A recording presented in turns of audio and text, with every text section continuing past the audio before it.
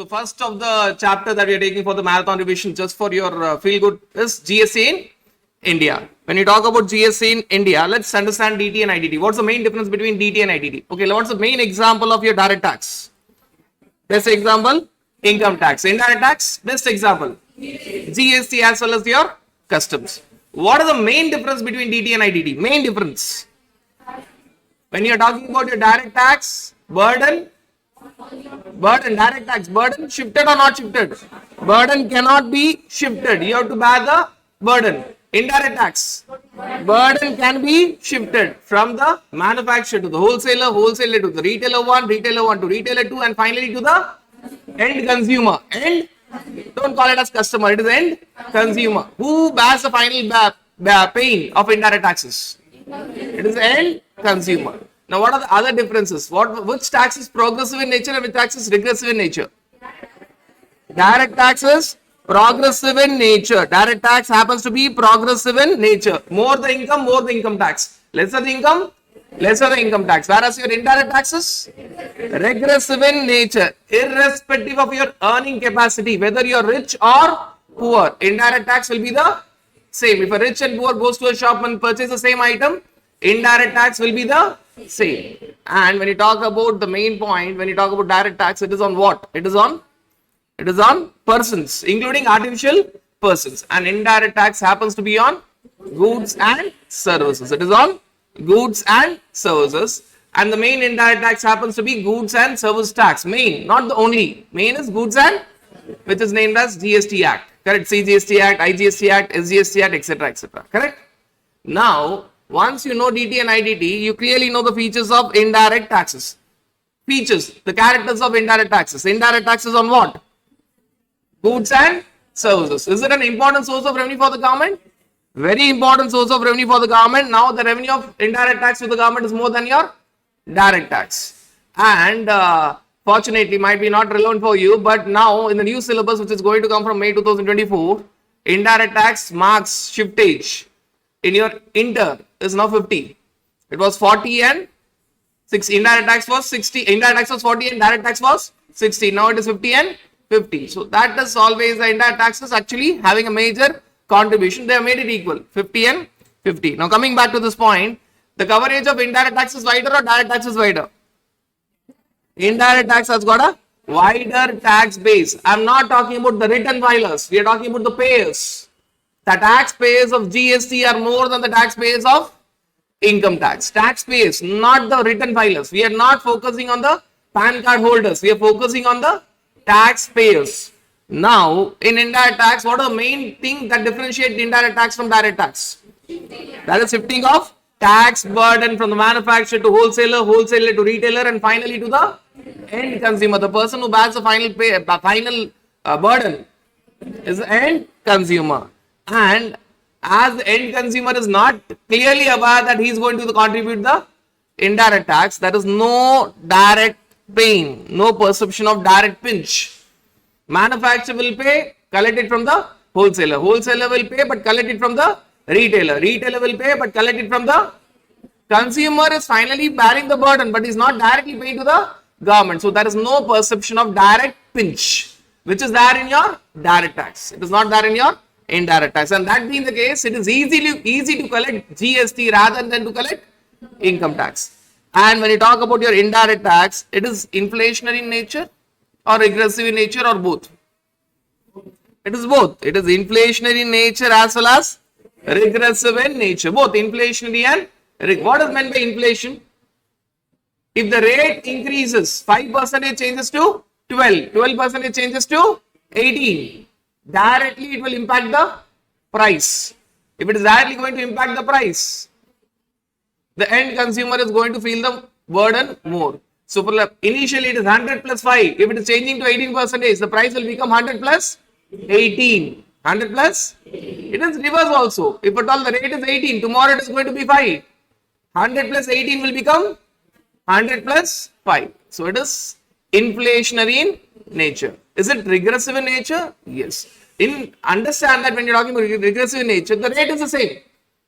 100 plus say 5%. But the same amount of indirect tax, 5 rupees, will be collected from the rich as well as from the poor.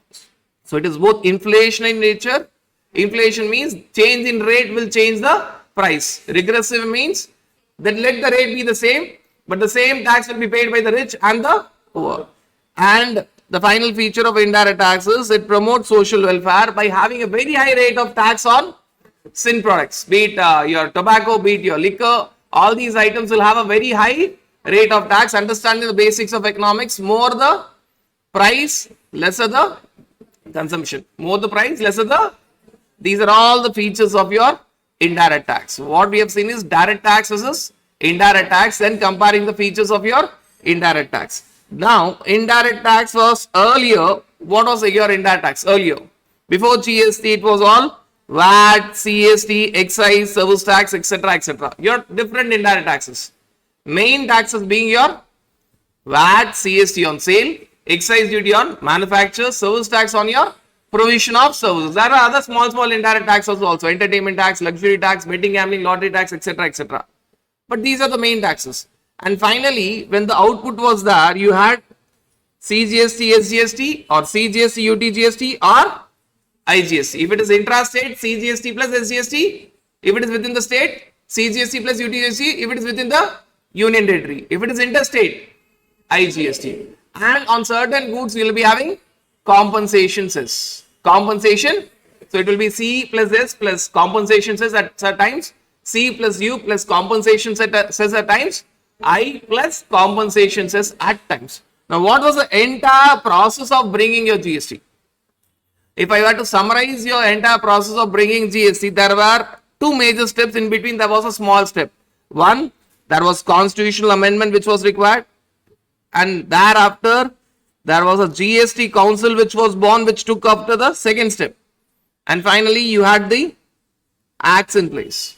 Finally, you had the acts in place. This was the entire sequence of bringing your GST. The first step was amending the constitution, and the next step was bringing the act. But who's going to bring the act? It was your GST council. GST council. So that was the entire step.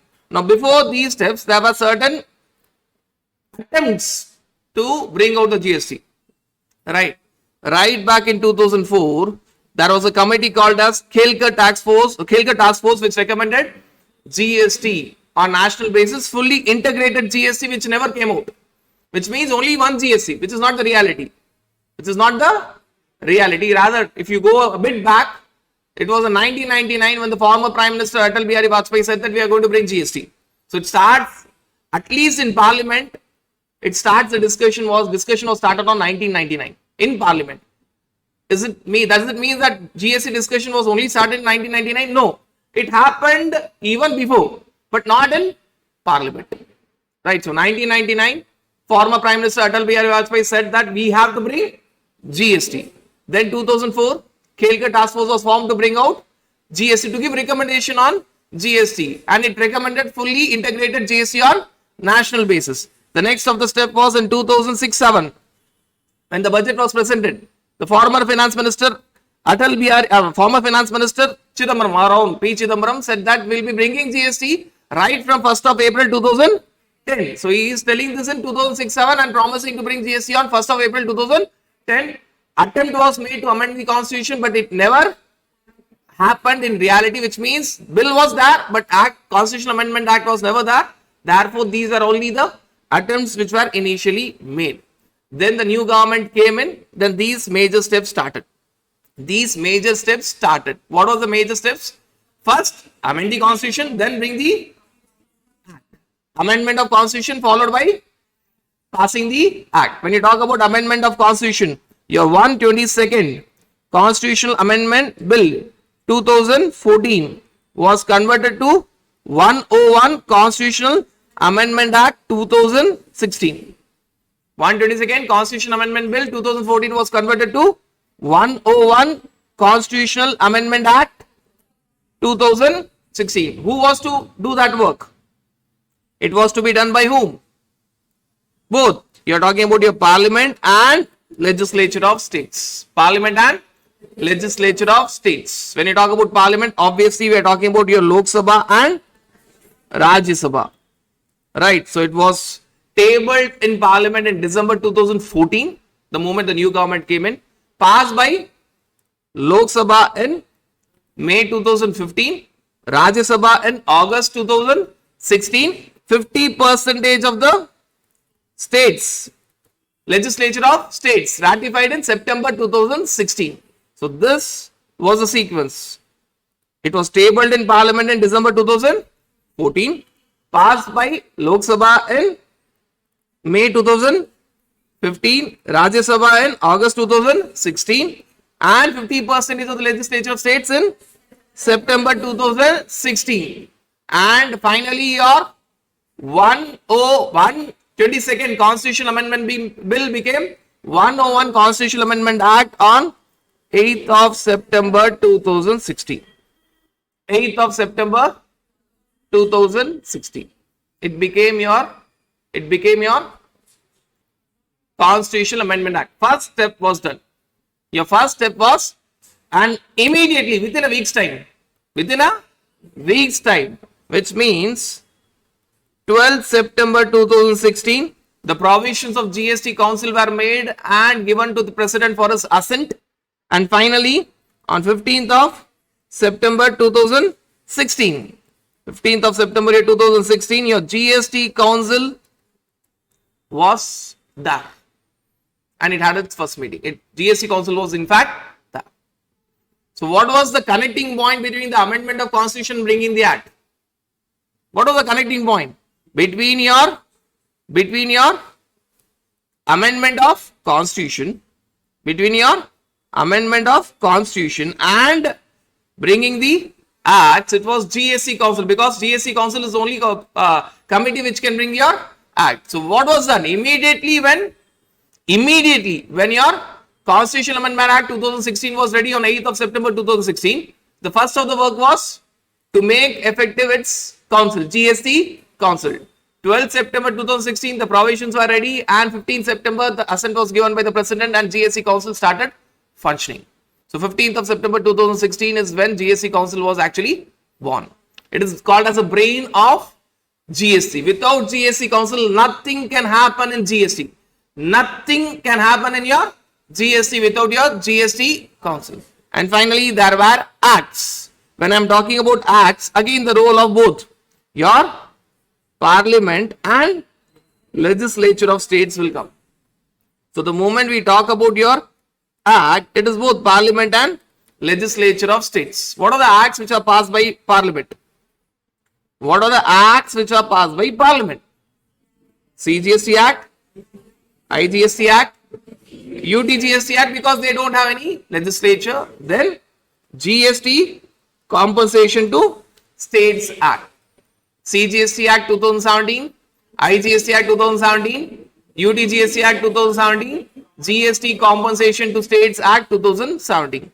And what was done by legislature of states? Respective SGST Act. Respective, Delhi would have passed Delhi SGST Act. Tamil Nadu SGST Act. Maharashtra, and so on. Are you guys clear with this understanding? So this was the entire scenario when your GST was there. Please understand that the acts were ready in April 2017. All these acts, not main acts, all these central acts were ready right in April 2017. In March 2017, end of March 2017, 29th of March 2017, the bill were placed and they became act on April 2017. 12th April 2017, the acts were ready. Then it was the state's turn to pass the act. Central acts were ready on April 2017. Then the states passed their state. What was the first state to pass the SGST Act? It was Telangana. The first state to pass SGST Act was Telangana, and the last state, Jammu and Kashmir. In effect, your GST started functioning with effect from 1st July 2017. But for your Jammu and Kashmir, it was 8th of July 2017. It had a choice. Initially, it did not. Finally, it became part of GST. 8th July 2000. For the rest of India, it was 1st July 2017 for Jammu and Kashmir, which was state then. Now it is 2 union territories. At that point of time, it was state. It was 8th of July 2017. And these are the important events that happened when you're talking about your GST. When these central acts were passed, you need to understand that even rules were ready before GST started. Rules were ready in May 2017. Act was ready in April 2017, Central Act. Rules were ready in May 2017. And simultaneously, at the same point of time, states are passing their respective SGST Act. The first of the state was Telangana and the last of the state was Jammu and Kashmir. So everything was ready before July 2017. What was the date when GST was effective? 1st July 2017. But for Jammu and Kashmir, 8th of July 2017. So this is the entire set of events. Remember that first is you're amending the constitution, then it is passing the acts. In between, the connecting point was GST Council. And when you look at the definition of GST within your constitution, which is Article 366 12A, it tells that GST is a tax on supply of goods or services or both. But it removes one thing from its ambit, except tax on supply of alcoholic liquor for human consumption. It is kept outside the ambit of GST. It is outside the ambit of GST. We'll be discussing that what tax will be there on alcoholic liquor, but it is as of now understand that it is kept outside the ambit of GST. What is permanently kept outside GST?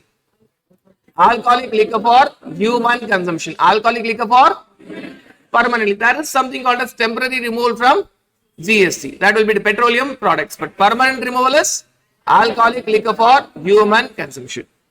Now, when we are talking about the basics, we have seen what is your DT and IDT, features of indirect taxes, and how your GST was born. Now, the next question, which is an obvious question, why was GST born? You have to address the question, why was GST born? What is the concept of GST and what are the advantages of GST? First, to understand why. Then, after we understand why, the next two things are very obvious. What is the concept of GST, how it works, features of GST, and what are the advantages of GST. Rather, the moment we cover why it was born, these two are automatically discussed. Now, please understand that the major issue when you talk about your earlier indirect taxes was what? You were not getting full credit. You are not getting full credit. The moment you are not getting a full credit, there will be cascading. Just to give you an outline, there were different taxes. Like you had excise duty on what? Manufacture of goods, which was under the control of whom? Central government. It was covered under entry 84, list 1, schedule 7. When it is in list 1, it is your union list. It is your union list. Yes, there was state excise duty as well, but on a small list of goods. Major list of goods was under union list. Then you had another major indirect tax, service tax. Again, service tax is on what? Provision of services. Under whose control? Central government. It was also there in list 1 of schedule 7 and entries, entry 97, residuary entry. Not a specific entry, a residuary entry. Then you had what? Customs, which is still alive. Which is still alive. Again, with the control of central government. It is on what? Customs, it is on what? Import and export of goods. So the moment I tell it is under the control of central government, list 1, schedule 7, entry 83. Entry 83. Then these are all basically the main central indirect taxes. You're talking about your state indirect taxes now. You had VAT CST. VAT and CST, which is on sale of goods. Local sales, VAT. Interstate sales, CST. Under the control of what? State government. So basically it will be under list 2, schedule 7, entry 54. Please understand that VAT is under list 2. CST is under list 1, but CST is levied by center, collected by, finally the revenue will go to state government. So we are only focusing on the state aspect. Revenue will finally go to state. CST was brought only to settle down the fights between the states. Central government will never have any control over VAT as well as CST. Revenue will finally go to state. VAT levied by state, collected by state. CST levied by center but collected by state. Then you had other small indirect taxes, like for example, you had your entry tax, which was on entry of goods, reverse of sales, purchase on entry of goods.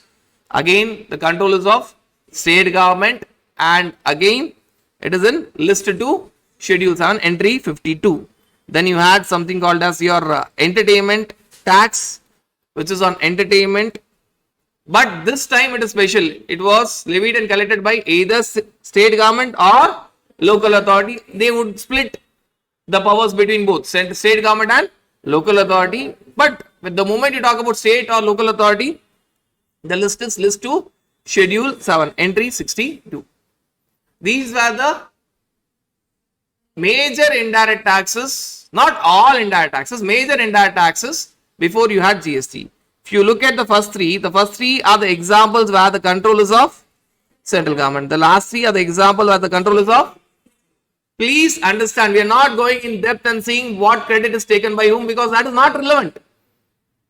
You understand the fact that in your industry there are only 3 types of persons. Who are they? Manufacturer, your service provider, and trader.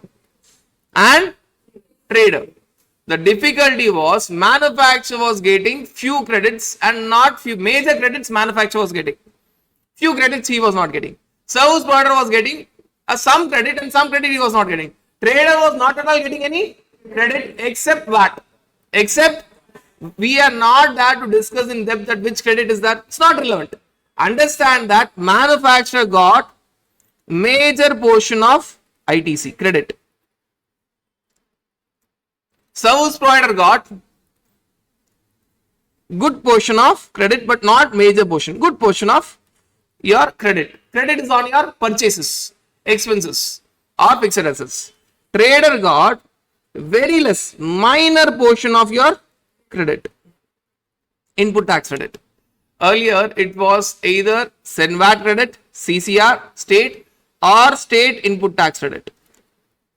SENVAT credit or state input tax credit. The moment I am talking about credit, it is on your purchases. We are only focusing on your purchases. The moment you get the credit, your cost, purchase cost decreases. The moment you get your input tax credit, if you get your credit, it is not added to the cost.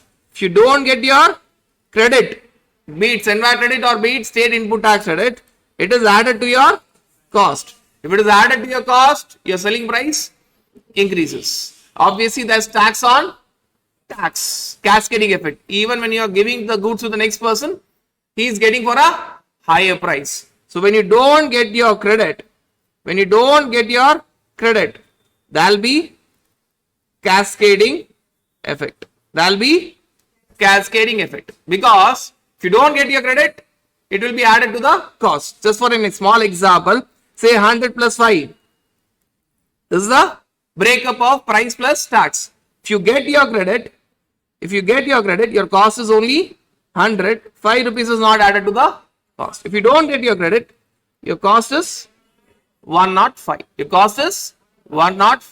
And if your cost is increasing, there will be cascading effect, because if your cost increases, your selling price will obviously increase and the next person will also be bearing that effect.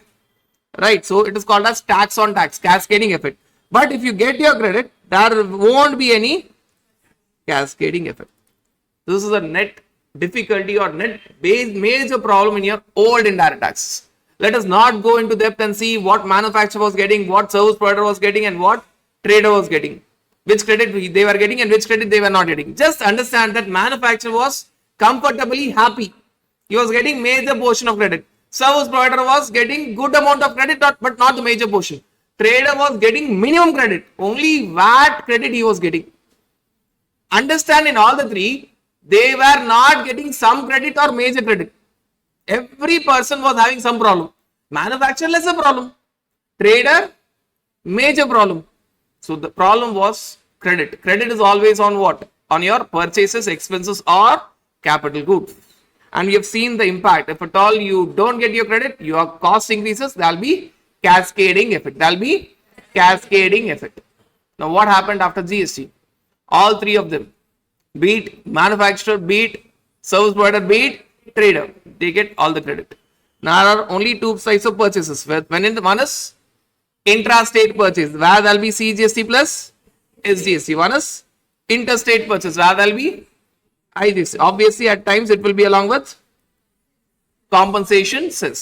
So when you talk about your intra-state purchases and interstate purchases, you be a manufacturer of goods or your service provider or your trader, don't worry. You need not worry about any of these aspects. Why? Why? You will be getting all the credits. You will be getting all the credits. So there's no need to worry. There's no need to worry about credit. When I tell all the credits, understand that there's something called as Section 17(5) of your CGST Act, where there is a block credit. Correct? So it is not that cascading effect is fully removed. But yes, majorly it is removed. And the good thing is there's no partiality between manufacturer, service provider and trader. Majorly they'll get all the credits. If it is not allowed, it is not allowed for anyone. If it is block credit, it is not allowed for anyone. So this was the major turning point. Rather, you can tell that the main reason was GST was brought was your cascading effect, to remove the cascading effect. So what was the main problem in your old indirect taxes? What was the major issue in your old indirect taxes? Major issue in your old indirect taxes? Cascading effect of taxes. Cascading. Now, what is the advantage of GST? No cascading. Now we are seeing simultaneously even the advantages. Earlier, there was cascading. After GST, there is no cascading. Earlier, you had double taxation. On certain sectors, software, restaurant and construction, you had double taxation, both VAT as well as CST. At that time, both VAT as well as service tax. VAT on goods portion, service tax on service portion.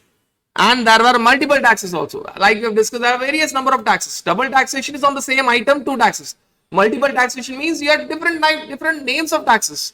You had entry tax, you had entertainment tax, you had octroi duty, you had even stamp duty, which still continues. You had customs duty, you had excise, you had VAT, you had CST, etc., etc. It goes on, the list goes on. Now it is only GST. Now these two issues are no more there. Why? There is elimination of multiple taxes as well as there is elimination of double taxation. These are the problems in your old indirect taxes, but in your GST, there is no double taxation and most of the multiple taxes are formed into one GST. Yes, there are still other taxes, but major indirect taxes are now clubbed into GST. Now, earlier, if you are purchasing from other state, there was CST. If you are purchasing from other state, there was, you will not get the credit.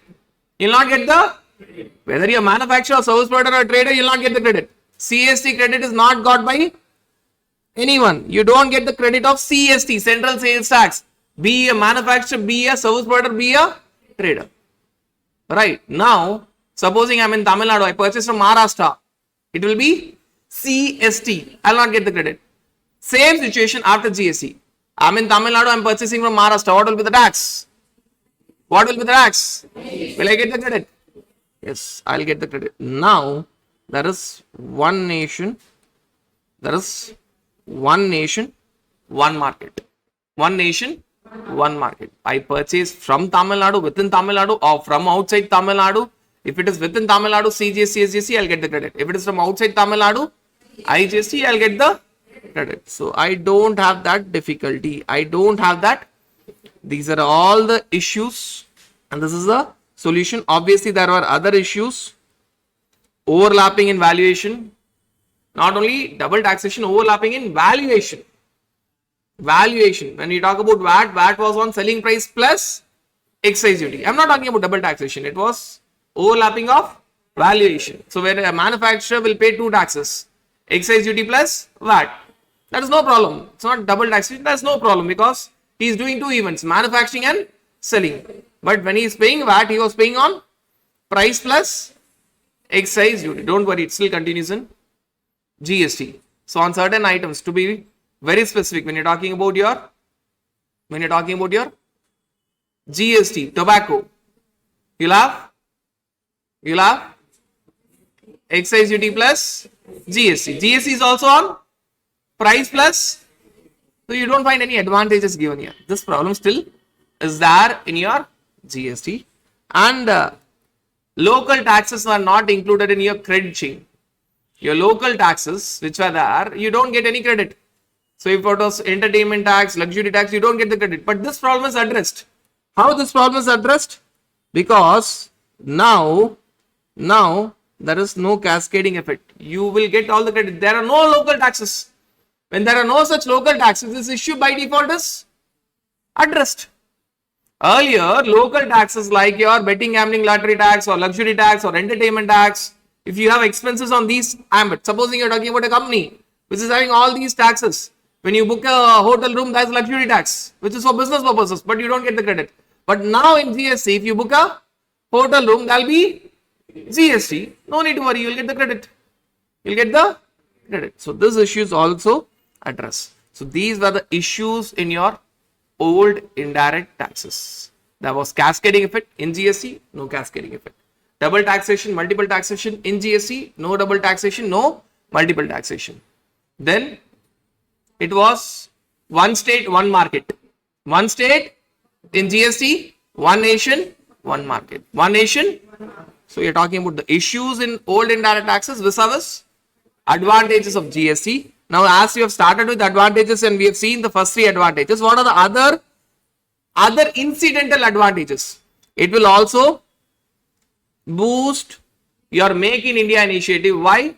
Foreign companies will now be readily investing in India because they are very well aware of the concept of GST. Reason being, more than 80-85% of the countries in the world already have adopted.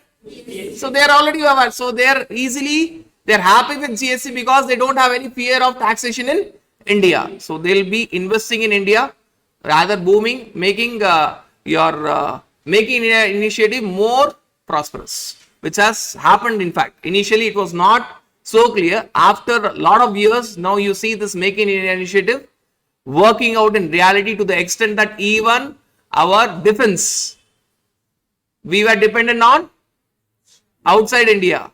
Now we are self-dependent. We are not anymore dependent on other countries. We are independent, right? So that is the impact of your Make in India initiative. Even we take any sector, you'll get lots of examples, be it automobile sector or your mobile phone. You'll find a lot of examples where after this Make in India initiative has started, simultaneously clubbing with your GST, the result is there. And finally, government was very clear. This result is also now very clear. Initially, government was not sure whether we'll have high revenue or not. State government were much afraid whether we'll have high revenue or not. Every month, read the newspaper, right? Maybe around 7th to 15th, you'll get a newspaper article that comparatively the GST revenue vis-a-vis the earlier month. This is the increase even after COVID. Yes, there was an impact of COVID for 1.5 years, but thereafter you have seen the effect, increase in government. These are all incidental advantages. These are all direct advantage. The first three advantages that we have seen, they were all direct advantages. You could see them at the time when GST was brought. You can actually see them. But these advantages, it took time. Now you're seeing the results. It took time. Initially, if at all I was talking this in 2017, 2018, 2019, it was difficult to understand. But now, in 2023, it's very easy to understand that yes, this is the clear-cut advantages, incidental advantages, not direct advantages. These are all incidental advantages, right? So we have seen the issues in old indirect taxes vis-a-vis advantages in GST. Now let us even focus on your concept of GST. Obviously, this is also completed when we have covered all these points.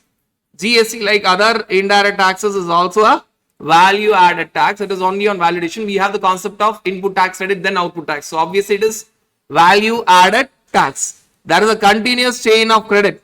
Manufacturer will pay output tax, wholesale will get the input tax credit. Wholesale will pay output tax, retailer 1 will get the input tax credit. Retailer 1 will pay output tax, retailer 2 will get the input tax credit. Retailer 2 will pay output tax, but the end consumer will not get the credit. The final burden is borne by the end consumer.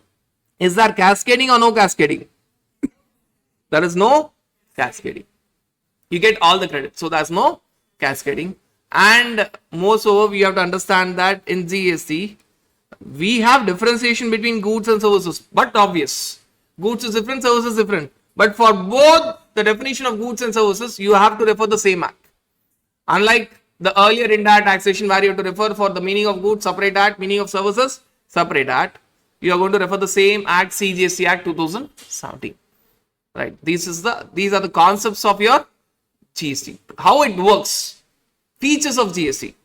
So once you understand the problem in old indirect taxes and advantages of GST, you know how it works. Features of your GST. It is a value added tax, there's full credit, therefore there's no cascading, but the end consumer will not get the credit. And in GST, goods and services are different, but you can refer the same CGST Act to understand what is goods and what is service.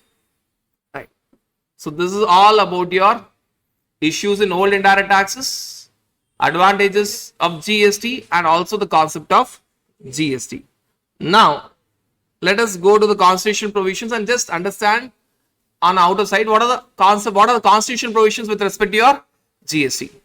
Now, when you talk about your constitutional provisions, because we need to understand when GST was born, the first of the step was amendment of constitution. What was the first step?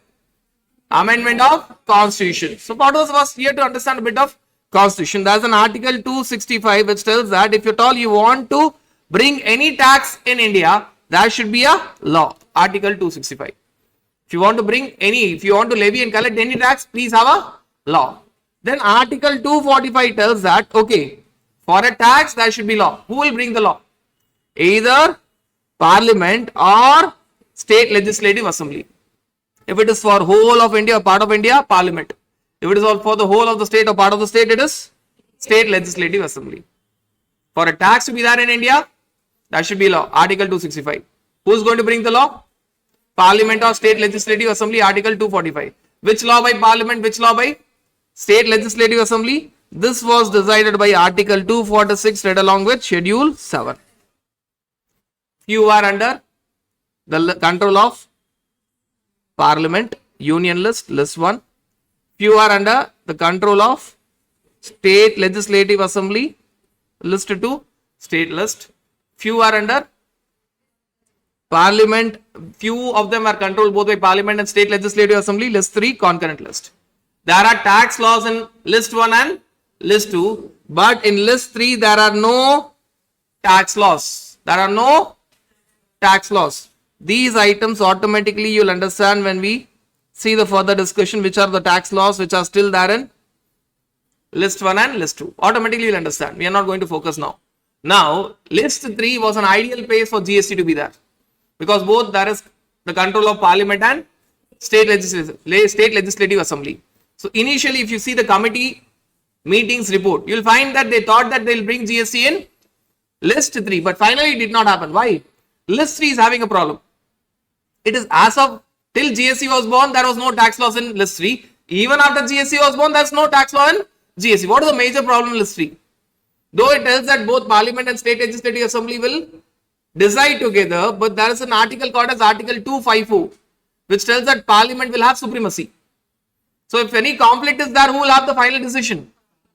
So states will not agree. States will not. That being the case, how GST was born?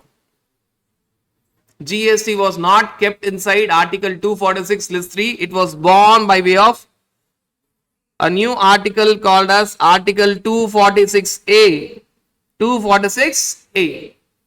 So birth article of GST is Article 246A, by which you had your CGST Act, by which you had your SGST Act, by which you had your CGST Act, by which you had your obviously UTGST Act also was born because union territories don't have their own legislative assembly and Parliament did make them. Right, CGST Act by Parliament and UTGST Act by Parliament, SGST Act by State Legislative Assembly.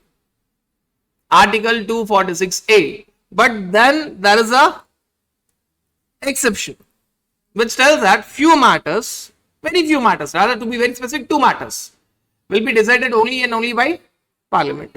Will be decided only and only by, and that gives birth to your IGST Act. The reason for the birth of IGST Act 269A.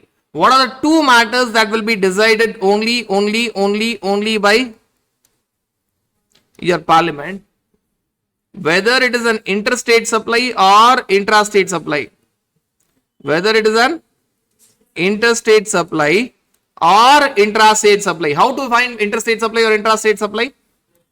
You have to find out place of supply. You have to find out place of supply. Only parliament will decide whether it is interstate supply or intrastate supply. Right. So when you're talking about your place of supply provisions, you're talking about your place of supply provisions. So be very specific. Section 10, Section 11, Section 12, Section 13 of your IGST Act. Obviously read along with Section 7, 8, 9 to help out, to find out inter or intra. Place of supply is by 10, 11, 12, 13. To find out interstate supply, intrastate supply, after finding out place of supply is 7, 8, 9. It is parliament. And these sections are of IGST Act. And there it is very clear that if it is import of goods and services, by default it will be interstate supply, IGST. So that's a clarification. Import and export is always interstate, IGST. So that is the first subject matter. Second subject matter. When you talk about your intrastate supply, CGST, SGST. CGST revenue by parliament and SGST by legislature of state. But what if it is IGST? IGST does not belong to center. It will collect and retain 50% it will have, balance 50% it will distribute to the consuming states. GST is a destination based consumption tax. Don't forget, GST is a destination based consumption tax. It will give to the destination state. Who will decide what was the destination state? It is not a single transactions. Crores and crores of transactions will happen in a single day. How to decide that? Parliament will have on the portal, they take the help of the portal, they get the statistics from the portal, and thereafter they'll do the calculation and distribute. Now that is decided by whom? That is decided by whom? Parliament. So if at all you are talking about your GST on interstate supply, it will be levied and collected by center. It will have it, but finally apportioned between union and states. Finally, it will be distributed between union and states. Union and states.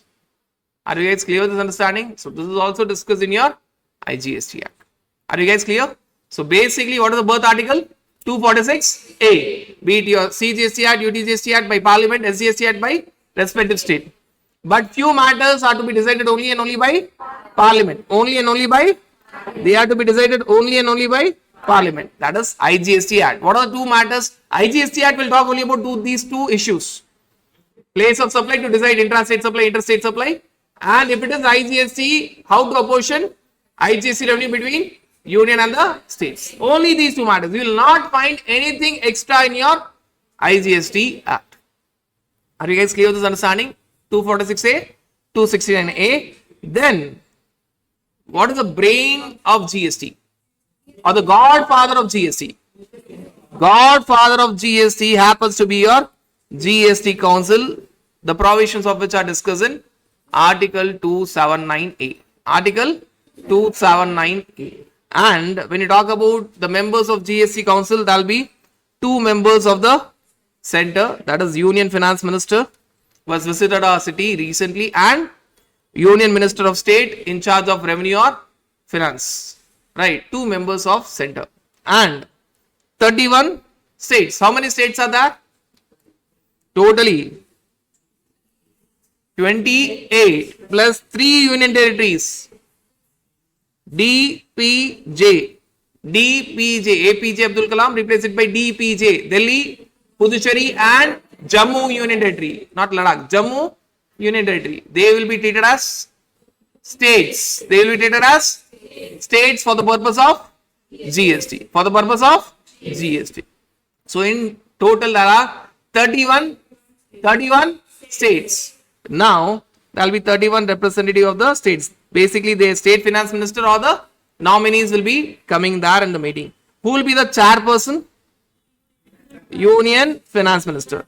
Vice chairperson, they will choose among themselves. Chairperson is always Union finance minister. VC will be selected by the members.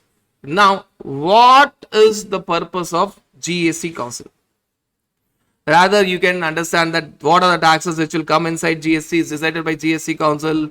Rates, exemption, threshold for registration, composition is decided by GST Council. The model GST law, apportionment of IGST among the union and the states, place of supply is decided by GST Council. Petroleum products which are kept outside now, when they have to be brought inside GST by GST Council. Special rates for special period, like for example, Kerala had got Kerala cess at the time of calamity, decided by GST Council. Special provisions for special category states, will be seeing them in your registration, right? You have Tripura, Manipur, Mizoram and Nagaland. They have special limits decided by GST Council. If at all two states are fighting, who will be resolving the dispute? GST Council. Not only two states, center and state fighting for the revenue, which will happen very soon, which you have not seen till now, but which will happen very soon. That also will be first decided by GST Council. But I am very sure that GST Council will not find a solution. That will go to court. That will go to the court. Finally, any other matter. Don't spend your time. Anything, everything in GST is decided by GST Council. Anything, everything in GST is decided by anything that is to happen in GST. When there is an amendment in GST, make very clear that there was a GST Council meeting after which they proposed something and it was finalized. There will be something on agenda, say 10 items on the agenda, 8 items being finalized. Out of 8 items, you will get amendments in 7 items. It is not necessary that all the 8 items which are finalized by GST Council will see the amendments. So if you see the history of GST Council meeting, 10 items on agenda, 8 items being passed.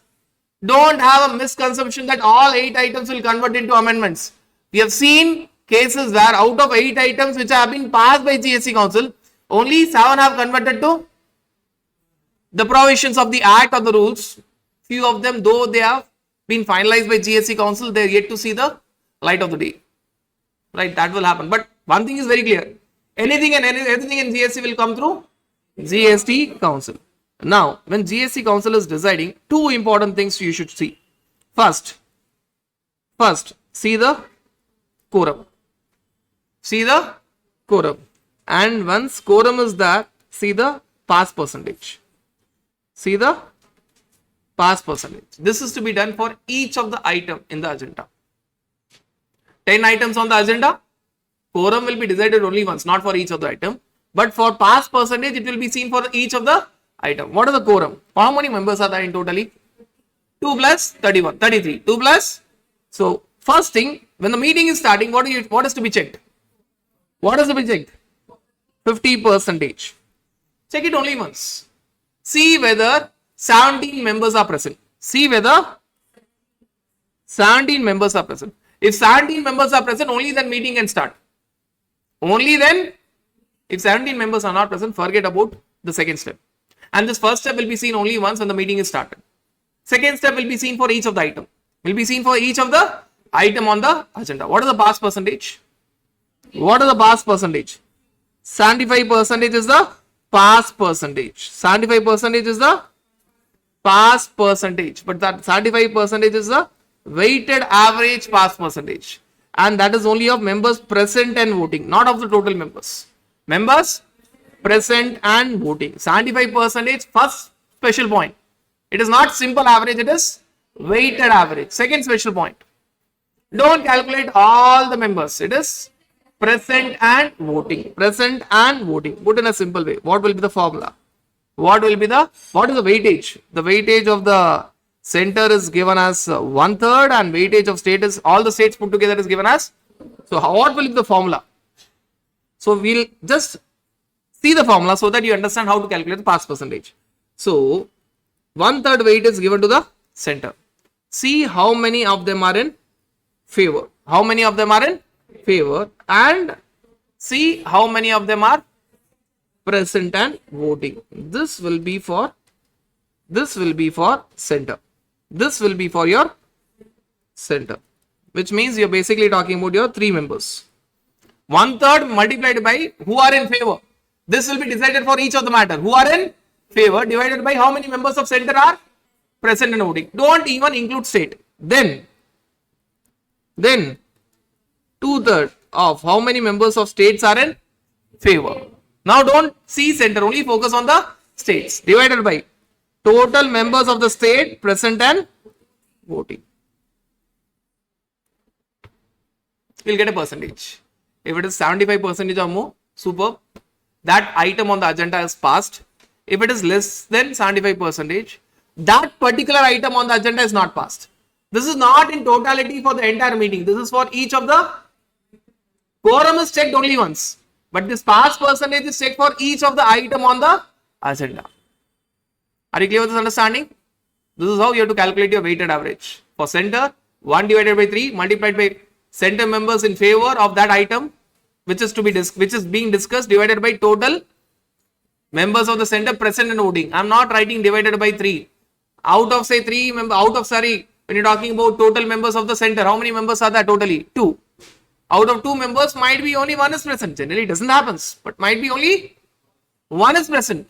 So this favor divided by number of members of the center present and voting. Understand this with states. States is 2/3 multiplied by members of the states in favor divided by states present and voting. Totally out of 31 states, present and voting might be only 20. In favor might be only 15. So 15 divided by 20. 15 divided by 20. And this is how you have to see the pass percentage. GST council. And the main thing that is required and which can be tested in your MCQ is this GST council pass percentage. See, MCQ, you cannot finally see on the question paper what MCQs were asked. But finally, when you understand the way IC have started asking MCQ for the last 3 years, they are asking very typical MCQs so that you have to know the provisions fully. MCQs are more challenging than the other questions. So they'll be asking these questions, and when you see the case studies, you'll understand that they have started linking the chapters from 4 to 5 chapters which you have been doing in the class. Right? Initial period of your GSE, linking of chapters was not so much. When you see your MCQ, the first case study questions, you understand why it was very important to connect the different chapters, why it was very important for us to switch over the chapters. In class, many of you would have felt that this chapter linking with this chapter, again going back to this chapter, again going, it is required. Taxation is a subject which has to be interlinked. GST council, this happens to be a very important point. And finally, when you're talking about the last part of this subject, this particular chapter, again an important thing. So when you're talking about from your exam point of view, maybe GST council, the calculation might be very important, and this last area is very, very, very, very important. When you're talking about your GST, what are the taxes that have been subsumed inside your GST? Which means that have been merged inside GST, they are no more than they are dead. So let us understand what are the central taxes which are subsumed inside your GST, state taxes which are subsumed inside your GST. Very quickly, I want from you, what are the central taxes that are subsumed inside GST? First one, excise duty. Excise duty, be it central excise duty or be it additional excise duty or be it excise duty on medicinal and toilet preparation. Excise duty. Second, your service tax. Third, you're talking about your CST. CST is levied by center but collected by, therefore you find in the central list CST. Right. Customs duty, whether it is subsumed inside GST, whether customs duty is alive or dead. Customs duty is still alive. Customs duty was earlier basic customs duty. Then you had CVD, which was nothing but duplicate of excise duty. Then you had education cess and secondary education cess. Finally, you had special CVD, which is countervailing or counterbalancing of VAT. After GST, customs duty is still alive. Right. And your education cess, secondary education cess has become social welfare surcharge. That is not because of GST. Over a period of time, the new government will always try to bring something new. So they brought out social welfare surcharge. And finally, when you're talking about your CVD and special CVD, they have merged into your IGST. They have merged into your, so CVD and special CVD is no more there. It is merged into your IGST. Very simple reason. When excise is dead, duplicate of excise cannot be there. When VAT is dead, duplicate of VAT cannot be there. They are replaced by IGST. So customs duty today is BCD plus SWS plus IGST. So what portion of customs is gone? Customs is not gone, but what portion of customs is gone? Which portion of customs is gone? CVD and special CVD of custom portion is gone. It is merged into IGST. Customs duty is alive, but the breakup of customs duty is BCD plus SWS plus IGST. CVD and special CVD, that is countervailing of excise and countervailing of VAT, is no more that. These are the central taxes which are gone, dead. What are the state taxes which are gone? You have your VAT and sales tax being gone. Opposite of that is entry tax, that is also gone. Then you have your taxes on your advertisements, betting, gambling, lottery tax, that is gone. That is gone. Then you have your luxury tax, which is gone. But when you talk about your entertainment tax by state government is gone. Whereas your entertainment tax, which is by your local authority, is still alive. Entertainment tax by state government, gone. By local authority, alive. So what are the state taxes which are gone? VAT, entry tax. Advertisement, betting, gambling, lottery tax. Luxury tax, gone. Entertainment tax by state government is gone. But entertainment tax by local authority or local body is still alive. Still, why I am not touching the last points here is it is talking about cess and surcharges. If at all the main taxes are gone, obviously the cess and the surcharge on them is automatically gone. These are all the taxes that have subsumed inside GST. These are the only taxes. Are there other indirect taxes which are still alive? Yes. Please come over the myth that all the indirect taxes have gone. There are other indirect taxes which are still alive. A few examples of that. When you talk about your central taxes, your air travel tax, still alive. Your air travel tax is still alive. Pollution tax, still. Clean energy tax, we call it as clean energy tax, still alive. State taxes, your road tax, still alive. Motor vehicle tax, still alive. Stamp duty, still alive. So don't have a myth that all the indirect taxes are gone. These are the specific list of indirect taxes that have gone.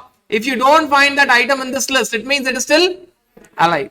Once you know these items, the special goods which are very important, which are having different tax. Special goods. Now I said that excise duty is gone, VAT CST is gone. It is gone, but it is there on certain items even now. What are the special items that are there?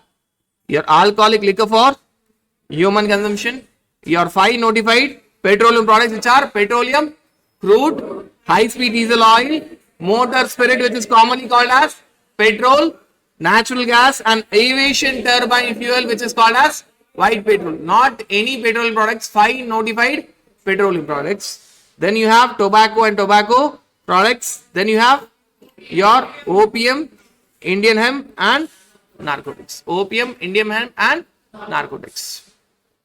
These special items are having what? They are having different taxes. Alcoholic liquor for human consumption, not normal alcohol. Alcoholic liquor for human consumption. Outside GST or inside GST?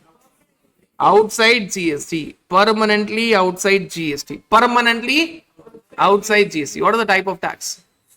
State excise duty, state VAT. That is a negotiation between the center and the state. States were given this permanently. State excise duty plus state VAT. CST is also going to the state only. Levied by center but collected by state. State excise duty and state VAT. Both will go to state government. Both excise duty revenue will go to state government as well as VAT revenue will go to state government. What about tobacco? What about 5 notified petroleum products? Not any notified, any petroleum products, 5 notified petroleum products. They are temporarily outside GST. Time being they are outside GST. GST council will tell when they will come inside GST. What are the taxes on them? Central excise duty which will go to central government only.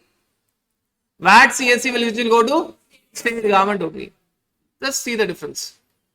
When you talk about alcoholic liquor for human consumption, permanently outside GST, constitution amendment is required to bring inside GST, and the taxes on them is state excise and state VAT. Both will go to state government. 5 notified petroleum products, timing they are outside GST. Who will tell when to come, when they will come inside GST? GST council. And what are the taxes? Central excise duty fully going to central government, and VAT, which will fully go to state government. Then you have tobacco. See, understand, tobacco attracts GST. Even your opium, Indian hemp, narcotics attracts GST. So these items, please make it very clear, they attract GST. They attract GST. They do attract GST. But the differences. What are the difference? When you talk about your tobacco, it will be central excise duty plus GST.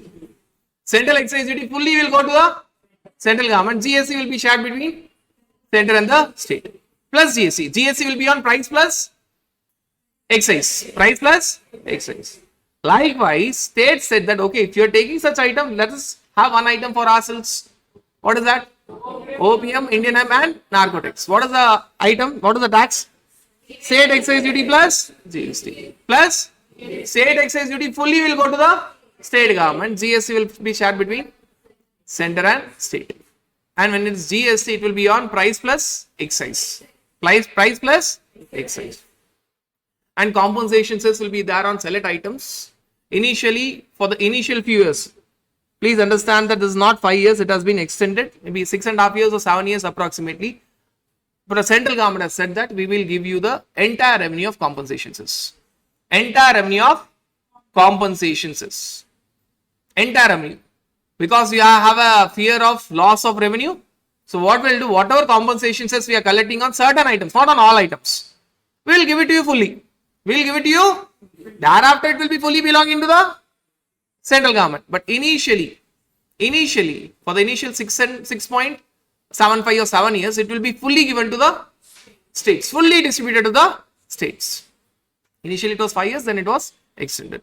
Are you guys clear with this negotiation part?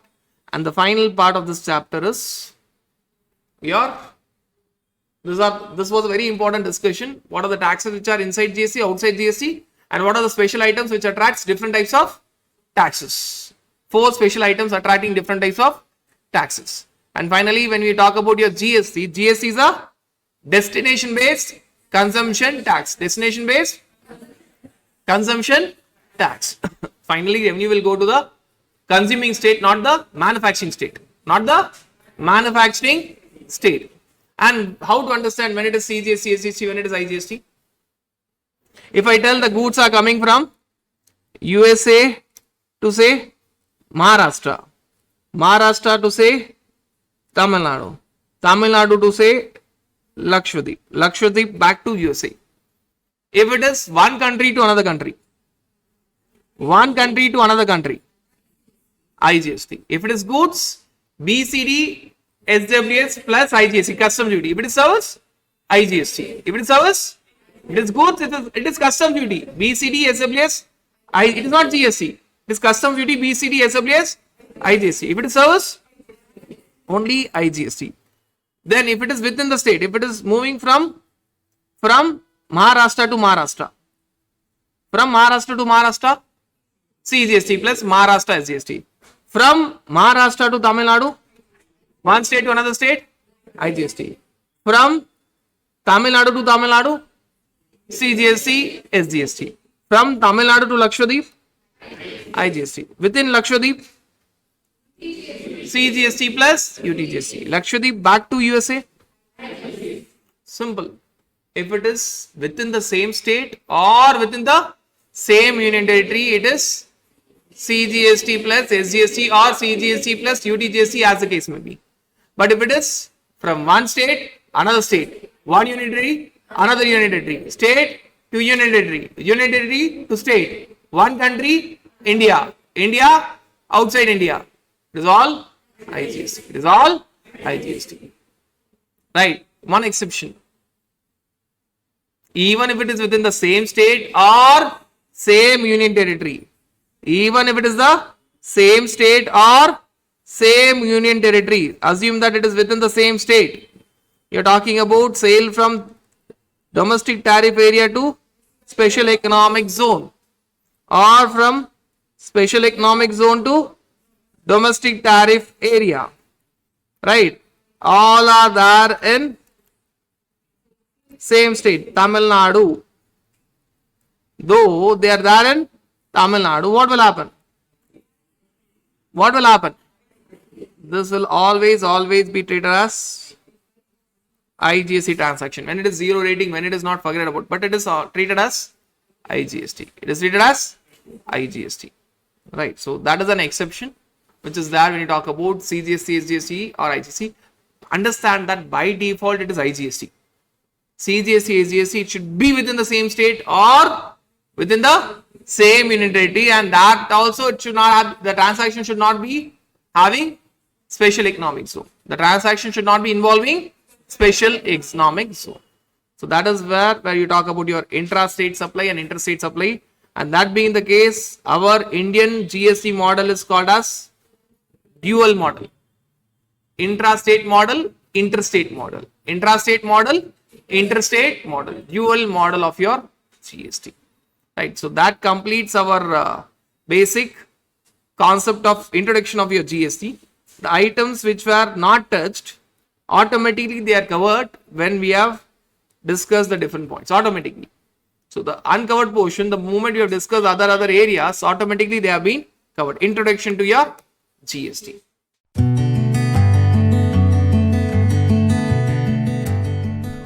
Let's start with the second chapter, which is the basic chapter, levy, foundation for GST, levy of GST. The provisions that we will be discussing basically revolves around your CGST Act. Needless to say, unless otherwise I mention a provision of IGST Act. So whenever a section is addressed, it is of CGST Act.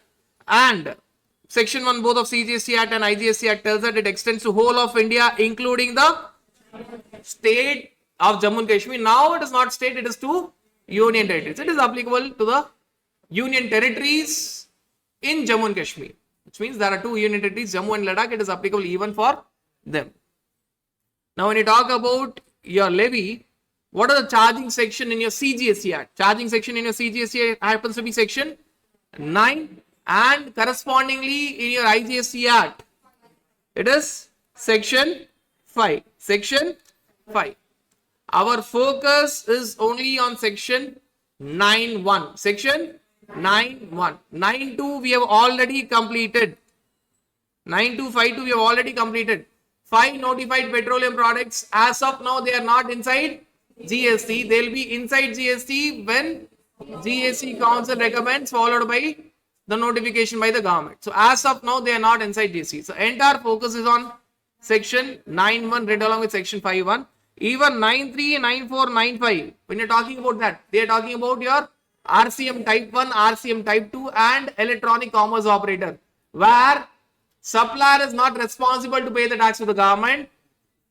Who's responsible? Either the recipient or a third person in section 9.5 is responsible to pay the tax to the government. It's not FC. Normally by default it is forward charge mechanism. Supplier will collect tax from the recipient. Burden is shifted, but he will pay tax to the government. If he is not paying tax, government will give notice to the supplier, not the recipient. Forward charge mechanism. So we are not touching. The second area is already completed. 9.2, 9.3, 9.4, 9.5 is to be discussed in another chapter. Now the entire focus is on section 9.1, where you are talking about 6 P's. We are talking about your 6 P's. Product, process and place, first 3 P's. Price, percentage and person, next 3 P's. What are the product for your GST? The product for your GST is your goods and services, except alcoholic liquor for human consumption, which is permanently kept outside, which we have already discussed. So goods and services. Product is goods and services. Your process is supply. Your process is supply. The essential taxable event in GST is supply. If there is a supply, that's GST. If there's no supply, there's no GST. Taxable event is supply. And your place. If it is CGST, HGST, intrastate. If it is IGST, if you see the same thing in your section 5 of your IGST Act, you will find interstate. CGST and SGST Act, you will find intrastate.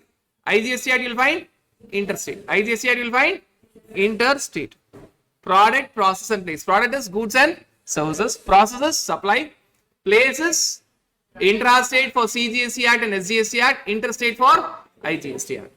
Now when you talk about the next 3 P's, price is nothing but your Valuation as per your section 15, an important area in your GSE, 100% short question when you're talking about your exam paper. Valuation under section 15.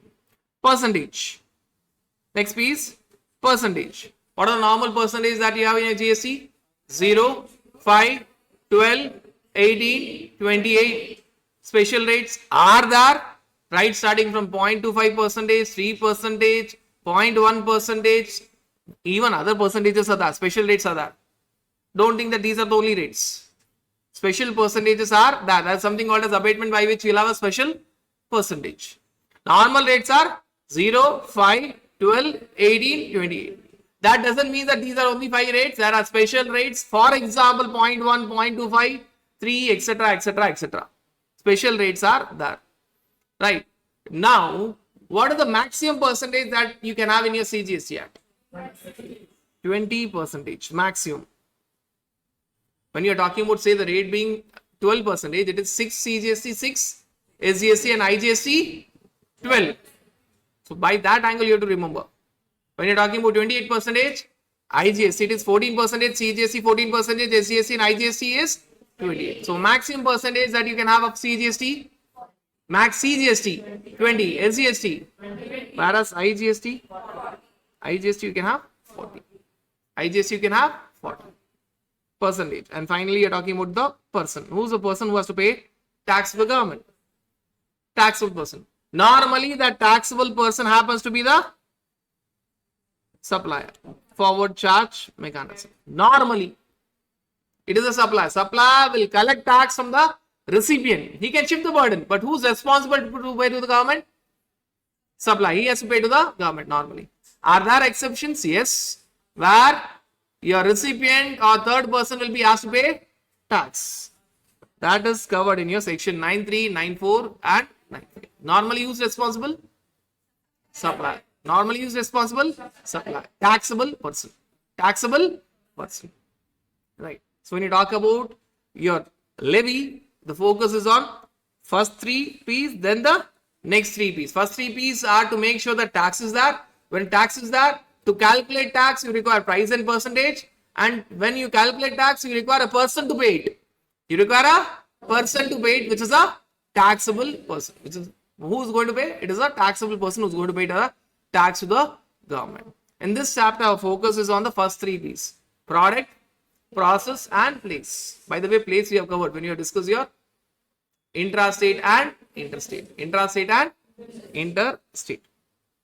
Now, the moment you have seen section 9 of your IGST Act, simultaneously section 9 of your CGST Act, simultaneously section 5 of your IGST Act gets covered, except for the fact that when you talk about your import of goods, which will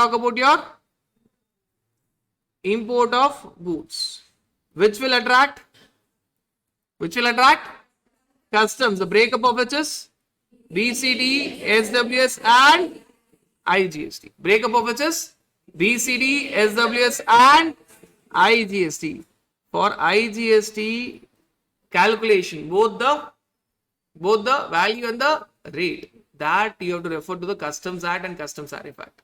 Because basically you are covered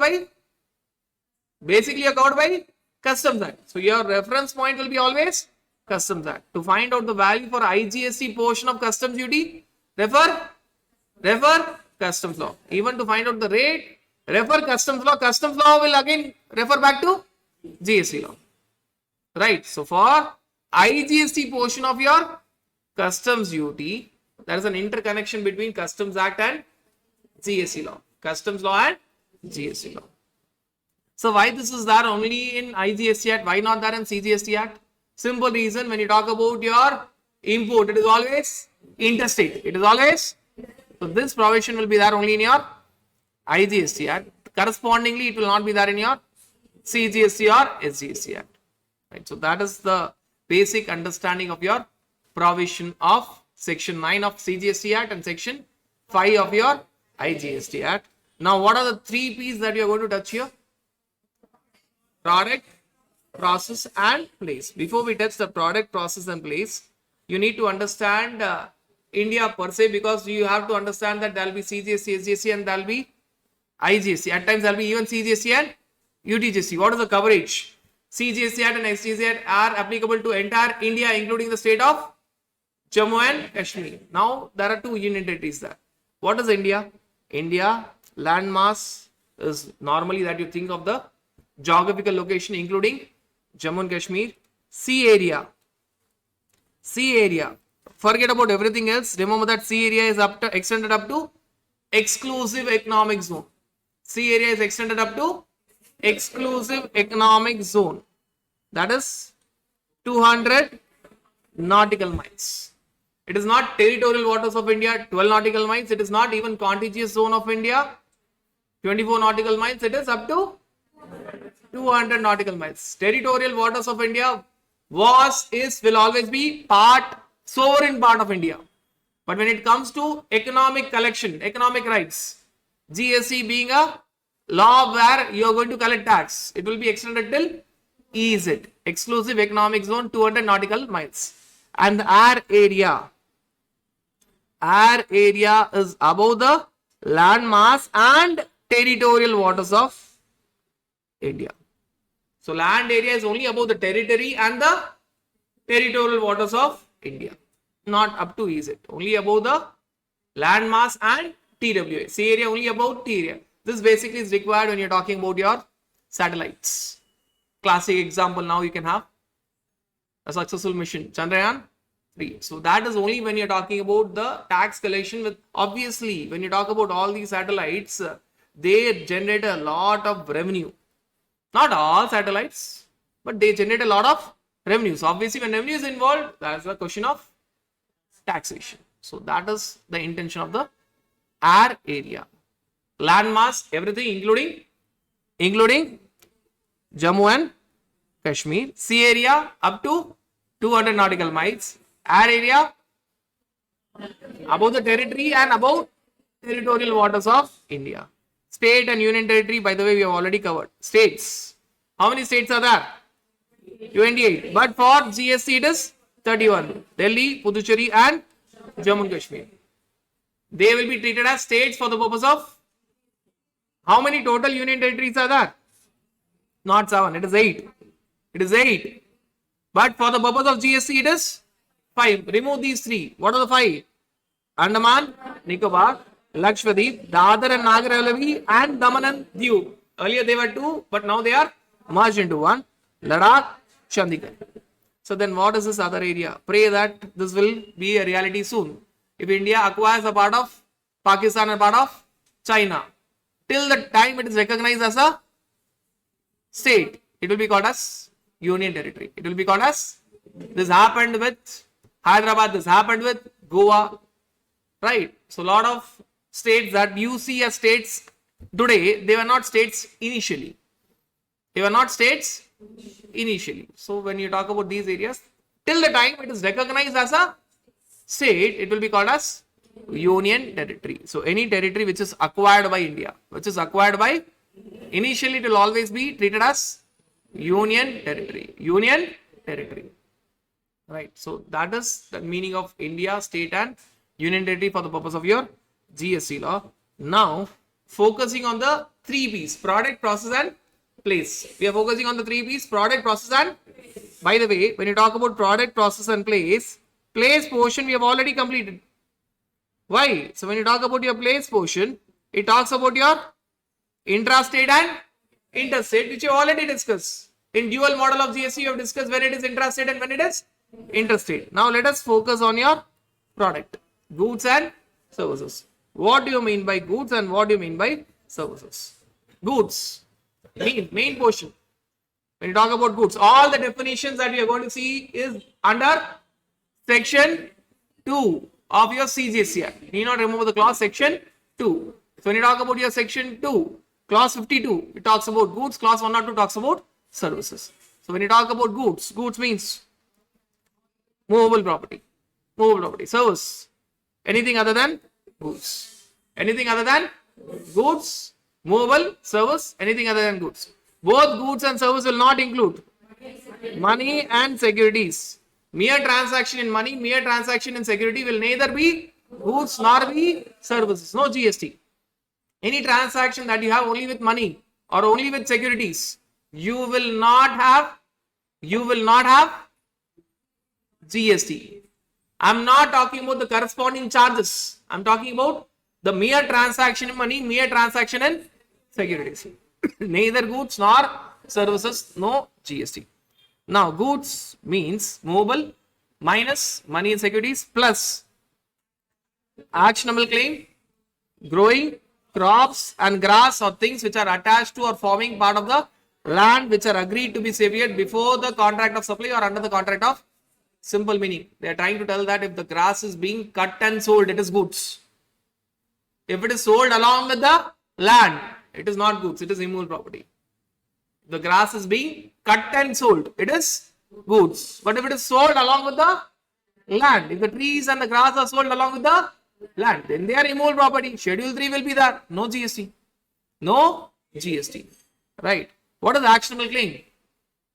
What is actionable claim? A claim against which you can take an action in court of law.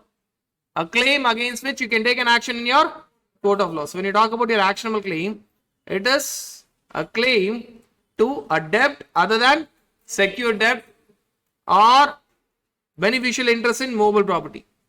A debt which is not secured by mortgage of immovable property or pledge or hypothecation of movable property. Unsecured debt. Unsecured debt. Classic example. Your debtors and insurance claim. Your sundry debtors and insurance claim. If they are failing to pay you, what are you going to do? File a case in court. There's a claim that you have, but you're not able to get that amount. Please file an action and file a case in court. Actionable claim is goods.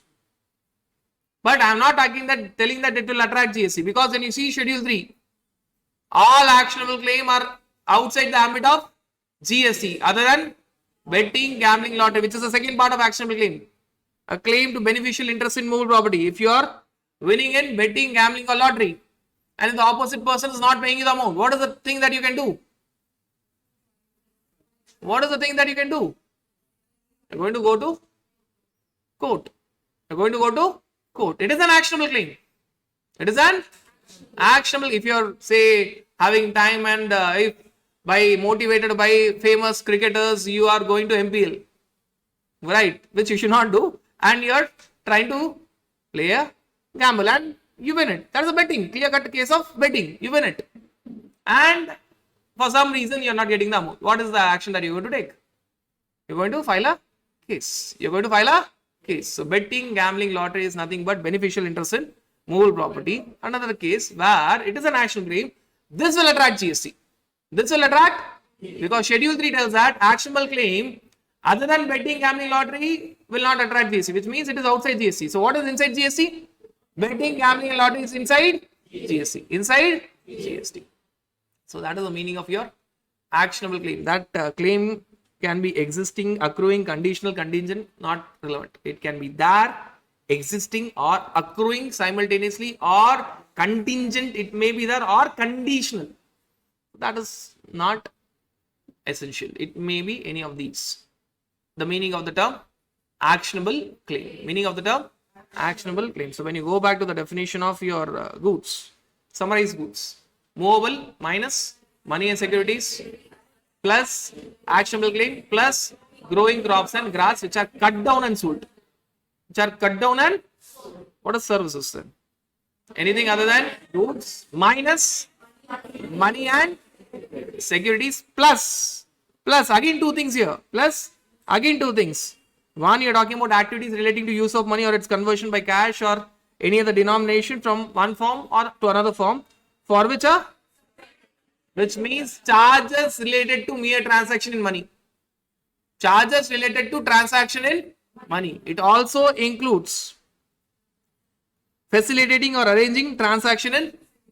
So it also covers 2 points. Service charges related to transaction in money. Service charges related to transaction in securities. Money and securities are outside GST, but the service charges related to transaction in money. If you're getting a loan, that is mere transaction money, no GST, but that's the processing fees. Service charges related to transaction in money, pay GST. If you are investing in shares, mutual funds, that is No GST, transaction securities. But if there are some charges, say for example, you are going to mutual fund, there is an entry load. Charges. It will attract GST. It will attract GST. The broker is charging its amount, brokerage. That will attract GST. Are you guys clear with this understanding? Again, it also has two parts. Don't remember the lengthy part. Two parts. Charges for money transaction, charges for securities transaction. Charges for money transaction, charges for securities transaction. So what is the summary of services? Anything other than goods minus money and securities plus charges related to money transaction, charges related to securities transaction. That is the definition of services. Now, what is money and what is securities? Because it was covered in both. Money is nothing but your Indian legal tender, includes foreign currency, includes all types of negotiable instrument. I am not going to read the list. Check, promissory note, letter of credit, etc., etc. All types of negotiable instruments. It also includes any such similar instrument which is recognized by RBI. So when you are making payment to GPay or Paytm, it's all recognized by RBI. Recognized by RBI. Right. Obviously, when you talk about crypto, it is not still recognized. It is still under hold. So that I am not covering. So that is the relevance of the term recognized by RBI. Recognized by RBI. But money will not include what? A currency that is held for the purpose of its numismatic value. So if I am a person who's having old coins, old currency notes, and if I get something from you and I pay by that old coin, is it monetary consideration or non-monetary consideration? Non-monetary consideration. Why? That old currency, supposing I'm old currency is say 25 paisa. That value is not 25 paisa. The real worth of the 25 paisa would be in thousands or lakhs or crores. That is a non-monetary consideration. That is a non-monetary consideration. Because the worth of that note is not worth. I'll make you very simple. There are certain currency notes which are having special serial numbers. Special serial numbers. Very special serial numbers. Right. So that special serial numbers, it can be a 2000 rupees note, but with a special serial number. Right. In market, that 2000 rupees note will not be worth 2000 rupees. It can be even 20,000. Right. So it is having a numismatic value. It cannot be called as money. It cannot be called as money. Why? I may sell a goods or service worth of 1 lakh rupees. I may get only that special note with a special serial number, which is only 2000. Now, my value is 2000 or 1 lakh. Have I sold the goods for 1 lakh or 2000? The sale was 1 lakh. The moment I get that 2000 rupees note, that is not monetary consideration. It is. So the moment it is non-monetary consideration, you are not covered under section 15. You are shifted to valuation rules. You are shifted to, specifically you are covered by your rule 28. Right. So you are going to shift to your valuation rules. The definition of money. Only remember the keywords that we have discussed. Right. That is the meaning of money. What are securities? Any kind of securities. Any kind of. It can be shares, scrips, stocks, bonds, debentures. It can be even derivatives. Security receipts, government securities. Can be even your mutual fund units. See, this definition is in fact taken from your securities contract regulation. The same definition is covered here. It can be instruments or certificates issued by special purpose entity, but that special purpose entity, it should be freely tradable in all the industries. So there's a clarification telling that when you talk about your MEI script is not there now, it is RODT EP script. Right, you have SCI script, RODT EP script, SCI script, renewable energy certificates, banking sector, you have periodic sector lending certificates. They cannot be called as securities. They cannot be called as securities. Why? Though they are instruments or certificates issued by special purpose entities, but they are not freely tradable across different industries. That being the case, they cannot be called as securities if they are not securities. If they are not securities, they are goods to attract GST. So when you talk about your RODTEP, when you talk about rebate or duties and taxes on export product, RODTEP script, which is there in your foreign trade policy, or SCA script, service export from India scheme, or renewable energy certificates or your priority sector lending certificates. Though it looks as if they are instruments issued by special purpose entity, but they are not freely tradable. Therefore, they are not securities. They are not, the moment they are not securities, they become goods, attracting GST. Right. Next, you are talking about any other instrument which is declared as securities by the government. If government declares any instrument as security, it is security. And finally, you are talking about right or interest in securities. Even right shares, even sale of rights is nothing but securities. It's nothing but securities. So you're talking about the definition of securities. Why we have seen the definition of money and securities? Because both money and securities is neither goods nor services. The transaction of money and transaction of securities will not attract GST. But the related transaction charges surrounding money transaction, charges surrounding securities transaction, that will surely attract GST. Are we guys clear with this understanding? So when you talk about your basic understanding of your levy, it was all about your first three P's were all about your product, goods or services which you have completed, process which you have to see, and place. Intrastate, which you have completed. Now the entire focus is on your process, supply. The entire focus is on your process, which is supply. When we talk about the third P, when you talk about your process, that is supply. Product is good services. Your place is interstate, intrastate, and when you talk about your process, which is supply, it has to be read in a special manner. Process is equal to actual supply plus deemed supply minus not supply.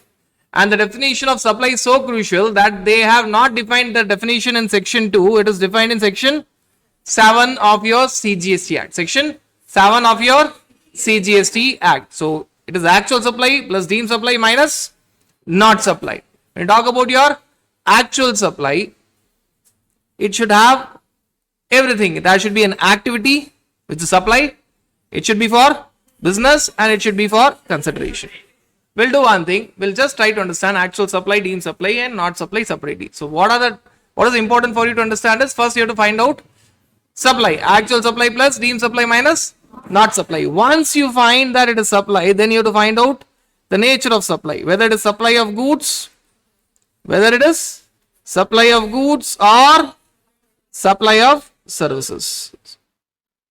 So supply is equal to actual plus deemed minus not. Once it is supply, then you have to find out whether it is supply of goods or whether it is supply of services. So when you talk about your term supply, supply includes all forms of supply. All forms,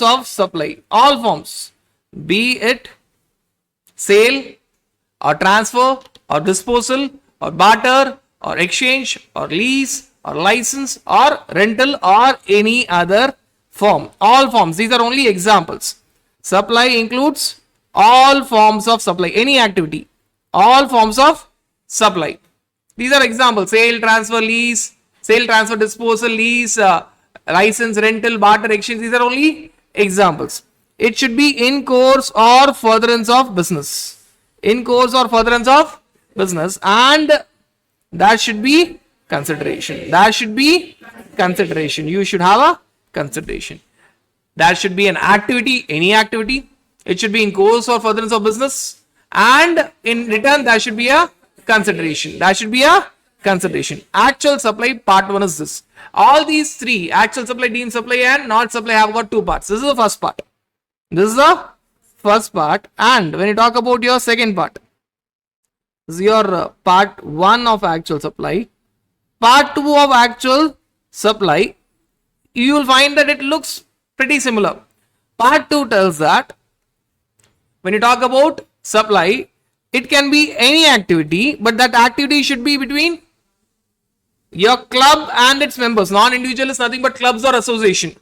Here this non-individual is nothing but you're talking about your club or any association and its members. Both will be treated as separate persons. The club and the members will not be treated as the same person, they will be treated as separate person. So that is activity. It can be any activity. When you talk about business, you will find that business is also present. How? When you see the definition of business, business specifically tells that any activity between clubs and members is business. So when you are looking at the term business, it has got a point, section 2, clause 17, subclause E, which tells that provision by a club, association or society for a consideration or a subscription to the members is nothing but business. Is nothing but business. So business, though not specifically mentioned, it is there. It is there. When you look at the definition of business, you will find this specifically included. So business is also there, and it should be for a consideration. It should be for a, you will again find that everything is the same. Activity can be any activity. It is in course of furtherance of business, because the definition of business includes transaction between club and its members, and it should be for a consideration. Then this repetition is for what? This is only to overrule a Supreme Court judgment which was there in Calcutta Club Company, which said that clubs and members are the same. Therefore, there cannot be any supply between the same person. I cannot supply to myself. I cannot supply to overrule that Supreme Court judgment. This is added. Other than that, you will find everything is the same. Activity can be any activity. It is in course of furtherance of business. Silently, if you look at the definition of business, it should be for a consideration. So the essence of this point is only to tell that clubs and members are not the same. They are separate persons. They are separate persons. That's the only essence of this.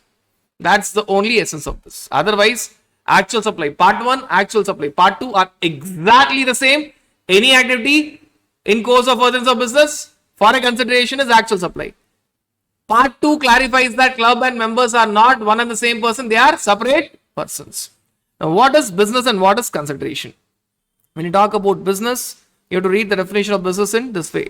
2 plus 2 plus 5. 2 defines business, 2 clarifies the scope of business, and 5 has specific clarification. 2 plus 2 plus 5. The first point tells that for you to do a business, normal business understanding is trade, commerce, manufacture, a profession, vocation, adventure, or such similar activity. It's a normal definition that you read. But the special point here is whether or not for a pecuniary benefit. Your trade, commerce, manufacture, profession, vocation, etc., etc., your intention to earn profit is not relevant. Actual earning of profit is also not relevant. So whether or not it is for a pecuniary benefit, it will be treated as business. So all the trusts which are selling goods or supplying services, they cannot take a shelter that they are non-profit organization. Your intention to earn profit is not relevant, whether or not for a pecuniary benefit. That's the main point of the first part. Second part, incidental or ancillary. When you're doing any main business, there can be incidental or ancillary business, which means if at all I'm dealer of a motor vehicle, I may even sell accessories, motor vehicle accessories. Take classic example of Royal Enfield. Now the business of Royal Enfield is not only by selling the main vehicle, earlier it used to be, now it is also by generated by way of selling accessories. Why not only that? Even service station. Right. Now all the automobile companies have understood that there's a big amount of revenue in service. Earlier, few years back, maybe you go back 10 years back and not all the companies had their own service station, or even if they had only in major cities. You will find that they'll be there in most of the cities. Why? Business opportunity, incidental or ancillary. That is also attracting GST. Definition of business, main plus incidental. That main pecuniary benefit is not relevant. That's the definition of business. Then what are the next two? Next two are clarification for all the industries.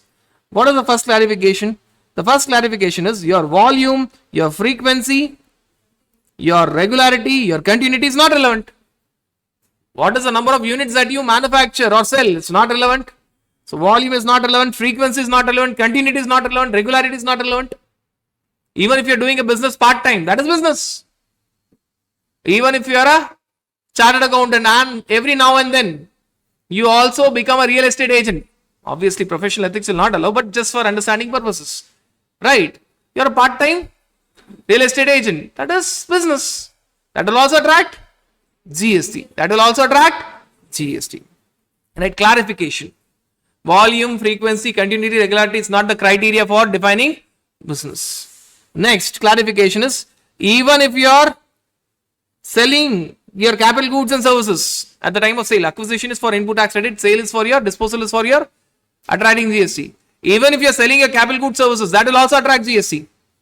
Running an academy, I require a lot of capital assets. If we start selling my old capital goods and purchase new capital goods, on sale of old capital goods, be it projector, table, benches, anything, this computer system, that will attract GST. I cannot tell that I am running a coaching academy institute, therefore I will pay GST only on my coaching class revenue, not on my sale of capital goods. Even sale of capital goods will attract GST. Even sale of capital services will attract GST. So that is a clarification. These two are clarifications. Your continuity, regularity, volume, frequency, not relevant. Even when you are selling your capital assets or services, that will attract GST. Now, these are the first 5 points. Now, the next 5 points. So, when you talk about your next 5 points, we have seen the 5th point already. You're talking about what? You're talking about your clubs and members. Any provision of service by a club, association or society to its members for a subscription or consultation is business. This is only specific to club. So, let us highlight only the term. Specific clarification only for clubs and association.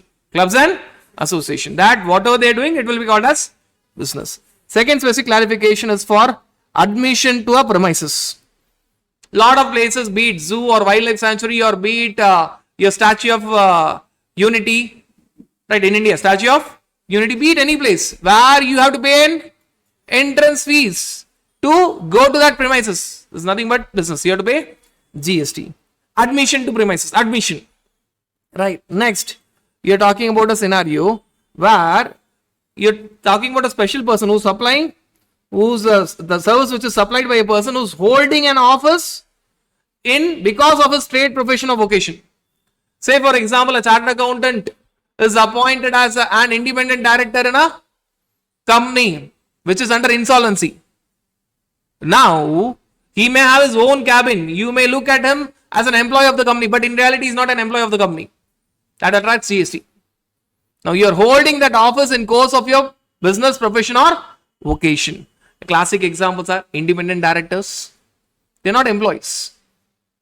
From the outside, you may treat them as employees, but in reality, they are not employees. SAP consultants. You will see SAP consultants sitting in the company itself with a separate cabin, but they are not employees. Concurrent auditors. You will see concurrent auditors or internal auditors sitting in the client's place. They may have a separate cabin for themselves, but they are not employees. They will collect professional fees which will attract GST. Their amount is not salary. It is not salary. If it is salary, it is outside the ambit of GST. It is professional fees which will attract GST. Which will attract GST. Next, you are talking about race club. Activities of a race club, including by way of an automated machine totalizer. You are doing betting, gambling, lottery, that will attract GST. Again, a clarification. Finally, you are talking about activities by government. Even government doing an activity, even if it is a statutory obligation, statutory function, public authority, which means only government can do. Even that will attract. Levy is there. Collection may or may not be there, but levy is there. Right. Specific clarification of for whom? Special categories. Club, premises, holder of an office, race club, government. They are not talking about all the industries. They are talking about special sectors, be it club or be it premises, admission to premises, or be it holder of an office, or be it race club, or be it government. They are all doing business, so that tomorrow no one can stand up and tell that whatever they are doing is not called as business. Therefore, it will not attract GST. They want to be very specifically telling that these persons, whatsoever they are doing, we will treat it as business, and therefore it will attract GST. If other conditions are satisfied, it will attract GST. Definition of business. Definition of your business. So when you see your actual supply, you understand that there should be an activity, any activity in course of furtherance of business. We have understood what is business for consideration. Now, what is consideration? Meaning of consideration. Consideration can be monetary or non-monetary. Consideration can be monetary or non-monetary. In case of non-monetary, it is monetary value of non-monetary consideration. It can be money or other than money. By the way, consideration is nothing but something in return. That something in return can be money or other than money. That something in return is for an activity, which is actually an activity or refraining from doing an activity. You are getting something in return for doing an activity or promising not to do an activity, forbearance to do an activity, tolerating an activity or refraining from doing an activity. Consideration is something in return for doing an act or promising not to do an act, forbearance to do not to do an act, promising not to do an act, refraining from doing an act. It can be money or other than money. It can be paid by recipient or any other person on behalf of recipient. Any other person on behalf of recipient. Right? If I am supplying services to you, you can pay me or someone else on your behalf can pay me. Now, what is not included in your consideration? This is all understanding of the term consideration. When you talk about subsidy given by the government is not part of consideration. If subsidy is given by government, it will not be included in the term consideration. Subsidy by government is not part of consideration. Subsidy by other than government, it is part of consideration. Subsidy by government company, it is part of consideration. Subsidy by government, not part. Other than government, part of government. Other than government includes government company. Other than government includes, it will be part of consideration. And when you talk about your term consideration, it will never include loans and deposits. Not only deposit but also loans.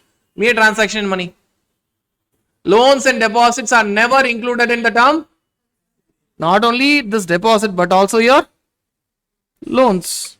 Your loans and deposits will never ever be part of consideration. Why? Mere transaction in, they will be repaid back. They will be repaid back. So loans and deposits are never part of consideration, but advance is part of consideration. Advance is part of, loans and deposits is never part of consideration, but advance is part of.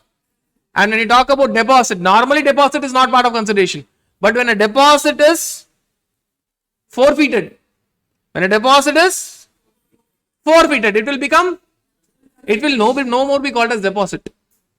When you pay a telephone deposit of 5,000 rupees, no GST will be attracted. If you are not paying your telephone bill for continuously say 3-4 months and 3,000 rupees is adjusted or forfeited, now that 3,000 rupees becomes consideration. That will attract GST. 2,000 still remains deposit. That will still not attract GST. So that is the definition of the term consideration. Of the term, it is something in return for doing an act or promising not to do an act, monetary or non-monetary, paid by recipient or any other person on behalf of the recipient, but it will not include subsidy by government. Subsidy by other than government included. Government company included. It will not include loans and deposits. Advances included. Forfeiting the deposit included. That is part of consideration. That is all about the term actual supply. Actual supply is equal to actual supply plus deemed supply minus not supply. We are done with the term actual supply. Now we are focusing on the term deemed supply. And the entire definition is discussed in your section 7. Deemed supply. Deemed supply also, just like your actual supply, has got two parts. Part 1 and part 2. Part 1 and part 2. Deemed supply is also having two parts. Now part 1 focuses on what? Part 1 only focuses on activity being importation of services. Only being importation of services. It should be for consideration. So activity is not any activity. Activity is only importation of services. Business may be there, may not be there. It may be in course of furtherance of business or it may not be in course of furtherance of business. But consideration should be there. So activity is importation of services. Business may or may not be there. Consideration should be there. Should be there. Why the focus is only on importation of services, why not on importation of goods? Importation of goods is all subject matter of your customs. It will be taken care in your Customs Act. Right. So importation of services for consideration, business may or may not be there. It's not talking about any activity. It is only talking about importation of services. And part 2, deemed supply part 2. Deemed supply part 2 talks about again about specified activities, not any activity. Deemed supply part 2 talks about activities given in schedule 1. So here again activity is not any activity, it is 4 notified activities of schedule 1. 4 notified activities of schedule 1. Business is silently there. Though nothing specifically is mentioned about the business, but it is silently. When you see the 4 special activities of schedule 1, you will find that business is there. Silently it is there. So when you look at the 4 paras of schedule 1, in every para there will be a clear cut hint that business is there. Business is very much there. And consideration should not be there. So consideration is not that. Schedule 1 is otherwise called as supply without consideration. Supply without. Now what is the differentiating point here? Here activity is only 4 notified activities of schedule 1. Business should be there. Consideration should not be there. Whereas your part 1 of deemed supply is only importation of services, not 4 activities, only importation of services. Consideration should be there. Business may or may not be there. May or focus is more on not be there. If it is business is also there, then it is actual supply. Focus is more on business not be there. So the events which are present and absent interchanges in deemed supply part 1 and deemed supply part 2. Right? When you see deemed supply part 2, which is schedule 1 4 paras, otherwise called as supply without. First we will see the 4th para, because 4th para also talks about importation of services. 4th para also talks about your importation of services. It tells that there is importation of services, right, which is without, but obvious that it is without consideration, because schedule 1 by default tells that it is without consideration, but business is present. Importation of service should be in course or furtherance of business, should be in course or furtherance of business, but that's an extra condition. It should be from a related person or branch office outside India. That is an extra condition. Related person or branch office outside India. Now let us try to understand this. Importation of services, I am not focusing on actual supply, my focus is only on deemed supply. If at all importation of services is with consideration and business not there. If it is with consideration, business is also there, when what it is?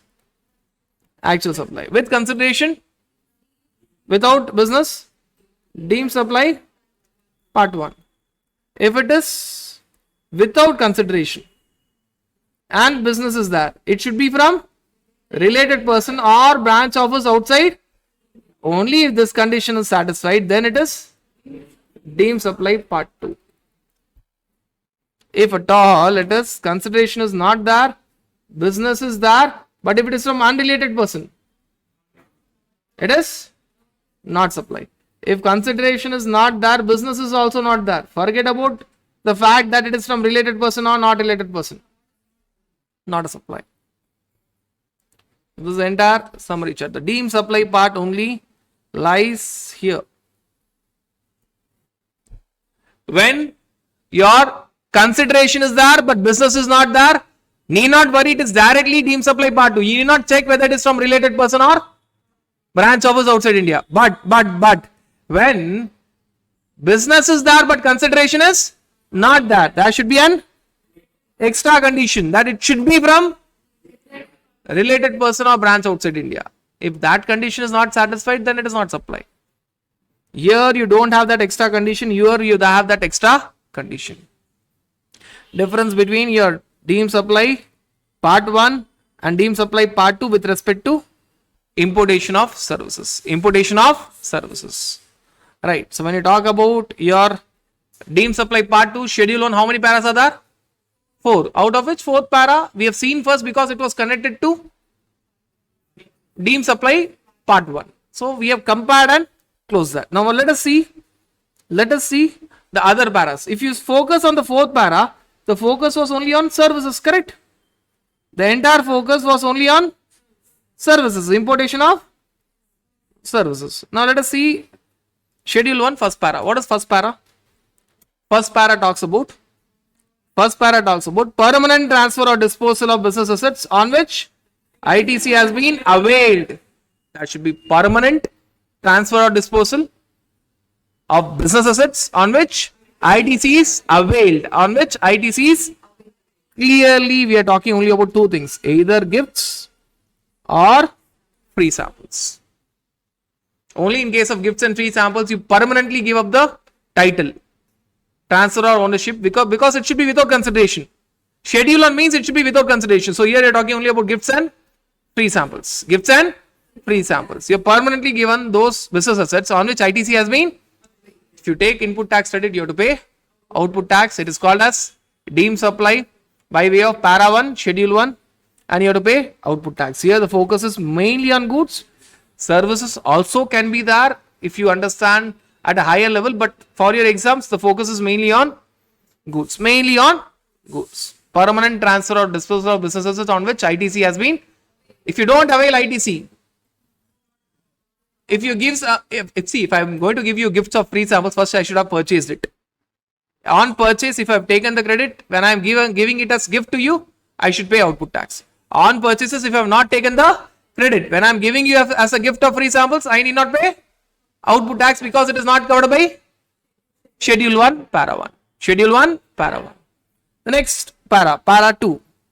Para 2 talks about supply between related person or distinct person. Supply between related person or distinct person. What is related person? What is distinct person? We'll understand. But now understand supply between related person or distinct person. Right? It should be in course of furtherance of business. Again, it should be in course of furtherance of business. You will find business silently there. In the first para, business was silently there when you see the term business assets. In the second para, in course of furtherance of business specifically. In the third para, principal agent. You'll have principal agent relationship only when there is business. And fourth para. So if you remember when I was explaining part 2, I said businesses silently there in all the 4 paras. Now coming back to para 2, supply between related person and distinct person. Supply between related person and distinct person will be deemed supply even if it is without consideration. Here the focus is both on goods as well as services.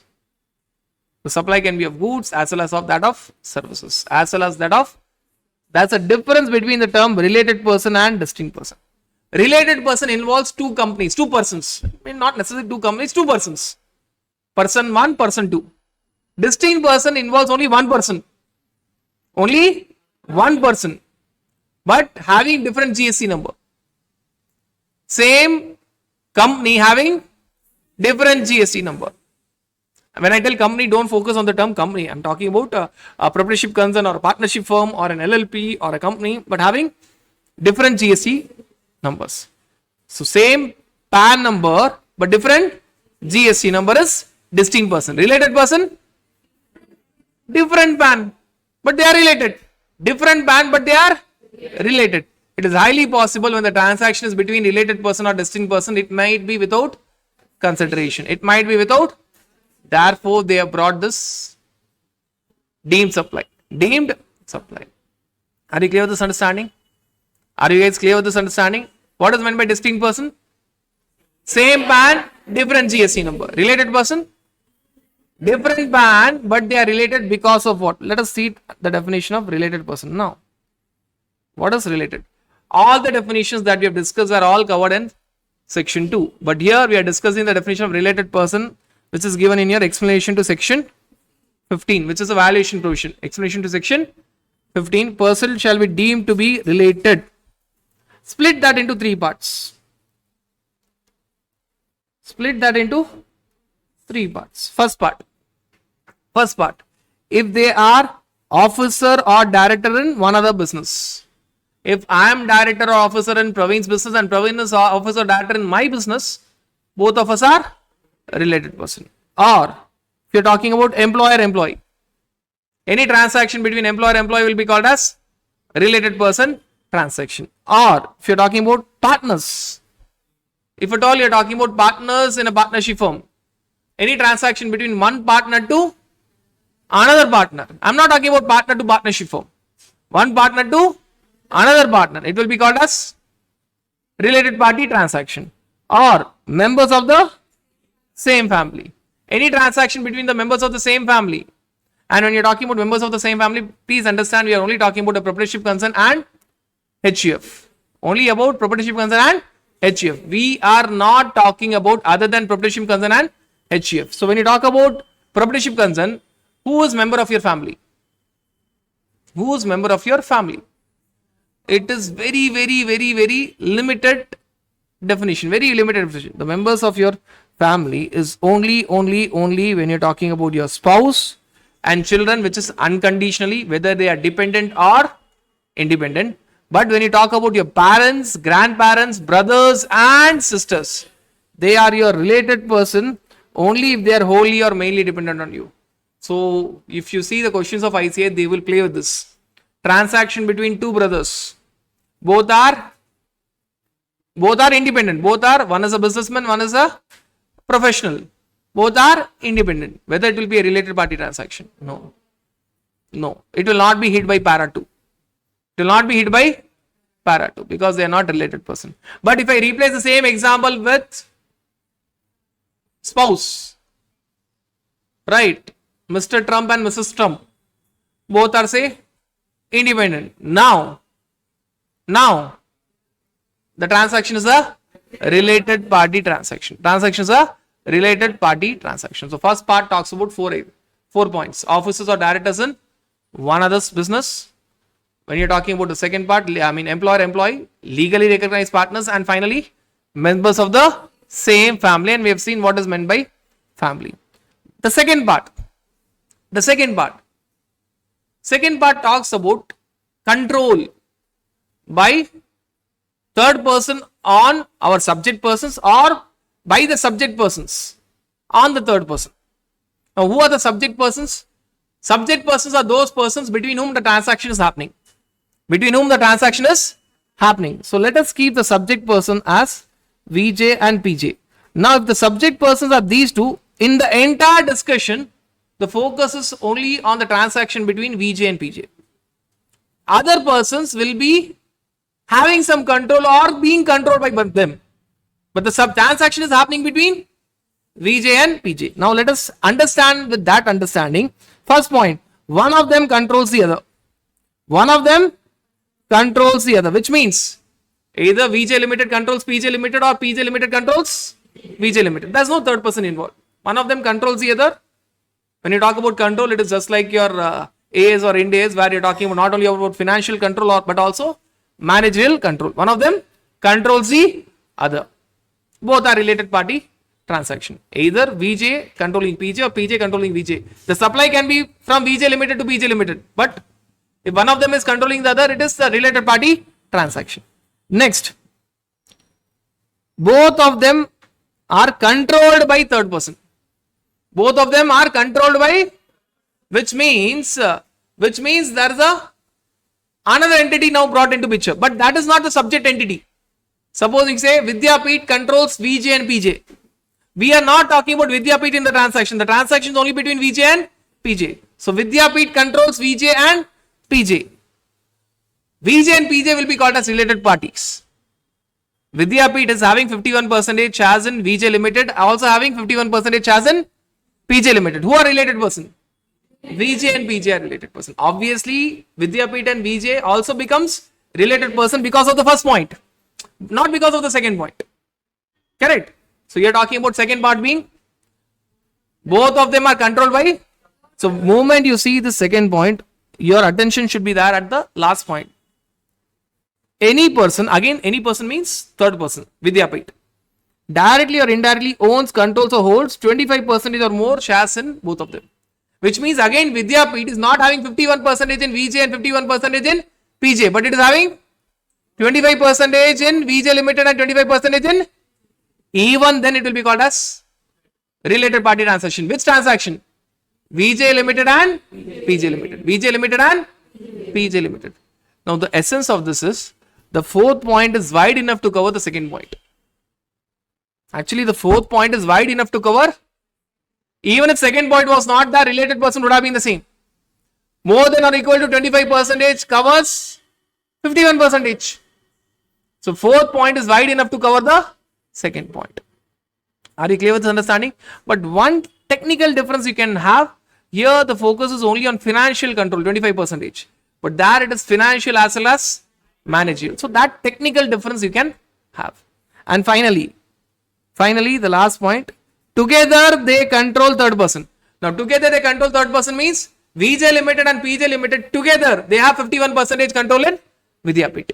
Maybe VJ Limited is having say 35% and PJ Limited is having say 16%. Together they are having 51% in Vidyapit. Therefore, who are related? VJ and PJ are. Vidyapit is an outsider. Right? The transaction was only between VJ Limited and PJ Limited. Are you guys clear with this understanding? Please understand that fourth point was wide enough to cover second point. Right? If I were to tell in a very simple manner, first point, VJ Limited, PJ Limited. Second point, you're talking about Vidyapit, VJ Limited, PJ Limited.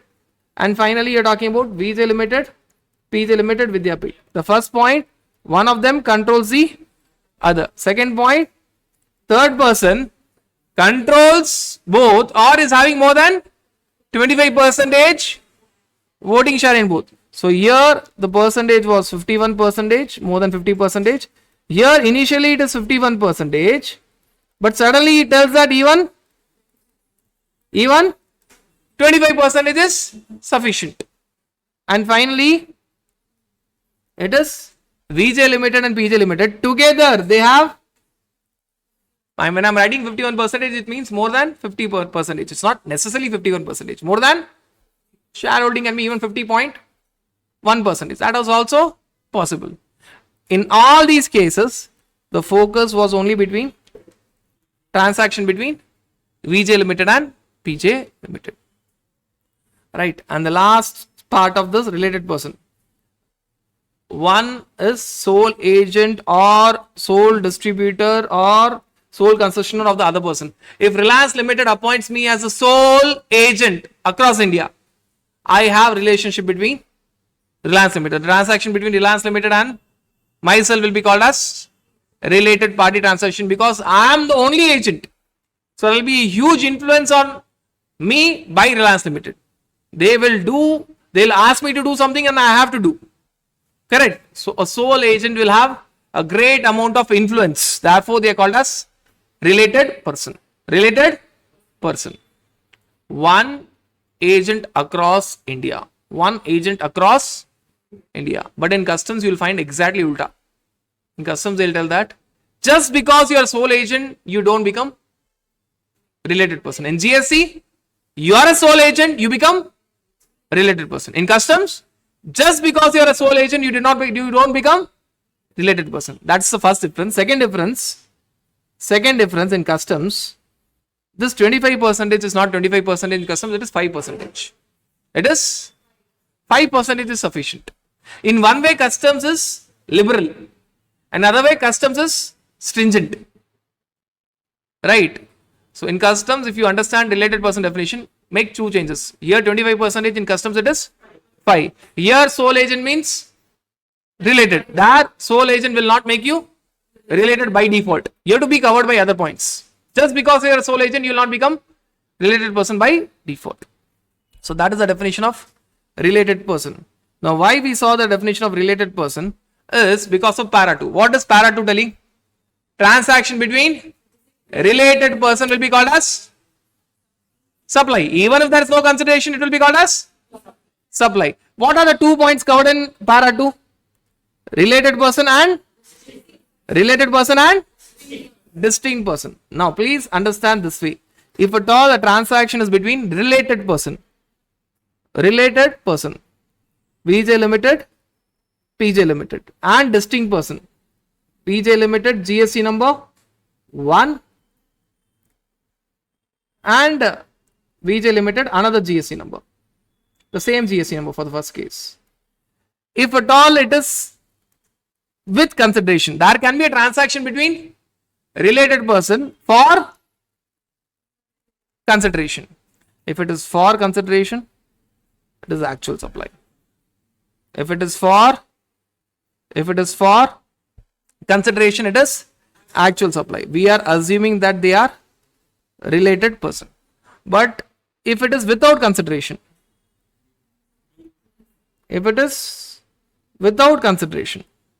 assume that consideration is not there.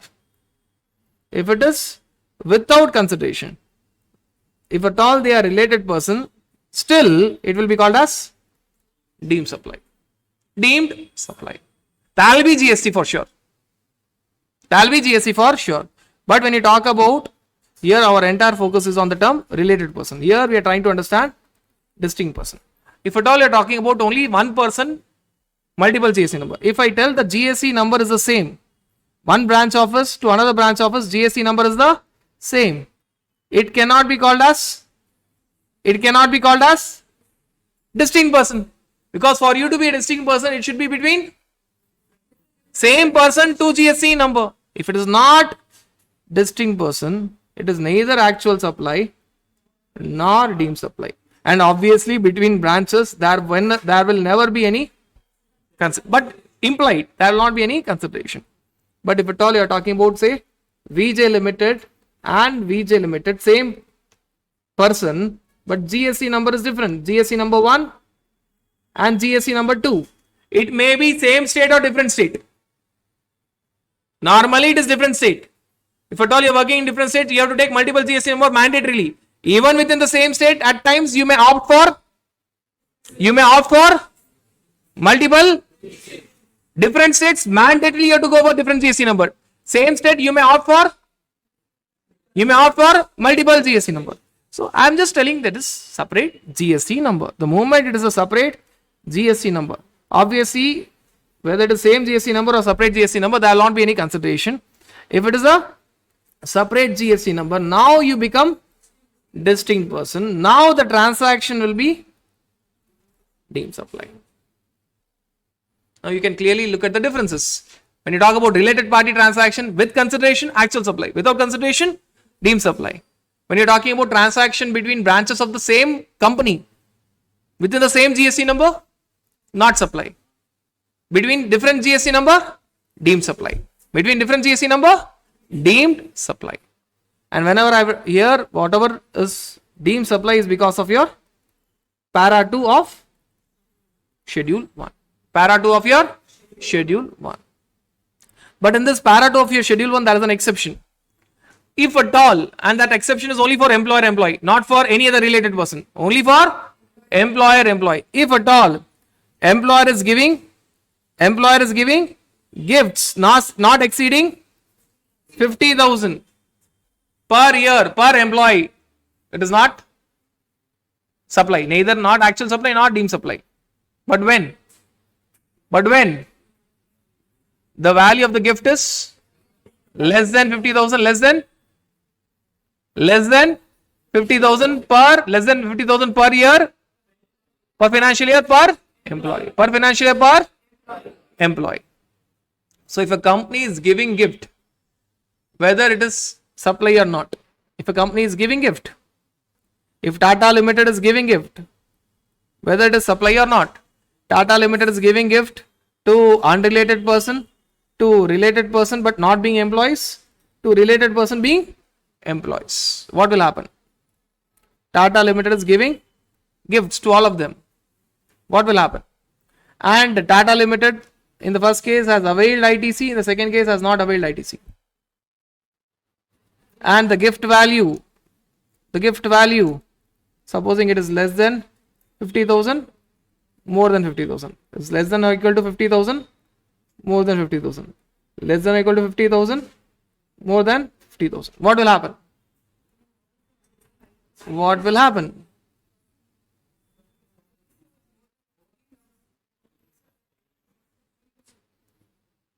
If at all it has availed ITC, answer is same. Deemed supply para 1 schedule 1. Finished. Whether it is to unrelated person, related person, employees, less than equal to 50,000, more than 50,000, not relevant. Not relevant. But if it has not availed ITC, if Tata Limited has purchased items for giving gifts, but it has not availed ITC, Tata Limited has decided not to avail ITC at the time of purchase. For me to give gifts of free samples, first I should have purchased it. And at the time of purchase, I decided not to avail ITC. In that case, unrelated person, if I have not availed ITC, not supply. Related person, whether I have availed ITC or not availed ITC, whether the value is less than or equal to 50,000 or more than 50,000, it is deemed supply. Para 2, schedule 1. Para 2, schedule 1. I am not hit by para 1 now, I am hit by para 2. And if it is employees, if I have not availed ITC and the gift value is less than or equal to 50,000, not supply. But if the gift value is more than 50,000, deemed supply because of para 2, schedule 1. Because of para 2, schedule 1. Para 2, schedule 1. In the first case, when I avail ITC, the entire focus is only on para 1. If I have availed ITC, forget everything. To related person, unrelated person, employees, less than or equal to 50,000, more than 50,000, forget everything. It is deemed supply. Para 1. If I don't avail ITC, then different answers will be there. If it is to unrelated person, no ITC, not supply. If it is to related person, even if no ITC, deemed supply, para 2, schedule 1. If it is employees and if I have not availed ITC, if it is less than 50,000, not supply. If it is more than 50,000, deemed supply, para 2, schedule 1. Para 2, schedule 1. So that is the understanding of your gifts free samples in totality. Reading both para 1 of schedule 1 and para 2 of schedule 1. And finally, when you are talking about the last thing which is pending in your schedule 1 is, you are talking about transaction between your principal and agent. Again, here the focus is only on goods. Transaction of goods between principal and agent. But understand, you are not talking about a normal agent, you are talking about an agent who is having the authority to raise invoice under his own name. We are not talking about a normal agent, we are talking about a special agent who is having authority given by the principal to raise invoice to the customer under his. Customer will always think that this agent is the owner. Customer will never know that he is not the owner. So we are not talking about a normal agent, we are talking about a agent as per schedule 1, which loosely we are calling it as special agent. In case of normal agent, what is the type of transaction? If at all you are talking about normal agent, the transaction is different. Special agent, the transaction is different. What happens in case of normal agent? What is the transaction? Three persons are involved. Principal, agent, customer. In normal agent, what happens? In normal agent will raise invoice to the principal for his commission and principal will raise invoice to the customer for the selling price. So in normal agent, the transaction is agent to principal, principal to customer. Agent to principal, it is actual supply of services, commission, and principal to customer, it is actual supply of goods. That is actual supply. That is the actual supply. That is not deemed supply. Principal will give commission, actual supply. Customer will give selling price, payment, actual supply. But in case of special agent, the transaction changes. Because who will finally deal with the customer? Who is going to give invoice to the customer? Special agent. Special agent. So principal will give goods to special agent and agent will give goods to customer. That is not the criteria, by the way, who is giving goods. What is the criteria? Agent will give invoice in his own name to the customer. So when agent is giving invoice in his own name to the customer, that is actual supply of goods between agent and customer. First we'll understand the second part of the transaction, agent and customer. That is the actual supply of goods. And because of that, it becomes important to tax even the first part of the transaction to make sure that credit continuously flows.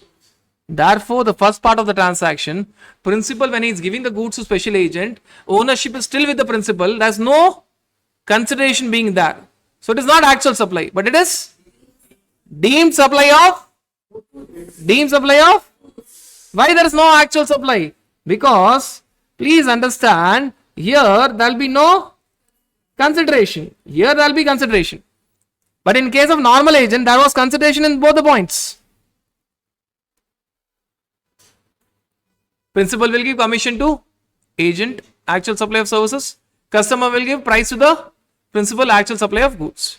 But in case of special agent, though customer is giving payment to the special agent, it actually belongs to principal. So special agent to customer will think that special agent is the owner. So actual supply of goods, consideration is that. But principal to special agent, when the goods are going from principal to special agent, there was no consideration. It is not actual supply. It is deemed supply of goods. Commission will not again be taxed. Remove this point that commission will be involved here. Please understand this point that your books will never match with GST. Even in this second case, agent will get a commission. That again will not be taxed. Because that commission is indirectly taxed and agent is collecting GST on price from the customer. So your books of accounts will be different from your GST records, both for principal and agent. Your books will not match with GST. Don't confuse yourself thinking of your books of accounts. Your books will go in a different manner and your GST records and returns will go in a different manner. Are you guys clear this understanding? So here the focus is on what? Special agent. Principal to special agent, deemed supply of goods. Special agent to customer, actual supply of goods. There's no service element. There's no tax on again commission. It is indirectly taxed. When finally GST is collected on the price given by the customer, it includes commission by default. Finally it is taxed. It's not that tax is going escaped. No, it is finally taxed. And input tax will flow. In the first case, agent will pay output tax, principal will take input tax credit. Principal will pay output tax, customer will take input tax credit. In the second case, principal will pay output tax, agent will take input tax credit. Special agent will pay output tax, customer will take, if they are eligible, they will take input tax credit. That continuous chain of credit will be there. That will be surely there. That's all about your deemed supply. Everything. Part 1 as well as Part 2. Part 1 only focusing on importation of services. Part 2 focusing on Schedule 1, 4 cases. Schedule 1, 4 cases. Gifts, free samples, related person, distinct person, principal, special agent, importation of services, related person, branch outside India. Right. These are the 4 paras of your Schedule 1. Now, this area, this chart automatically we have completed when you have taken that example. It's all done. Now, when you talk about supply, what was supply? Supply is equal to actual supply, done. Part 1, part 2. Deemed supply, done. Part 1, part 2. What is the last part? What is the last part? Not supply. Not supply. So, when you talk about not supply, again it has got 2 parts. Not supply again has got 2 parts. Part 1 and Part 2. Again it has got 2 parts. Part 1 and Part 2. Part 1 is nothing but Schedule 3, 8 cases. Schedule 3, 8 cases. Part 2 focuses on notified cases. What are the notified cases? We'll see. Notified cases. That is Part 1 and Part 2. What is there in Part 1? What is there in Part 1? Part 1 talks about first employer, employee. Employer, employee. Then MP, MLAs. Then court, tribunal. Then deceased. Then land and building. Then actionable claim. Actionable claim other than betting, gambling and lottery. Last 2 parts are only focusing on customs part. They are all customs related. One being your drop shipment, other being your high sea sales as well as sale of warehouse goods. Right. So there are totally how many parts? 8 parts, 8 paras in your schedule 3. Employer, employee, MP, MLAs, court, tribunal, deceased, land building, actionable claim, drop shipment, and you're talking about IC sales and sale of various goods. Now, when you talk about employer, employee, they are trying to tell in a very simple manner that salary or wages or remuneration received by the employee from the employer in course of employment or in relation to employment, in course of employment or in relation to employment is outside the ambit. So, laborers getting wages outside GST, laborers getting bonus outside GST, laborers getting gratuity outside GST in relation to employment. Salary and bonus is in course, gratuity is in relation to employment. Laborers includes seasonal laborers, normal employees getting salary outside GST, getting bonus outside GST because it is in course of employment. Normal employee getting gratuity outside GST, it is in relation to employment. Now, what about partners of partnership firm? Working partners of partnership firm, they are just like employees. Technically, they may not be employees, but for GST, they are just like. So, remuneration by partners. Remuneration by partners. Remuneration can be received only by working partners. Remuneration by working partners outside GST. Remuneration by working partners outside GST. Right. And finally, the focus shifts only to directors. So, you can talk about laborers, you can talk about employees, you can talk about privileged employees. Laborers, whether getting wages or bonus or gratuity outside. Employees getting salary or bonus or gratuity outside. Privileged employees, if you're talking about partners or designated partners, directors. Partners getting remuneration. Partners getting remuneration outside GST. What about directors? What about directors? If directors are getting remuneration because they are whole-time directors or managing directors, because they are managing directors or whole-time directors, and moreover the TDS deducted by the company is under section 192, which is nothing but TDS on salary, then they are just like employees, no GST. But if they are not getting remuneration, they are getting professional fees or sitting fees. The TDS by the company deducted is under 194J. Then obviously they are not employees, because even in income tax you are calling it as professional or technical fees, right? Therefore, this would be subject to GST and it is under RCM. Supplier is director, recipient is company. Company will pay GST under RCM. Company will pay GST under RCM. That is the entire understanding of your employer, employee. Employer, employee. Now, the second part. MP, MLAs. Who makes the law? Remember Article 245? Parliament or State Legislative Assembly. So, what they will do? Any amount received by MP, MLA or members of Panchayat or local authority. 3-tier structure. Central government, state government, local authority. So, members of Parliament, members of State Legislative Assembly or member of local authority, which is Panchayat or municipality, outside the ambit of GST. Outside the ambit of GST. Or person holding constitutional post.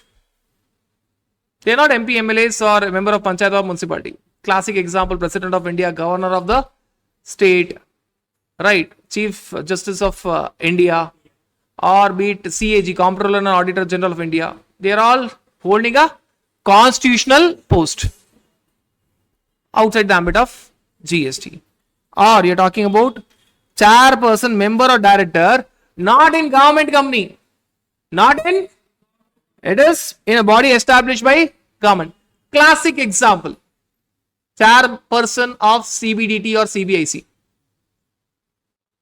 A chairperson, because we are seeing indirect taxes, let us focus on Central Board of Indirect Taxes and Customs. That is a body of government. It is not a government company, it is a body of government. There will be a chairperson of CBIC, as well as there will be a chairperson of CBDT. They will be getting some amount that is outside the ambit of GST. MP, MLA, constitutional post, chairperson, member or director of government body, not government company. Call it as government body, not government. If you are a director in government company, independent director in government company, whether you have to pay GST? Yes, there will be GST, but under RCM. The government company will pay under RCM. Right. So that is the second part. Third, services of court tribunal outside the ambit of GST, including Consumer Dispute Redressal Commission. Technically, it is not tribunal, but it works like tribunal. Consumer Dispute Redressal Commission. It works like tribunal. Therefore, that is also covered here in terms of CBIC circular. Right. That is outside the ambit of GST. Not services of advocates or arbitrators. That is subject to GST. Services by court tribunal. You will be paying court fees, tribunal fees. That is outside the ambit of GST. Not the fees payment to advocates and arbitrators. That is within the ambit of GST. Next, you are talking about services by in relation to deceased. Funeral, burial, crematorium or mortuary, including transportation of deceased. That is outside the ambit of GST. That is outside the ambit of dangerous, but still they have said that that is outside the ambit of GST. Transportation of a person who is alive. It is within the ambit of GST. Levy is there, but collection is not there. Exempted. Levy is there, but collection is not there. Exempted. Land and building. Sale of land and building. Outside the ambit of GST. If it is sale of land and building, outside the ambit of land is always sold. Land is always outside the ambit of GST. If I am constructing a building where there are 3 floors given to A, B and C, UDS of land, undivided share of land is always outside the ambit of, what about the building portion? What about the building portion? Undivided share of land. Undivided share of land is always outside the ambit of GST. What about building portion? This is always outside the ambit of GST. Land value, land portion. How to find out the land portion? That is a separate question, not in your syllabus. But land value, land portion is always outside the ambit of GST. Now, what about the building portion? If A has given full advance, before the completion certificate or first occupancy. B has given partial advance, partial amount before and partial amount after, and C has given full payment after completion. What about A?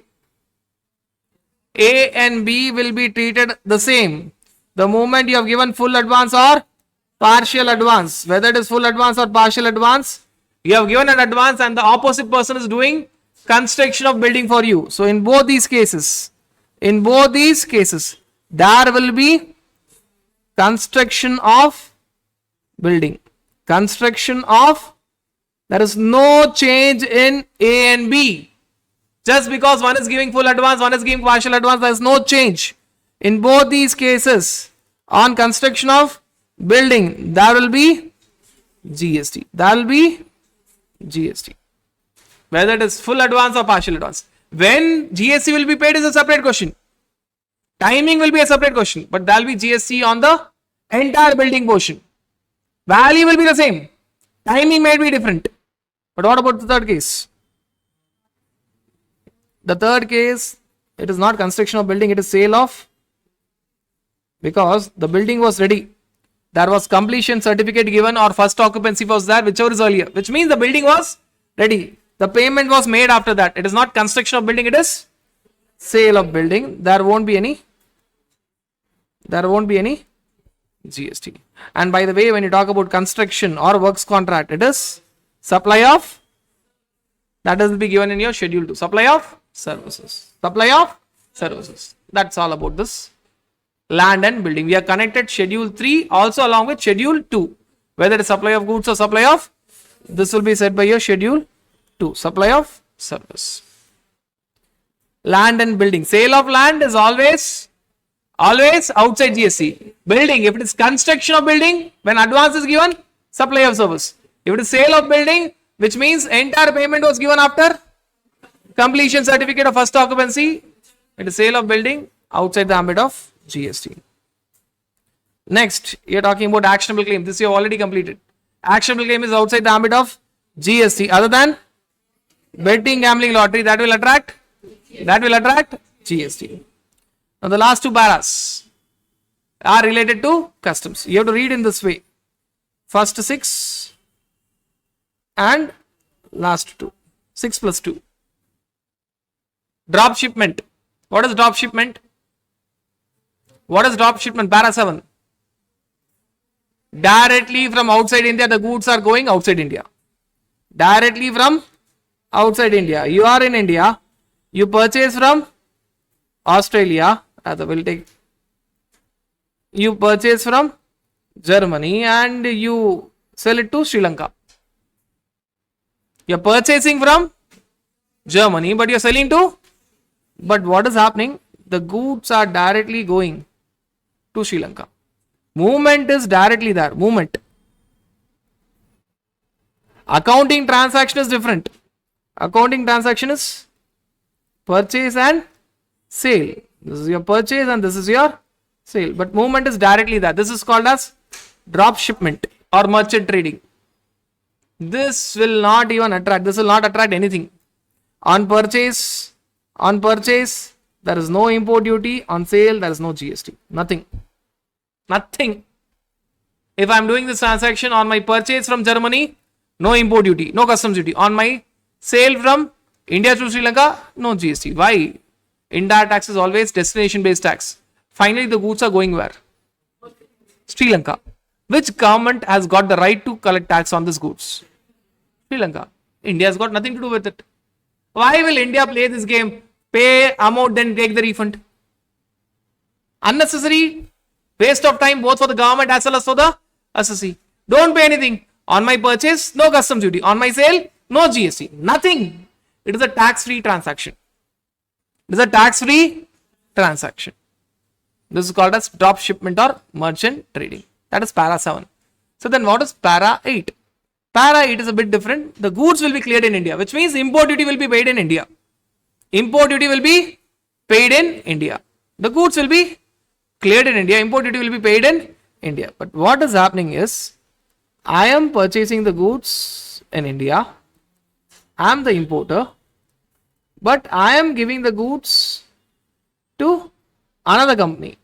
I am giving the goods to another company. So there is a purchase from, there is an import from Germany. There is a very clear-cut import from Germany. But there are two different scenarios. One scenario, the goods are in custom station and at that point of time, there is a transfer of title. There is a transfer of title between VJ Limited and PJ Limited. I am selling the goods to PJ Limited. Second scenario, the goods initially went to custom station, then the goods went to customs warehouse. When the goods were in customs warehouse, there was a transfer of title from VJ Limited to PJ Limited. That is a transfer of title, which means I have sold the goods. Who actually imported the goods? Actual importation initially was done by VJ Limited. Who is going to clear the goods? So if at all you think in that way, the importation initially was done by VJ Limited, but the clearance will be done by PJ Limited. Now think of this. VJ Limited would have paid something to the Germany exporter. Correct? I purchased and I sold. VJ Limited purchased from Germany and sold to a customer in India. Both are in India. So I would have purchased. Only think of VJ Limited and think of the transaction. On my purchases, I would have initially purchased the goods and then I am selling the goods. Supposing I have purchased for 1 crore, I am selling for 1.2 crores. 1.2 crores. The entire focus is on VJ Limited. VJ Limited will not pay import duty on 1 crore. VJ Limited will not pay GST on 1.2 crores. There's no import duty. If you see Customs Act will tell import duty will be paid by PJ Limited. So VJ Limited is again tax-free entity.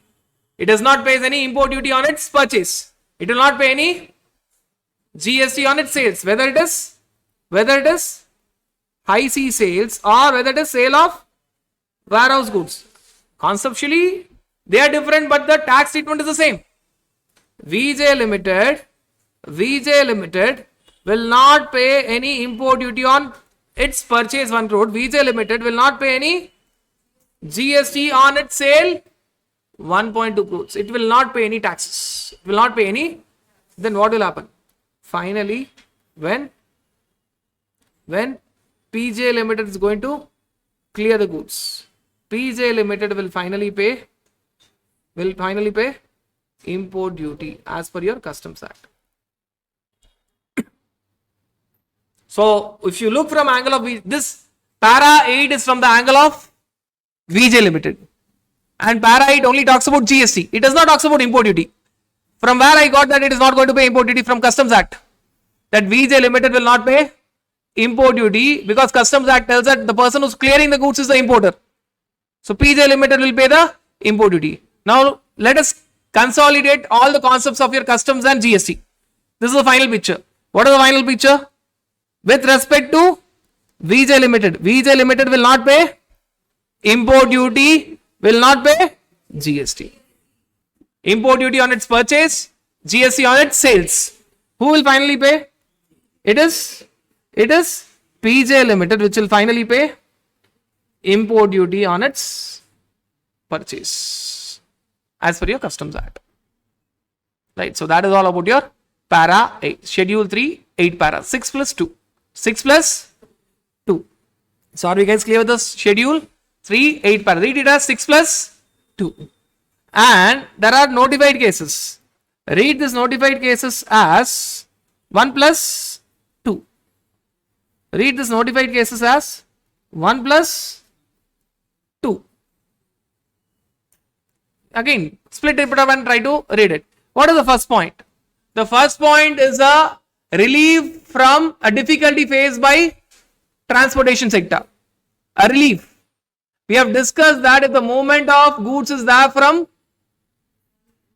one distinct person to another distinct person, it is deemed supply as per para 2 schedule 1. Supply between distinct person is the supply of goods associated between distinct person is deemed supply. But the problem is, if you're talking about VRL logistics for goods transportation sector or KPN travels for passenger transportation sectors, they will have branches in different states. And if their trucks or buses move from one state to another state, they are required to pay GST on what? Their trucks and buses. Don't stop here. Think of airline. If Indigo airline moves from Coimbatore to Mumbai via Bangalore, so Coimbatore to Bangalore, Bangalore to Mumbai, they are having branches in all these states. So it will be treated as deemed supply, which will make their life difficult, rather I'll use the term impossible to survive. Right, therefore they give a relaxation. Okay. If at all you're talking about movement of any kinds of conveyance, be it bus, be it truck, be it a van, be it a car, be it a helicopter, be it a aeroplane, be it a rail, there is no deemed supply. This is giving relaxation from where? This is giving relaxation from deemed supply para 2 schedule 1. This has to be read along with para 2 schedule 1. Para 2 schedule 1. So now if a bus or a truck is moving from Tamil Nadu to Karnataka, say between Tamil Nadu VRL Logistics to Karnataka VRL Logistics truck movement, or Tamil Nadu KPN travels to Karnataka KPN travels, you are talking about movement of bus, then it is not a supply. Movement of any conveyance including not only the trucks but also rigs, tools and spares thereof, also machinery like tower cranes, concrete mixtures not mounted on wheels, special machines. They are telling that this will go and come back. The logic is pretty simple. That bus or truck, including spares on it, including special machineries, will go to that place and come back. Will go to that place and so you cannot ask them to pay output tax, take input tax credit there, again pay output tax there, take input tax credit again here. That is not fair. Therefore, it is not at all supply. Therefore, it is not at all supply. Not only the conveyance, but also the tools and spares on it, also the special machineries. They have given relaxation. Very simple understanding. It will go, come back. It will go, come back. It will go, come back. It is not going there permanently. And this is the business nature is such that it will happen regularly. So that's a relaxation from that. That's a relaxation from where? This relaxation is only from para 2 schedule 1. So here you have to recollect or you have to write para 2 relaxation from para 2 schedule 1. Para 2 but one important point, and which is very quite logical. They want relaxation from deemed supply, not from actual supply. If the bus and truck is finally sold, pay GST. Correct? If the bus or truck is finally sold, please pay GST, actual supply. If there is repair and maintenance of the bus and truck, there is actual supply. Consideration is involved. Pay GST. See, both these points which I have highlighted in orange color, that is actual supply. That is sale of bus or truck. Pay GST. That is repair and maintenance of the bus or truck. Pay GST. That is actual supply. That is actual supply. In both these cases, that is actual supply. Relaxation is not from actual supply. Relaxation is only from deemed supply. Actual supply, please pay GST. You have to pay GST. Are you guys clear with this understanding? Can Reliance Limited carry its own goods in its own truck? Yes or no? Yes or no? What will happen in that case?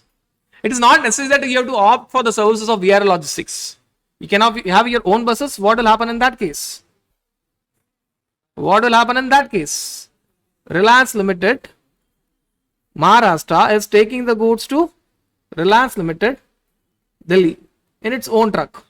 In its own truck. What is the answer? So there is a truck belonging to Reliance Limited. There are goods inside the truck and there are spares. So there is a truck, there is goods inside the truck, there is spares. What will happen? For the goods portion, it is deemed supply para 2 schedule 1. You have to pay GST. No relaxation. The relaxation is only for the truck and spares. It is not supply. The relaxation is only for trucks and the spares. It is not supply. Right. So that is about your first notified case. Why I have said 1 plus 2? The second and third notified case only talks about government. When the transaction of government will never ever be subject to GST. Only talks about your government. If government is doing municipality related functions, Article 243G, or rather Panchayat related functions, Article 243G, or municipality related functions, Article 243W. Who is doing that function? Government, central government, state government, or local authority. If government is involved in municipality functions, Article 243W, Panchayat functions, Article 243G, not supply. Not supply. Or if government is involved by way of giving liquor license fees, is collecting liquor license fees. Which government is collecting it? State government. It is collecting liquor license fees, not any license fees. This clarification clearly tells that the focus is only on liquor license fees. Because liquor is kept outside GST, even keep the liquor license fees outside GST. Liquor license fees which is collected by state government outside GST. Any other license fees? Your spectrum license fees, 4G or 5G spectrum license fees, mining license fees, any other license fees, GST will be there. Liquor license fees by state government is outside GST.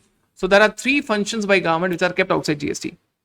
Panchayat, Article 243G, municipality, Article 243W. These things can be done by central government, state government, or local authority. and liquor license fees collected by state government. These are the government activities which are outside any other activity of government is inside the ambit of GST. Levy is there. Collection may or may not be there, but levy is clearly there. Are you guys clear with this understanding? Not supply, 2 parts are over. There's a circular, very clear cut, simple circular. What is the circular trying to tell? Donations, whether donations will attract GST or not. Donations. If there is no quid pro quo, pure donations, no GST. Pure donations, though the circular only talks about trust, charitable trust and all, but it is applicable for everyone. Pure donations, no GST.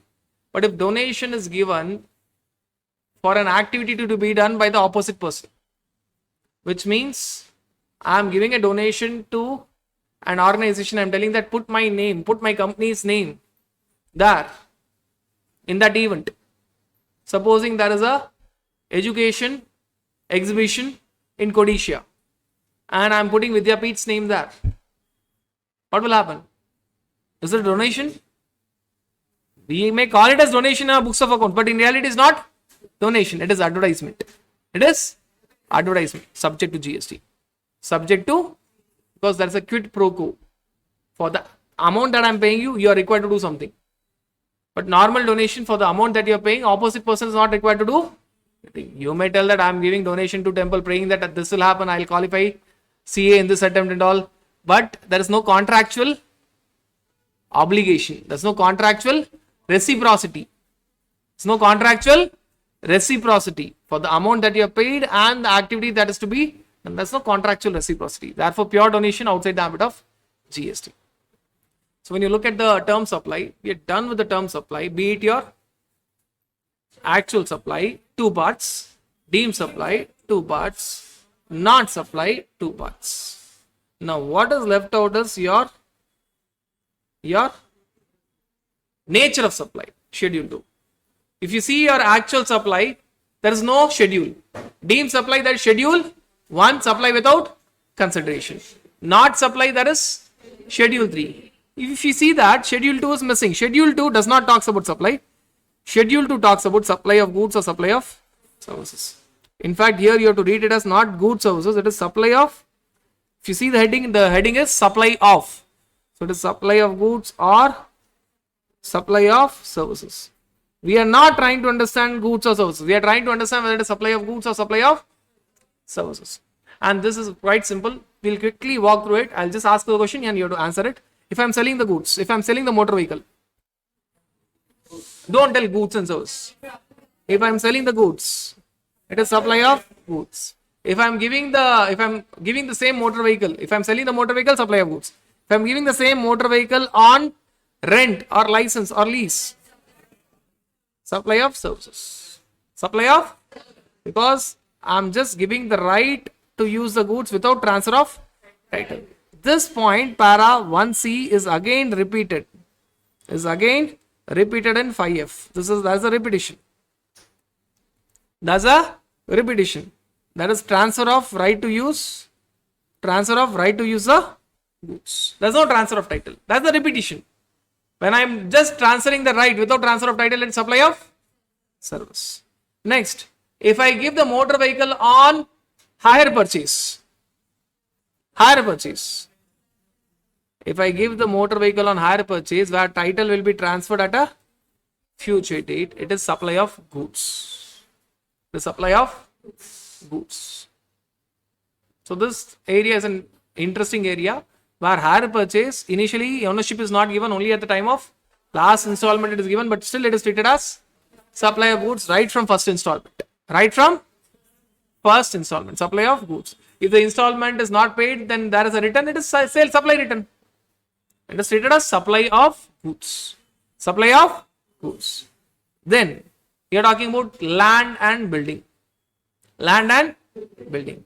Please understand that if it is sale of land and building, not at all supply, we have discussed. If it is not sale of land and building, if it is renting of land and building, lease, tenancy, easement, including a long-term lease where stamp duty is paid. Forget about stamp duty is paid or not. For GST, whether you have paid stamp duty or not is not relevant. In your accounting standard, how you are dealing with it is not relevant. You may call it as financial lease, and you may tell that no, in substance, the owner is the lessee, not relevant. Your accounts is not relevant. Your stamp duty loss is not relevant. Is it lease? Whether ownership is transferred. If ownership is not transferred, it is supply of service. It might be a case where the lease is of say 99 years. 999 years. Where generations will come and clearly your accounts will tell that it is financial lease, which means lessor is not the real owner, it is the lessee. Forget about your accounts.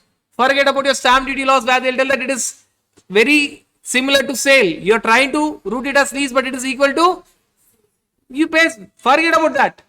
For GST, it will be lease.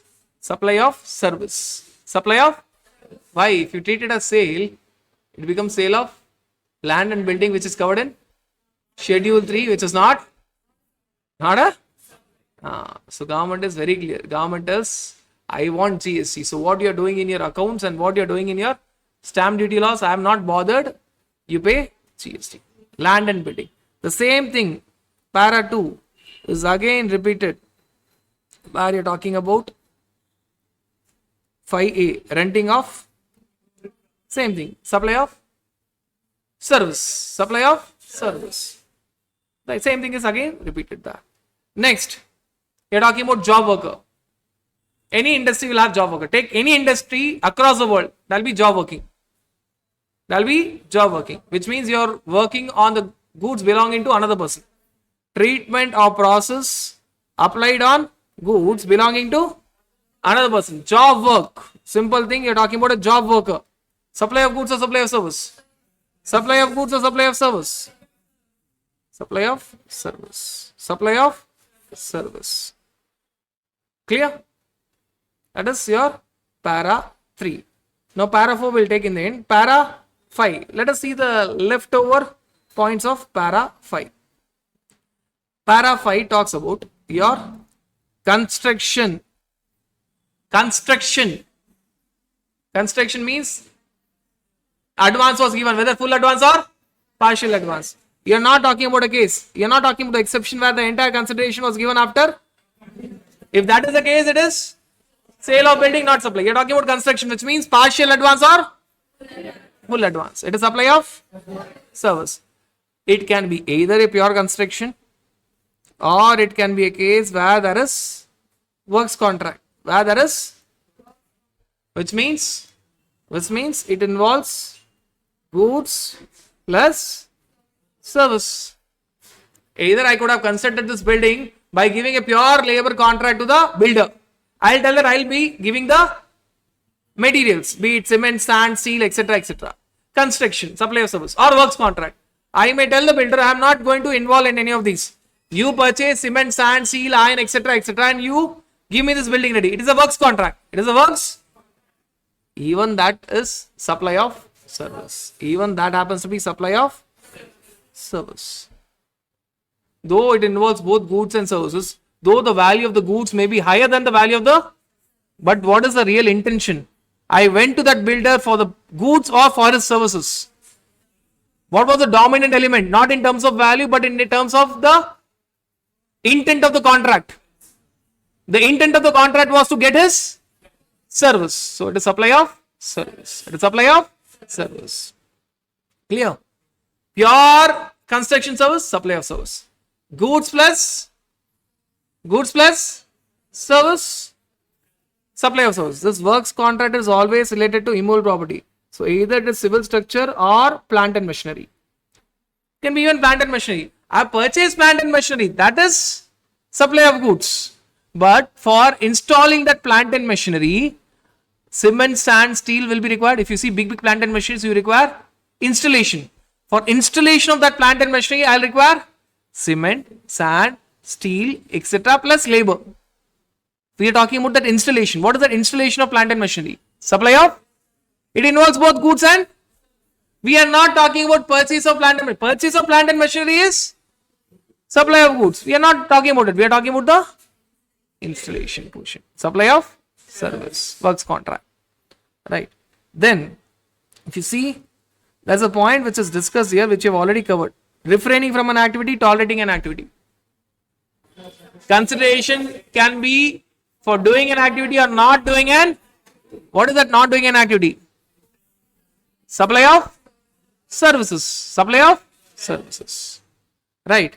Then the last two leftover points talks about your IPR and ITS, intellectual property rights and information technology software. Make one thing very clear, be it IPR or be it ITS, they are goods. The product is goods, they are movable. But we are not talking about goods or services. We are trying to understand whether it is supply of goods or supply of service. See, motor vehicle is goods. You sell the motor vehicle, it is supply of goods. If you rent the motor vehicle, it is supply of. So just like that, software and IPR is goods. If I permanently sell the software or permanently give up my IPR, supply of goods. But if it is temporary, how you find that it is temporary? Look at the language of IPR. Temporary transfer or permitting the use or enjoyment of IPR. Temporary transfer or permitting the use or enjoyment of IPR. Sony Music giving the IPR to JioSaavn for playing the music on its software. Is it permanent transfer or temporary transfer of IPR? Temporary transfer. Supply of services. But if I have invented a formula for a medicine and pharmaceutical company is taking that formula, I have to give the entire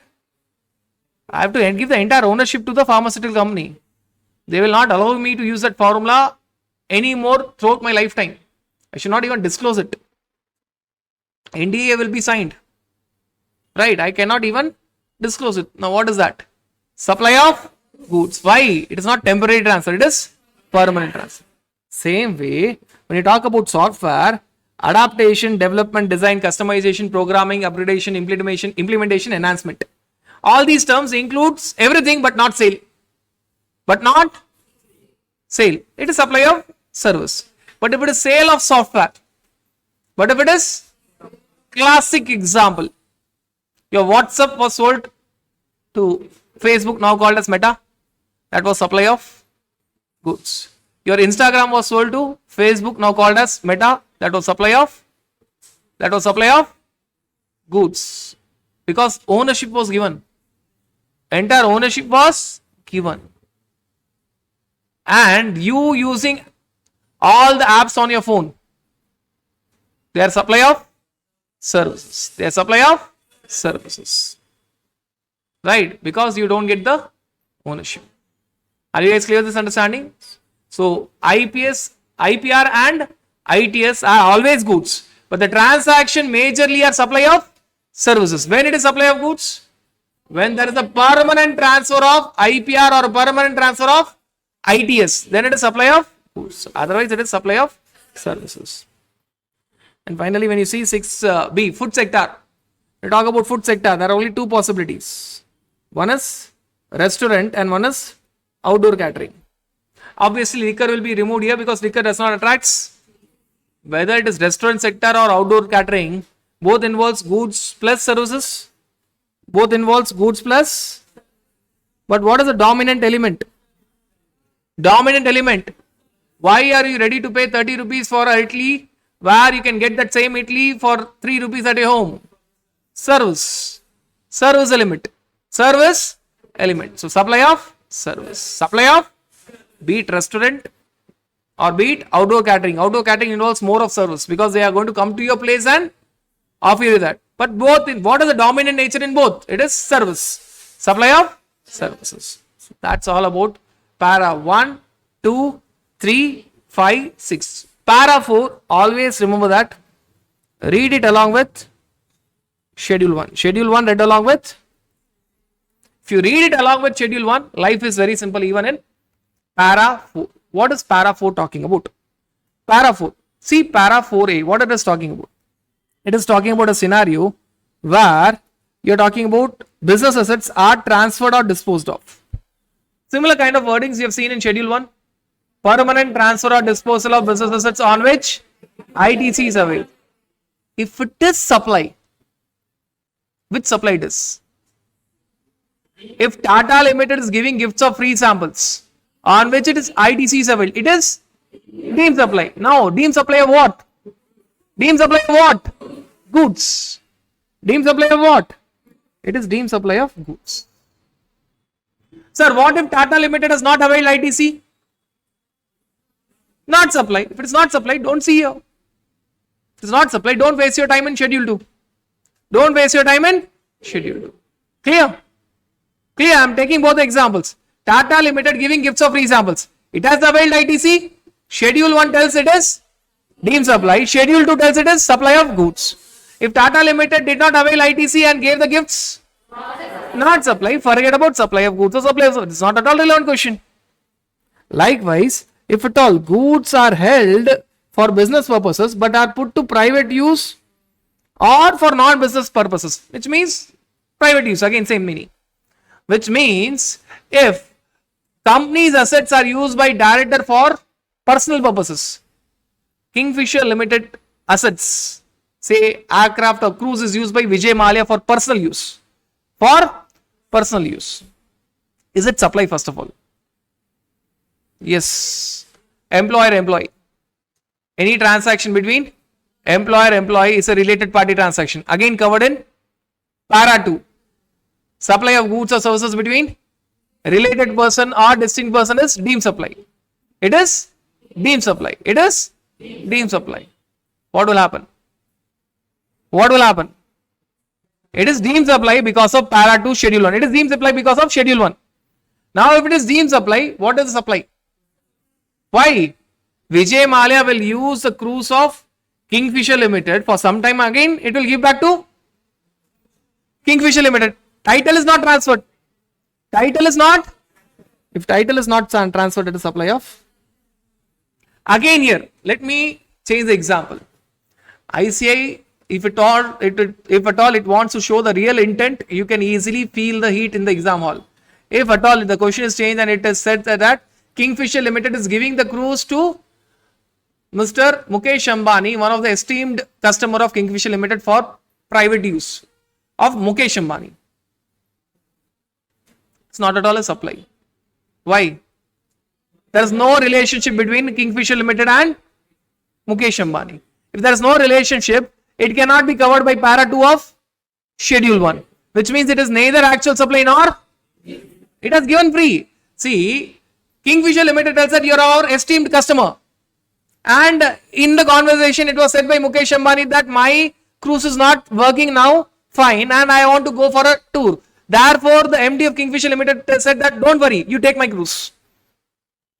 Mukesh Ambani said no, I don't want it. He said no, don't worry, take my cruise. Don't worry, you take it. Was it for business purposes? No. It was clearly for private use. It was clearly for private use or non-business purposes. If you see at schedule 2, you might be confused. But what is the sequence? First see schedule 1. Is it deemed supply? No. Why? Now the transaction is between Kingfisher Limited and Mukesh Ambani, not even Reliance Limited. Kingfisher Limited and there is no relationship. Therefore, it is not deemed supply. If it is not deemed supply, forget about supply of goods or supply of services. Clear? You have to, first thing that I said is, it has to be read along with, you cannot read it in isolation. If you read it in isolation, you will make mistakes. Because if I read this in isolation, it will be looking as if it is supply of services, which is not the reality. And finally, where a person ceases to be a taxable person. Which means if I tell that I am cancelling my registration. I was liable for registration. Now I am not liable. I am cancelling my registration. I am ceasing to be a taxable person. VJ Limited registered is different from VJ Limited unregistered. Both are distinct person. VJ Limited registered is different from VJ Limited unregistered. So is it deemed supply? I'll have some stock of goods. Is it deemed supply? Yes. How? Again, para 2 schedule 1. Supply of goods or services between distinct person. VJ Limited registered is different from VJ Limited. VJ Limited registered is different from VJ Limited unregistered. It is different from VJ Limited unregistered. Therefore, that is deemed supply. Now, what is the supply? What is that supply? I'll have some stock of goods. I'll have some stock of, whenever a business is stopping, normally there will be some stock which is left over, on which I have availed ITC. Even if you see para 1, there is permanent transfer or disposal of business assets on which ITC is availed. Even by both the paras I am hit. So I have to pay output tax. Now that stock will be what? Goods or services? Goods. So supply of goods. It is supply of goods. VJ Limited registered is different from VJ Limited. If you understand this, everything is clear. It is deemed supply in terms of both para 1 as well as para 2. Therefore, it is deemed supply. Now, what is the kind of supply? Supply of goods. Supply of goods. So, but there is an exception given here. What is that exception given here? If at all business is sold as a going concern to a legal representative or to a third person, anyone, either to my legal representative or to my third person. If business is sold as a going concern, then it is treated as supply of services, which is fully exempt. If I'm selling my business as a whole to a third person, see, one thing is I'm stopping my business. Stopping my business is covered in the first part we have discussed. I'm stopping my business, at the same time the entire business is sold to the next person. Who is that next person? Either my legal representative, like my son or my daughter, or third person, can be anyone. Now, sale of business is not called as sale of goods, because sale of business will have an overvaluation. If at all you're clear with your financial management, you'll know that the valuation is not of the business per se, the goods per se. It will be of the future earnings, right? That is supply of service. Supply of service. But that entire supply of service is exempted when you see your exemption notification 12/2017, CT rate read along with 9/2017, IT rate. It is fully exempted. It is supply of service. First, understand that it is not supply of goods. It is supply of. Second, understand that it is fully exempted. It is fully exempted. If you see your exemption notification, sale of business as going concern, either whole business or even part of the business. I may be into 4 separate verticals. I am selling only one vertical. Even that sale of one vertical of my business is exempted. First thing, it is not sale, supply of goods, it is supply of. Keep this in your mind. Sale of business is not sale of goods, it is supply of services, but fully it is exempted. Whether my business is sold on a whole or part, it is supply of service and it is exempted. It is exempted. That's all about your schedule 2. Now, if you look at your supply entire chapter, you will find that we are done with your entire chapter and we are done with your entire supply. All you have to remember is the flow. Actual supply 2 parts, go with it. Then deemed supply 2 parts, then not supply 2 parts. Once you are clear with that, then go on to your schedule 2, whether it is supply of goods or supply of services. But don't forget that you are going to see schedule 2 only once it is supply. If it is not at all supply, there is no use of seeing schedule 2. Only if it is supply, you have to decide whether it is supply of goods or supply of. Even there was a confusion in the beginning. Finally, there was an explanation attached and said that when you are seeing schedule 2, it should be a supply. Schedule 2 will not decide it is supply. Schedule 2 will tell it is supply of goods or supply of services after you have decided that it is. So schedule 2 will not answer the question, is it supply? It will answer whether it is supply of goods or supply of services after you have answered the first question, that whether it is supply. So when we saw the bird's eye view of supply, it was said that first read it as supply, then go to nature of supply. First understand what is supply, then go to the nature of supply. That's all about your third P, which was your process supply.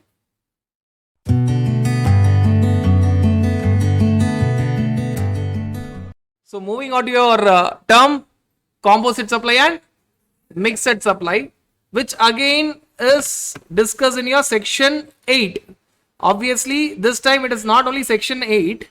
Section 8 read along with section 2. What is composite supply and what is mixed supply is given in section 2. What is the tax treatment of composite supply and mixed supply is given in section 8. So it is section 8 read along with section 2. Section 8 read along with your section 2. Now when you talk about your composite supply and your mixed supply, one thing is very clear. There are 2 or more supplies. There are 2 or more supplies. What is the sequence? Directly let us focus on the conclusion. What is the sequence? First you have to evaluate whether it is a composite supply. If not, then evaluate whether it is a. So what should be the sequence? First evaluate whether it is a composite supply. Then evaluate whether it is a mixed supply. In composite supply, there are two or more taxable supply. Two or more. In mixed supply, there are two or more individual supply. They by default they cannot be clubbed. By default they cannot be clubbed. By force they are clubbed. Rather, one way answer of composite supply can be natural bundling, and mixed supply can be artificial bundling, which is the next point, by the way. What is the type of bundling? In composite supply, natural bundling. In mixed supply, it is artificial bundling. Artificial. So first you have to check whether it is composite supply, then evaluate whether it is a mixed supply. For composite supply, there should be two or more taxable supply. For mixed supply, two or more individual supply. For composite supply, they should be bundled in ordinary course of business. Ordinary, though nothing is said in mixed supply, it is implied that they are not bundled in ordinary course of business. That is artificial bundling. You will not find the term artificial bundling there, but it is implied that they have said one thing: it should not be a composite supply. When they have said it should not be a composite supply, it should not be natural bundling, it should be artificial bundling. It should be artificial bundling. Then in your composite supply, they don't talk about pricing, but in your mixed supply, they tell that there should be a single price. For all the items supplies together, there should be a. In case of composite supply, the price can be single or multiple. I can have one price or I can have split up a pricing system. I can split my price. But in case of mixed supply, I cannot split my price. I should show only one price. I should show only consolidated price. I cannot go for split up pricing system. I have to go for consolidated pricing system. Is it mentioned anywhere in composite supply? No. But it is implied. In mixed supply, they focus that pricing should be single. Whereas in composite supply, they don't talk about it, which means it can be single or it can be split up multiple. And in composite supply, there will be one supply which is a principal supply, the main hero, the main character, the lead character. All other will be side actors. One will be principal supply, the main actor, all others will be side actors. Principal supply. What is meant by principal supply?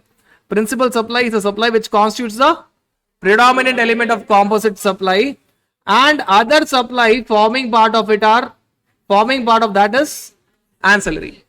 Lead hero. Principal supply will have the predominant element, the main element of composite supply, and all the other supplies will be ancillary. Side actors will be ancillary. Now in mixed supply, you are talking about a movie which is having multiple heroes, and you cannot tell that this is the main hero. All of them will have equally good roles, lead characters. Lot of movies are there which is having multiple lead characters. They will go under the character of mixed supply. Mixed supply. So when you talk about mixed, say for example, if SSR decides to make Mahabharata, right? Rajamouli sir decides to make Mahabharata in 10 parts, right? That is the discussion going on for ages, that he is going to make a movie on Mahabharata, not in part 1, part 2. It will be in 10 parts. Can you name one character as a lead character? Will it be Lord Krishna? Will it be Arjuna? Will it be Dronacharya? Will it be Karna? Will it be Duryodhan from his point of view? So there you are talking about the concept of mixed supply. So there is no concept of principal supply. It cannot be there. There is no lead character. There is no. All of them are equally good. Look at the second difference.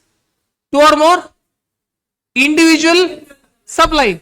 No one will allow that he is the main character. Individual supplies are there. So here there is no concept of principal supply. There is no concept of principal supply. This is the definition of your composite supply and mixed supply. Second part, tax treatment. In case of composite supply, the tax treatment will be based on that of principal supply. the principal supply is having 12 percentage, it will be 12 percentage for the entire supply. If the principal supply is having 18 percentage, it will be 18 percentage for the entire supply. If the principal supply is having 28 percentage, it will be 28 percentage for the entire supply. If the principal supply is exempt, entire supply is exempt. Entire supply is exempt. Fully it is exempt. Education is a classic example. The principal supply, education and schools or colleges is exempt. Other supplies, be it your stay facility, right? Or be it your hostel facility or be it your mess facility, food, it's exempt. It depends on principal supply. Whereas in mixed supply, it will be that of highest rate of tax, which means if at all there are 4 supplies in mixed supply having 5, 12, 18 and 0. 5, 12, 18 and 0. What will be the rate of tax on the entire value? 18. If it is 5, 12, 28 and 28 plus cess, for the entire value it will be 28 plus cess. This is as good as that. When you are watching a movie with multiple lead actors, who will be finally taking the credit of the audience? Where the performance was the best, highest. We are talking about the highest liability. So when you come out of a movie, obviously you will be focusing on one character. Though it will be a movie with multiple actors. Let us take a classic example of Vijay Sethupathi acting in lot of movies with multiple actors. But finally when the audience comes out, they forget the other actors. They focus only on. So we are talking about highest liability, which has taken the great effort. So if it is 5, 12, 18, 18. 5, 12, 18, 20, 28 percentage. 0, 5, 12, 12 percentage. 0 and 5, 5 percentage. 0 and 28, 28. Highest liability. It's highest does not mean 28. Amongst that, what is the highest rate of tax? Right. Classic example of composite supply. What can be the classic examples of composite supply? Education with hostel mess, your classroom coaching with textbook. Right, lot of examples. Your travel with food, your accommodation in a hotel with free food, free breakfast. Right, you'll have your main thing, your selling of goods with transportation and insurance. Sale of goods with transportation and it's all naturally, it is normally asked. So how to decide whether it is natural bundling or artificial bundling? Mainly it is decided by the normal industry practice and the perception of the customer. There is no straight jacket formula. There is no straight jacket formula. It will be dependent on the industry. That what is natural bundling and what is artificial bundling. If in an industry, it is a very normal practice to have education with hostel, then it is natural bundling. If in an industry, it is not normal to have a particular activity. Say for example, paste with brush. A paste is given along with brush free. Though you may think it is composite, but in reality it is not composite. It is mixed. Why? It is not the normal industry practice to give a paste along with brush. It may be for some time by some companies, but not by majority of the companies. It depends on the perception of the customer, mainly the normal industry practice. Majority of the suppliers, what are they doing? That will decide whether it is natural bundling or not. Other things would be the nature of supply, whether you are packaging as a single price, how you are advertising. That will be the other factors, but they are not the main factors. Main factor is what the majority of suppliers are doing in that industry and what is the expectation of the customers from that industry.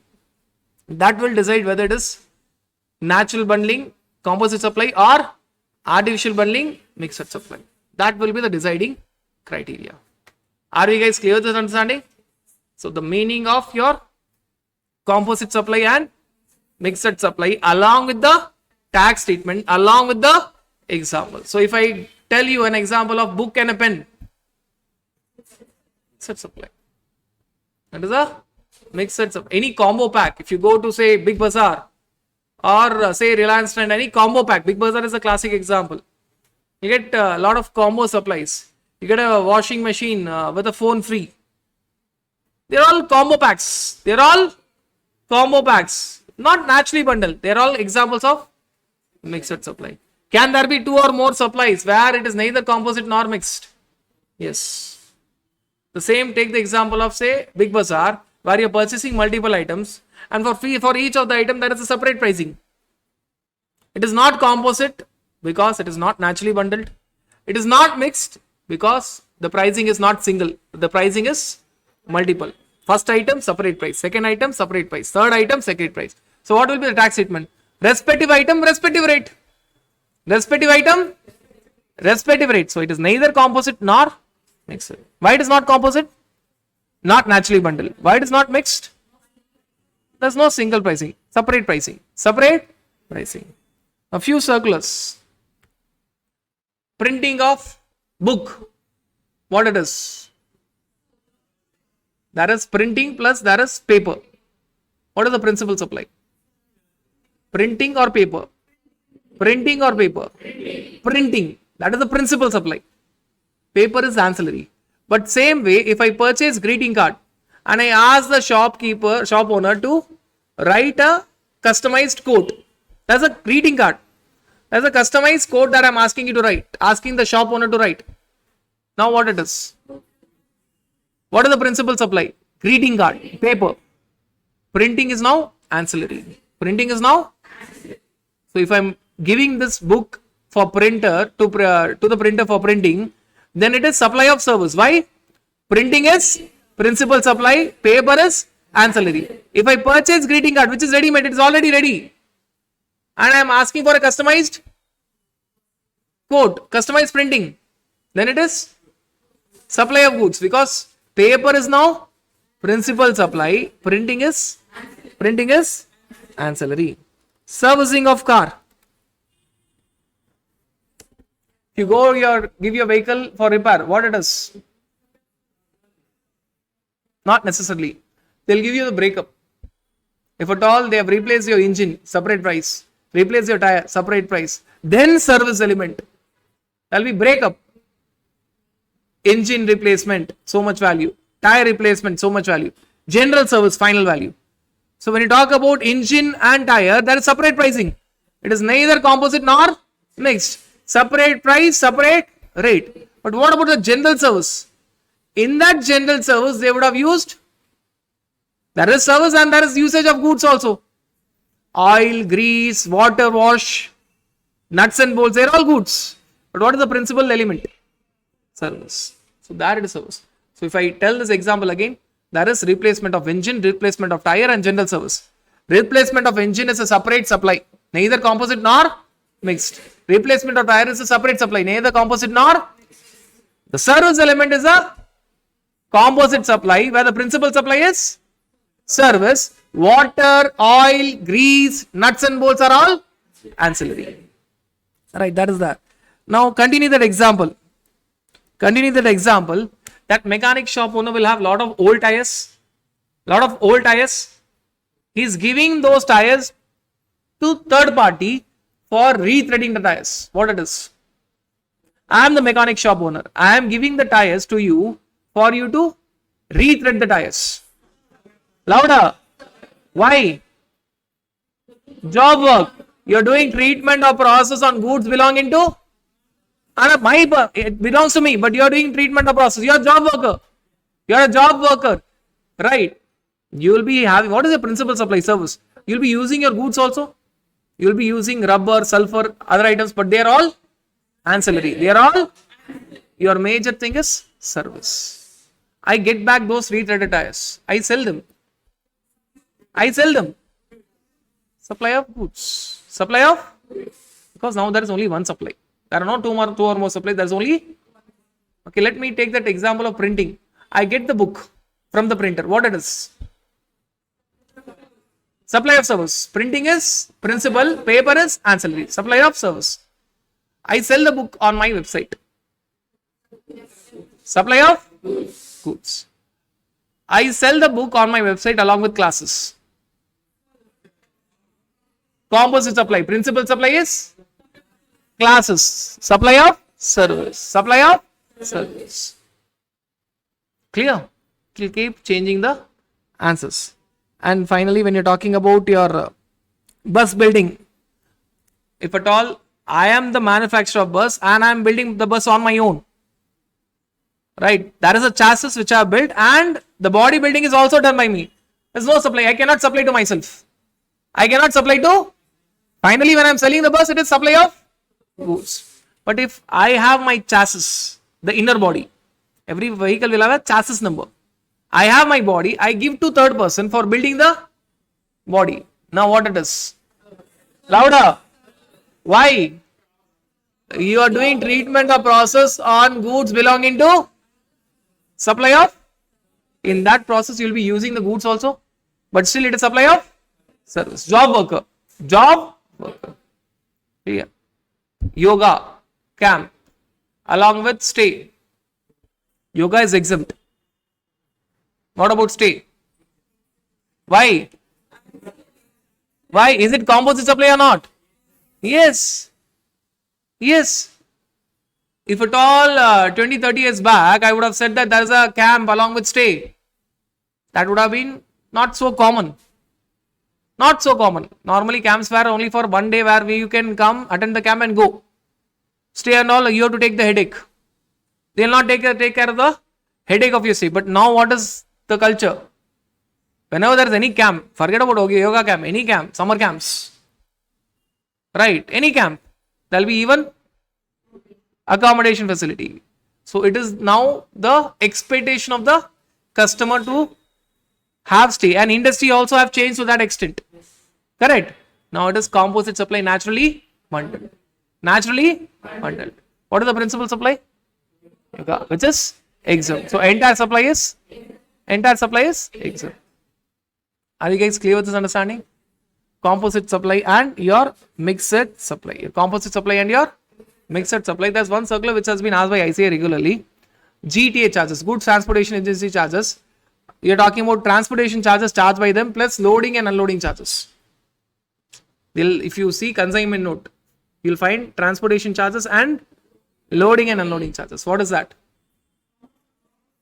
Composite supply. Composite supply. So whatever is the treatment of transportation charges, the same will be treatment of loading, unloading. Though there is another view which ICA gives both of you. In the answer, ICA will give you both of you, telling that transportation separate, loading, unloading is separate. So it is neither composite nor mixed. Why that another view is there? Because loading and unloading by default it is exempt. But if you club along with transportation, it becomes taxable. Right? What is the view that you have to take in exam? Go with the first view. It's very common practice. Along with transportation, there will be loading and unloading charges. If you understand in essence what is composite supply, you will not even buy the second view. Though ICA will write answer in both the views, you will not even buy the second view. You will go with the first view where transportation is there, along with that loading, unloading, coolie charges will be there. It is nothing but composite supply. It is nothing but composite supply. Now that is all about your composite supply and mixed supply. But when you have seen your composite supply and mixed supply, you would have seen the term two or more taxable supplies in your composite supply. Two or more taxable supply. Now what is a taxable supply? A taxable supply is that which attracts levy. Which attracts levy. That is levy. Then what is a non-taxable supply? What is a non-taxable supply? Non-taxable supply means there is no levy or no charge. No levy or no charge. So when you talk about your taxable supply, there is levy. Non-taxable supply, there is no levy. In your taxable supply, when levy is there may be collection, there may not be collection. Collection may be there, collection may not be there. Why collection is not there? Because the rate of tax is 0% or it is 100% exempted. Right? Now, there is something called as exempt supply. All the definitions, needless to say, I am not going to repeat this again and again. Definition means you are going to see section 2 of CGST Act. Exempt supply. Exempt supply tells initially that exempt supply means you are talking about nil rated case 0% or it is 100% exempt, which means there is some rate. There is a rate say 18%, but if you satisfy a condition, it is fully exempted. The rate is there 18%, but if you satisfy the condition, it is fully exempted. Either by default the rate itself is 0, or by default there is some rate, but if you satisfy a particular condition of a notification, then it is fully exempted. Supposing I am dealing with an item, if I sell normally it is 18%, but if I give to defense, then it is fully exempted. Then it is fully, right? You have to understand, sir, why not directly they have 0%? It cannot be, because by default they tell that when I am selling ready-made garments to normal public, it is 18%. But when I sell the uniforms to military, it is exempted with a condition. So fully exempted. It is having a rate, but if you satisfy a condition, it will be fully exempted. 100% exempted. 100% exempted. But exempt supply goes on to tell that exempt supply includes non-taxable supply. Non-taxable supply. If you look at this definition, it is very interesting. Taxable supply includes exempt supply, and exempt supply includes non-taxable supply. Non-taxable supply. Don't apply your mathematics. I've been telling this for long. Do not apply your mathematics here. Only remember this. Taxable supply includes exempt supply includes. That's it. Don't tell that therefore taxable supply includes. No, this understanding should not be there. Though mathematically there's a problem, but intentionally that problem is created. Government wants this intentionally because everyone sitting here are aware, because they want the aggregate turnover to increase. They want the aggregate turnover to increase. Now basically what is non-taxable supply? Only two items. Alcoholic liquor for human consumption, fine notified petroleum products. If I am dealing with normal item and liquor and petroleum items, they want my turnover to include even the supply of liquor and supply of fine notified petroleum products, in spite of the fact that I am not going to pay GST on that. Right, that is the reason for including. Right, so the definition of taxable supply only tells this way. Taxable supply means there is a levy. Non-taxable supply stops here. There is no levy. That's the definition. The other part is an explanation.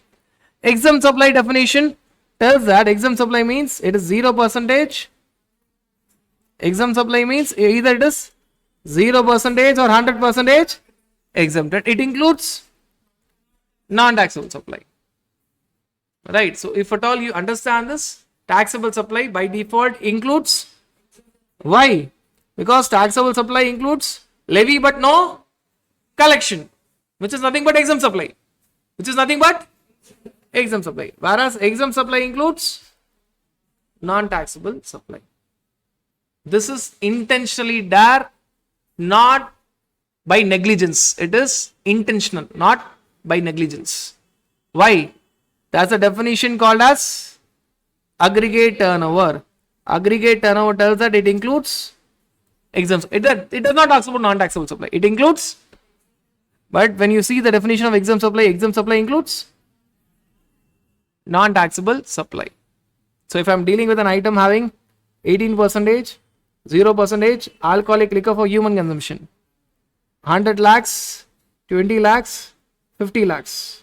What is my aggregate turnover?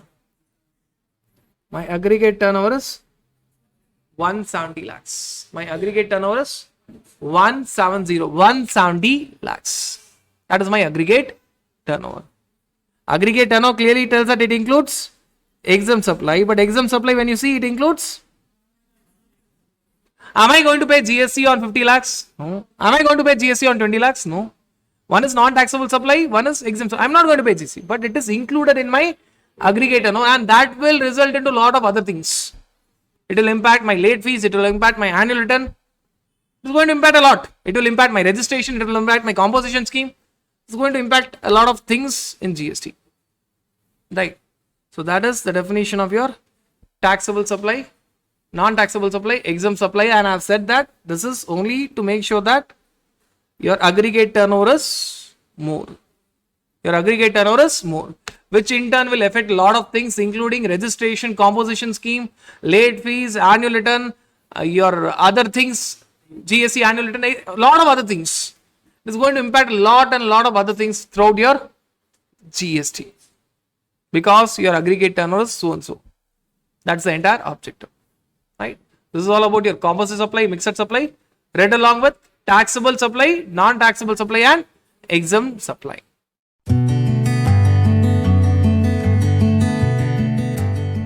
When you talk about your valuation chapter, the provision which is applicable is section 15.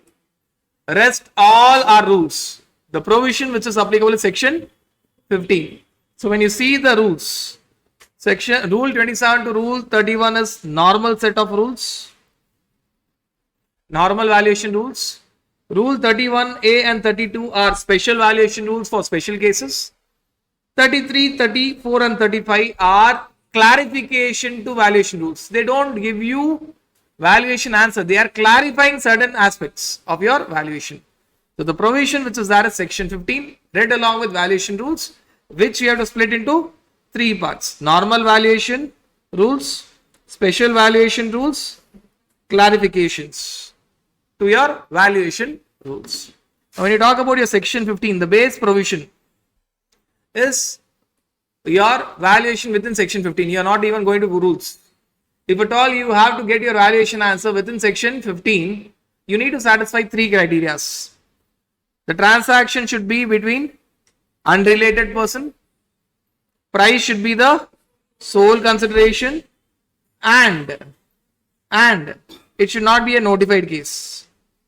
And it should not be a notified case. If it is a notified case, then you are going to go to the valuation rules. Notified supplies, where rule 31A and rule 32 are applicable. If at all it is a notified case, you are shifted to your valuation, special valuation rules, rule 31A and rule 32. Now, if at all you satisfy these three criteria, unrelated person, price is the sole consideration, it is not a special case, it is not a notified case, then you are under section 15.1, 15.2, 15.3 itself. Selling price plus something minus something. Now, what is that selling price plus something and minus something? Basically, what is the base transaction value? Transaction value is selling price paid or payable. Selling price of service charges paid or payable. That's the starting part. Price paid or payable by the recipient. Price paid or payable by the recipient. Minus something. What is that minus something? Minus something is discount. Discount given before supply or at the time of supply. Discount given after supply. If it is discount given at the time of supply or before supply, you can directly deduct the discount and pay the tax. The only criteria is show the discount clearly on the invoice. Show the discount clearly on the, which means your transaction value is selling price less discount. Less discount. Any type of discount. Be it cash discount, trade discount, damage discount, quality discount, quantity discount, any type of discount. The question may give you different names. You can deduct that discount. But it should be actually discount and actually passed to the recipient. Right. But if it is discount given after supply, which means when you are selling it, that discount is not given. Discount will be given later on. Discount will be given later on. In that scenario, you can still deduct discount, which means you can still reverse output tax by satisfying three criteria. Agreement to give discount should be there at the time of supply. Promising to give discount should be there at the time of supply, not later on. Second, discount should be directly linked on relevant invoices, which means here you are going to go with tax invoice followed by credit note, because on tax invoice it is price. Discount is given in a separate document, credit note. That credit note should be linked to invoices. And finally, the most important criteria: if supplier is reversing output tax, recipient should reverse proportionate ITC. If supplier is reversing output tax, recipient should reverse proportionate ITC. Supplier, you can reverse output tax proportionate to the extent of discount, but make sure that your recipient is reversing proportionate ITC. Tomorrow, if you reverse your output tax on the discount element, but your recipient has not reversed proportionate ITC, we will hold you responsible. We will be collecting tax from you. Simultaneously, they will be collecting from the recipient. That is a different story. But the obligation of the responsibility is on the supplier. Is on the supplier. If discount is there at the time of supply or before supply, there is only one document, tax invoice. If it is after supply, that is tax invoice followed by credit note. The amount of the tax invoice you will pay output tax, and the amount on the credit note, the GST amount on the credit note, you will reverse output tax. Net effect, it is on net selling price. Net effect, it is on net. If the selling price is 1 lakh and discount is 10,000, if discount is given at the time of supply, you are going to pay directly 90,000 multiplied by the rate of tax. If it is given later on, initially you will pay GST 1 lakh multiplied by the GST rate. Later on you will reverse GST on the discount element. Net effect is the same. Net effect is finally you are going to pay GST on 90,000, but conditions are different. If it is at the time of supply, only requirement is put it on invoice. If it is later on, make sure that agreement is there at the time of supply, credit note is linked to tax invoice, and you are reversing your output tax on discount element. Make sure that recipient reverses proportionate ITC. Proportionate, all these criteria should be satisfied. Right? So the focus is on net selling price less discount, selling price less. But one important criteria when you are talking about discount after supply is agreement should be there at the time of supply. For bad debts or compensation, agreement is not there at the time of supply.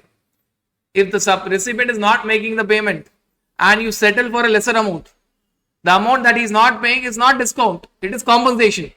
If the recipient is not at all paying any amount, that is bad debts, that is not discount. So for that you cannot go with credit note. For that you cannot go with, right? If there is a long payment due from the customer, which is say 10 lakhs, but customer finally agrees to pay 7 lakhs, 3 lakhs cannot be called as discount. You cannot go with credit note. If the entire 10 lakhs is not paid, it cannot be called as discount. It is nothing but bad debts. On that, you cannot go with credit note. You cannot reverse your output tax. Now, this is a subtraction portion. Selling price minus discount. Two types of discount. Plus something. Now, the first plus something is nothing but your interest. We'll go with exactly opposite to discount is interest. Exactly opposite to discount is interest. So, plus interest or late fees or penalty for late payment of consideration. For late payment of consideration. So, if you're talking about interest or late fees or penalty for delayed payment of consideration, then you're going to add it. If the customer is paying you late, so if the due amount due was 1 lakh plus GST, if customer pays after the agreed time of 3 months, you're going to collect interest, late fees or penalty by whatever name you call. That amount will also attract GST. That amount will also attract GST, and in this case it will be tax invoice followed by debit note. For interest on late payment, it will be debit note. Supplementary invoice. Supplementary invoice. Tax invoice followed by debit note. Now, one important thing that you will understand in your time of supply chapter, you will be taxing interest only when it is realized. If interest is not realized, there is no GST. Why? Time of supply for interest on late payment of consideration is only when you actually receive. So, this point is because of time of supply, not because of valuation. Valuation tells that interest will be added to value, but time of supply tells that you will pay GST on interest on late payment only when it is. Supposing you are telling customer you have to pay 20,000 interest, but customer pays only 10,000. Finally, what you are going to add? Only 10,000. Only 10,000. Right. So that you have to remove. First addition is interest. Now, other additions. Second addition is taxes. All taxes other than GST will be added. All taxes other than GST will be added.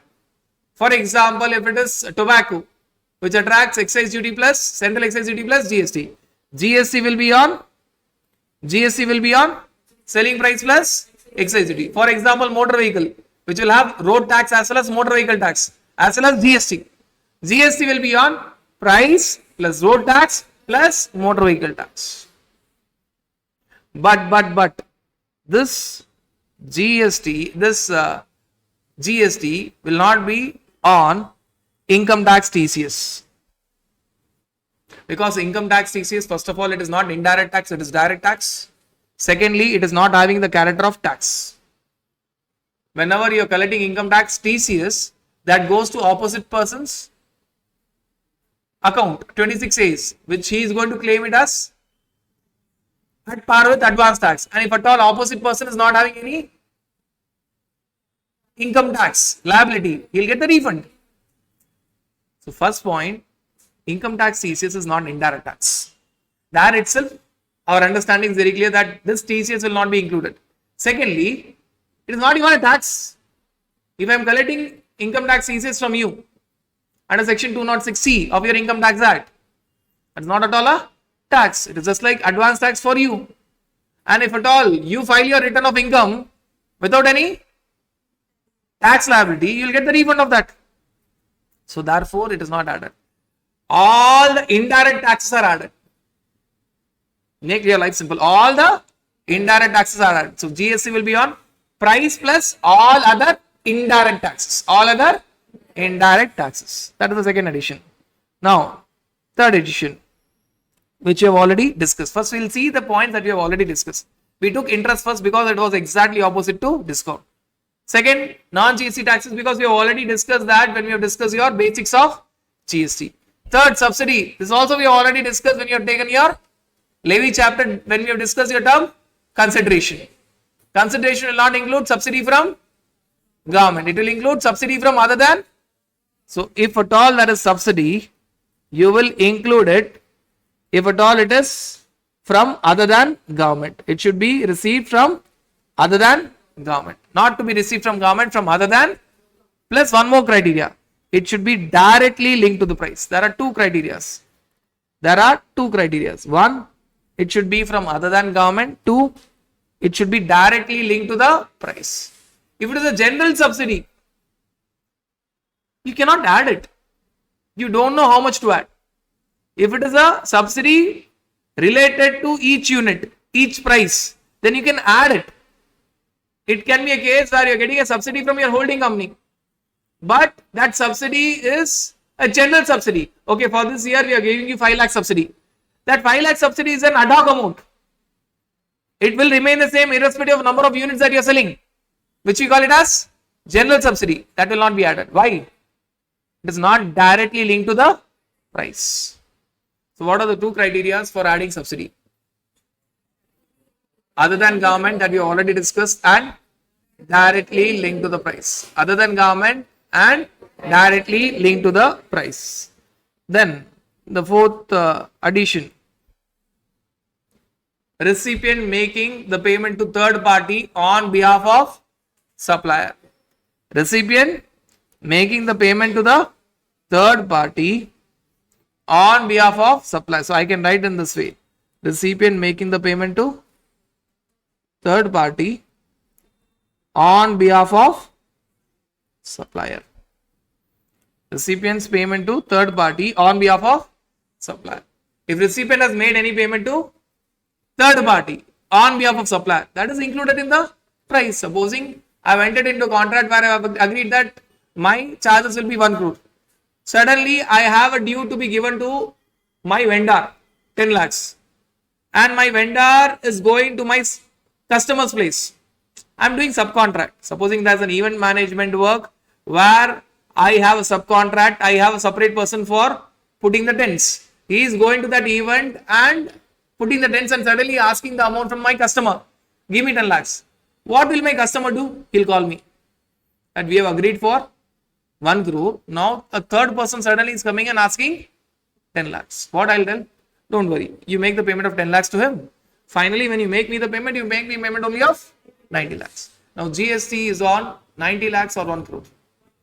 It is on 90 lakhs, which is price paid or payable. The starting point is price paid or payable. Price paid or payable by the recipient is 90 lakhs plus 10 lakhs. Recipient to third party on behalf of supplier. So total it will be again on 1 crore. Though my customer will hand over 90 lakhs to me, but when I am going to give him invoice, I'll give invoice for 1 crore. And GST will be on 1 crore. And the payment that is paid to third party on behalf of the supplier will be adjusted by a journal entry. I have to pay to my third party, and my customer has to pay to me 10 lakhs, and my customer directly has made the payment of 10 lakhs to my third party vendor. So I'll pass a journal entry and close that. Right? We are talking about recipient making the payment to third party on behalf of supplier is very crucial. Now you may ask, sir, directly we were very clear the answer is 1 crore. Then why 90 lakhs plus 10 lakhs? Because the starting point of transaction value is price actually paid or payable. What is the price actually paid or payable by the recipient to the supplier? 90 lakhs. So therefore that 10 lakhs addition is important. Right. And the last addition, fifth addition, you're talking about incidental expenses. Incidental charges or expenses for any work done before or at the time of delivery of goods. Any work. It can be transportation, insurance, installation, erection, commissioning, warranty, guarantee, packing, special packing, protective packing, anything, commission, anything. The question can give you any of these words, right? Starting from your transportation, your insurance, your loading, your unloading, your handling charges, your warranty charges, guarantee charges, donation, dharmada. They can give you commission, they can give you erection, they can give you installation, they can give any such words, commissioning, any such words. But what is the criteria? It should be at the time or before delivery of goods. These charges are being charged. That will be added. This is miscellaneous addition. Miscellaneous addition. Criteria is these charges are at the time or before delivery. At the time of before delivery does not mean actual delivery, constructed delivery. If the projector is purchased and the projector person is charging for the projector and the installation of the projector. Constructed delivery is only when it's finally installed. So GST will be on what? Price of the projector plus installation charges. These are all these additions. That's everything about your transaction value. What you have to remember? Price or charges minus 2 types of discounts plus 5 additions. Interest, then non-GST taxes, all other indirect taxes other than GST, subsidy other than government directly linked to the price, recipient making payment to the third party on behalf of supplier, and finally incidental charges. Anything, miscellaneous addition, anything. Question will give you anything. There cannot be a valuation question without having incidental charges. You can have a lot of valuation questions where in some places they are not touched taxes element, in some places they have not touched subsidy element, but in all your valuation question one thing will be very constant. There will be incidental charges. Right. Now few other special points. All these additions, that is price minus 2 deductions plus 5 additions. In all these 5 additions you will directly add it. But when you talk about interest on late payment, supposing there is price of 1 lakh, incidental expenses of 10,000, interest on late payment which will be received later on by way of debit note 20,000, and the GST rate is say 18%. What is the final transaction value? This is your selling price, this is incidental expenses, this is interest or late fees or penalty, whatever name you call, for delayed payment of consideration. One very important thing that you need to understand is this 1,10,000 will be added directly. But interest, this is ICA's understanding, not my understanding. I am very categorically clearly telling that this is ICA's point of view. You go with ICA's point of view. They will tell that this is inclusive of GST. So 20,000 multiplied by 100, because you are trying to find out the value, not the tax, divided by 100 plus 80. So final answer will be something lesser than 1,30,000. It will not be 1,30,000. It won't be 1,30,000. It will be something lesser than 1,30,000. So for interest, the amount is 1,26,940, rounding off to nearest rupee 1. For interest on late payment, always go with cum tax calculation. For other points, normally normal calculation, but at times question will give you a hint that for all the items you have to go with some tax calculation. It will tell that price, all these points are inclusive of tax. Then you have to go with come tax calculation. But for interest, by default, always you have to go with come tax calculation. Come tax calculation. Clear? Now, there are certain circulars where I'll just tell the summary of the circulars. Interest on late payment should be to the supplier. Should be to the supplier. If it is to the supplier, then you cannot differentiate interest on loan and interest on late payment. I'll give you a very classic example. If Chennai Mobiles tells that I'll be supplying you mobile phones for 1 lakh rupees plus GST, and you can go for EMI from a banking company or a financial institution which is having a personal within Chennai Mobiles. Now there are two transactions, Chennai Mobiles to the customer, the banking sector to the customer. Right? Chennai Mobiles to the customer and banking sector to the customer. Now what will happen? Chennai Mobiles will pay GST on what? There are two transactions. One is Chennai Mobiles to the customer and your banking sector to the customer. Customer will get that 1 lakh plus GST from the bank or financial institution and give it to the Chennai Mobiles. Assuming that mobile phone cost was say 1 lakh plus GST at 18%. So customer will pay 1,18,000. The amount will be given by the bank. What is the value for Chennai Mobiles? 1 lakh. Now, what is the loan given by this value is for what? Sale of mobile phone, supply of goods. And what is the loan given by the bank? 1,18,000. What is the supply of service by bank? Interest element. Loan is mere transaction money. 1,18,000 will be given by the bank to the customer, and the repayment will be 1,18,000 plus interest on loan plus interest on loan. Correct? What is the supply of service element for the bank? Only the interest portion. Let us assume that interest works out to 10,000. Let us assume that is supply of services. Interest on loan is exempted. Interest on loan is exempted. Exemption notification. So what is the transaction value for the banking sector? Interest on loan 10,000, but the fact is interest on loan is exempted. Whereas mobile phone, in our example, we have taken the rate as 18%. 18%. If I just change this and tell that Chennai Mobile said that why should I have a bank or a financial institution in my premises? I'll do this financing on my own. I have a lot of funds. Why not open up another source of income? Chennai Mobile decides that it will act as the financier. It will act as the financier. So Chennai Mobiles to the customer, it is supplying the goods, supply of goods. Initially the amount was 1 lakh plus GST at 18%. Initially the transaction value for Chennai Mobiles was 1 lakh. Now the customer got the loan of 1,18,000, and when the customer is going to repay, it is going to give interest. It's going to give interest. Let us take the same value of interest as 10,000. Understand now, interest is given to the same supplier. This interest now cannot be called as interest on loan. It will be called as interest on delayed payment of consideration. Therefore, this will be added to the value.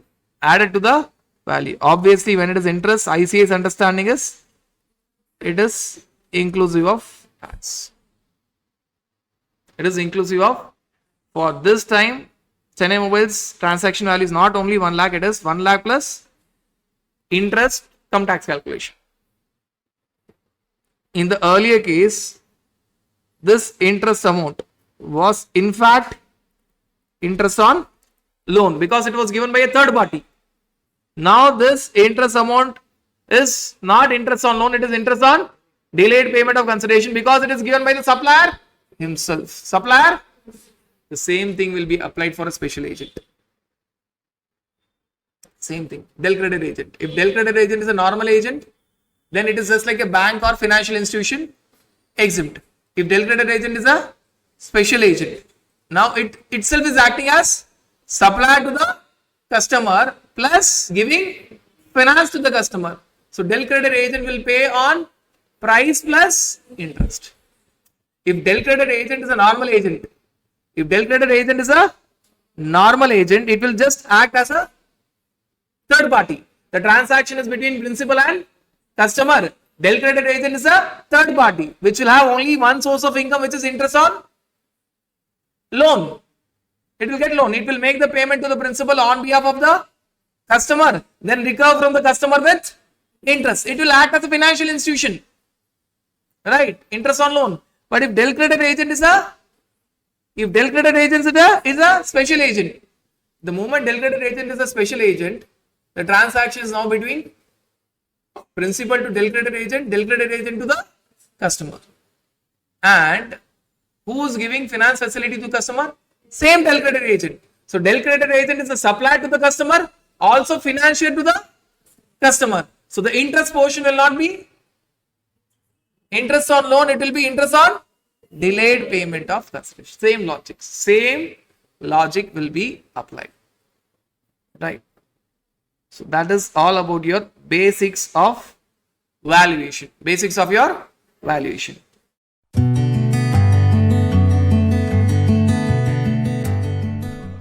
Your input tax credit chapter. Coverage wise, the most important chapter of your entire indirect taxes. That's the importance of this chapter. Quickly we'll move to the provisions. Sections and all, it's given in bird's eye view. I'll be just telling the sections exactly when we're discussing the provision. Right, so here at least have a clear clarity that when you talk about taking the credit, it is section 16. No credit, block credit, section 17. Proportionate credit is also under section 17. Section 18, ITC in special circumstances. Section 19 is all about your job worker. It has to be read with other sections like section 143, rule 45 and rule 55. And finally, when you're talking about 20 and 21, it talks about your input service distributor. Obviously, there are rules also. So when we see the provisions, correspondingly the rules will also be seen. So initial provision is all here about your section 16. The main provision here are your section 16 and section 17. Only when you read your section 16 and section 17, you can read in this way. This is all normal part. Section 16 and section 17 is the first part, when you can take the credit. And when you talk about section 18, 19, 20 and 21, they are all special cases. The one section is itself named as ITC in special circumstances. 18 will not be applicable for everyone, only if at all you are having manufacturing being done by your job worker. 20 and 21 only if you are having input service distributor registration. So they are all special cases. This is a normal situation and this happens to be your special situations. Now we'll try to see the definitions quickly. What are the definitions which are there? When you talk about input tax credit, make one thing very clear. Your focus is on your purchases. Purchases. Credit is always on your purchases or expenses or fixed assets, capital goods. So what can be your types of purchases? Inputs, capital goods, input services. So when you talk about inputs and capital goods, both are goods. Inputs means goods which are other than capital goods, and capital goods means goods which are capitalized in your books of accounts. That's it. Inputs is other than capital goods is which are capitalized in your books of accounts. Input service means any service. Whether it is inputs, input service or capital goods, one thing is very common, that they should be used or intended to be used in course or furtherance of business. That is one of the important criteria for taking credit in section 16. It should be used or intended to be used in course or furtherance of business. Now, as I said, the entire focus is on what? Purchases, expenses or fixed assets, which means the focus is on your inward supply. Inward supply means what? Inward supply means receipt of goods or services. Either it can be by way of purchase or acquisition or any other means without consideration. Even if I have got something as gift or free samples. Now I am not talking from the angle of output. I am talking from the angle of input, recipient. I can take the credit. Tata Limited has given me free samples or gifts. If it is paying output tax, I can take the input tax credit. I can take the input tax credit. There is no consideration being paid by me to Tata Limited. But still, if Tata Limited is paying output tax, because it is covered by para 1 of schedule 1, I can take the input tax credit as a recipient. Outward supply definition is repeated, that of supply. It talks about the same thing. Outward supply is nothing but the supply of goods or services by way of sale, transfer, disposal, barter, exchange, license, lease, rental, in course of furtherance of business, with or without consideration. Same thing. I am not repeating that. And moreover, the focus is never on outward supply. In this chapter, the focus is only on your. At times, you will be talking about your output tax, but the objective will be input tax credit. The end will be input tax credit. If I am paying output tax, I can take the credit. If I am not paying output tax, I cannot take the credit. I am not trying to discuss about output tax. I am setting a condition for input tax credit. If I pay output tax on my output supply, corresponding input tax credit I can take. If I don't pay output tax on my output supply, corresponding input tax credit cannot be availed. We are not talking about your sales or output supply. We are discussing about your outward supply to find out the answer for your input tax credit on your inward supply. The focus is only and only on your inward supply. What is input tax? What is your input tax? Input tax can be anything. Input tax is normal tax charged on supply. CGST, SGST or IGST. If supplier is charging CGST, SGST, I will be taking the credit of CGST, SGST. Supplier is charging IGST, I will be taking the credit of IGST. Input tax also includes IGST on import of goods. On customs, on import of goods, I will be paying BCD plus SWS plus IGST. I cannot take the credit of BCD and SWS. It will be added to the cost, but I will take the credit of IGST. Input tax also includes tax payable under RCM. RCM tax is paid by recipient. Right? RCM has to be paid by cash in one hand, surely by cash ledger. Immediately, same one, you will be getting the credit in your credit ledger. So you have to pay by cash, but you will get the credit in credit ledger. After all, it is your purchase. So RCM tax is not RCM output tax, it is RCM input tax. You pay RCM input tax by cash ledger, same month you will get RCM input tax credit in your credit ledger. So it includes RCM credit. You will pay by one hand, cash ledger, you will get the same thing in other hand, credit ledger in the same month. But it does not includes or it excludes composition tax. You cannot take the credit of composition tax. Moreover, a composition scheme dealer will not charge tax on his bill of supply. You cannot take the credit of composition tax. Also understand the fact that if I am purchasing from a composition scheme dealer, throughout this chapter I will be the recipient. If I am purchasing from you, you are a composition scheme dealer.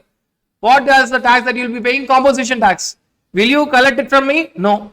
You will be giving me bill of supply where you will not collect any tax. So that also you have to understand. So your input tax means CGST, SGST, IGST. Also IGST on import of goods. Also RCM tax, but it will not include composition tax. These are all your input tax. It is not necessary that you will get the credit on all your input tax. Assume that there are items which are covered by block credit section 105. There is input tax on your food or on your motor vehicles, but you cannot take the credit. When it becomes input tax credit, only if you are able to take the credit of that input tax, it is input tax credit. Input tax is purchase tax. Credit is when you are able to take the credit, it becomes input tax credit. You have supplied me motor vehicle. You have paid output tax, it is input tax for me. If I cannot take the credit, it is not my input tax credit, it is my input tax which becomes the cost. If at all I am able to take the credit, it becomes my input tax credit. If I am eligible, it becomes my, I can have a lot of examples. One is block credit, other is supposing I am purchasing from you all and you are all charging output tax. It is my input tax. But I don't have any output tax on my output supply. If I don't pay output, I cannot take my credit. So that is input tax, but I cannot take the credit. It is added to my cost. It is added to my cost. And when you talk about input tax credit, there are two steps which you are going to focus on. First step is availment of credit and the second step is utilization of credit. When you talk about the first step for availing the credit, you have to satisfy the conditions given in section 16 read along with section rule 37, 37A and 38. You have set rule 36, 37 and 37A. This section 16. You have to satisfy all the conditions. And once you have availed the credit, one of the conditions to avail the credit is you have to avail the credit in time. There's a time limit to take the credit. Beyond that time, you cannot take the credit. There's a time limit. Whereas once you take the credit properly, satisfying all the conditions including time limit, you have to utilize the credit in a particular sequence. There is no condition, there is restriction. This credit can be used only for this in particular manner. There's a sequence. There's no condition. You have to use in a particular sequence, restriction. And moreover, once I avail the credit, I can utilize it at any time. I can use it in the same month, next month, 3 months later, 1 year later, 3 years later, 5 years later, 10 years later. There's no time limit for utilization. Time limit is only for availment. No time limit for utilization. This is all explanation for input tax credit. Two-step process. One is availment, second is utilization. And when you talk about a person called as registered person, why we are discussing this definition is, we'll be seeing in the condition that only a registered person can take the credit.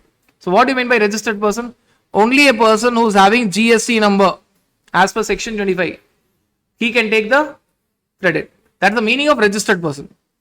That's the meaning or the definition of registered person who is registered under section 25. Only he can take the credit. Now, registered person excludes a person who is having a special number called as UIN. International bodies will have unique identification number. They cannot take any credit. So, registered person excludes UIN. In simple language, registered person means a person who is having GSTIN but not UIN. UIN is only by international bodies. So, why we are seeing registered person? Because only a registered person can take the input tax credit. Now, there's something called a zero rated supply. Why are we seeing the definition of zero rated supply? Because sometime back I said you a concept. If you're paying output tax on your output supply, you can take the input tax credit. If you're not paying output tax on your output supply, you cannot take the, but there's an exception for zero rated supply. Even if you're not paying output tax on your output supply, you can still take input tax credit. Not only that, you can go for refund also. You can go for, so here, that's a normal thumb rule formula. Pay output tax, take input tax credit. You're not paying output tax, no input tax credit. But for zero rated supply, though you're not paying output tax, you can take input tax credit. Not only you can take input tax credit, but also you can apply for refund of that input tax credit based on a particular formula. Right, based on a particular formula, you can apply for refund as well. Normally, you cannot take the refund of input tax credit. Normally, no one can take. There are only 2 exceptions, out of which one exception is zero rated supply. Zero rated. Now, what is zero rated supply? Zero rated supply is equal to export plus supply to SEZ. That's it. Zero rated supply is equal to export plus supply to special economic zone. SEZ is like foreign territory within India. So when you're talking about zero rated supply, this definition, by the way, is not in your section 2 of your CGST Act. It is taken from your section 16 of your IGST Act. Section 16 of your, needless to say, all the other sections are taken from, definitions are taken from section 2 of CGST Act. But this is section 16 from your IGST Act.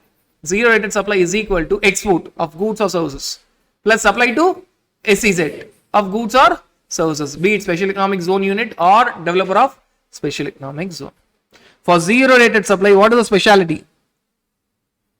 Even though you are not paying output tax because you are going under letter of undertaking, even though you are not paying output tax, you can still take the credit. Not only that, you can go for refund. You can go for refund. Now let us focus on the conditions for taking the credit. These are all the definitions relevant for this entire chapter, and we have seen the relevance of each of the definition where it is being used.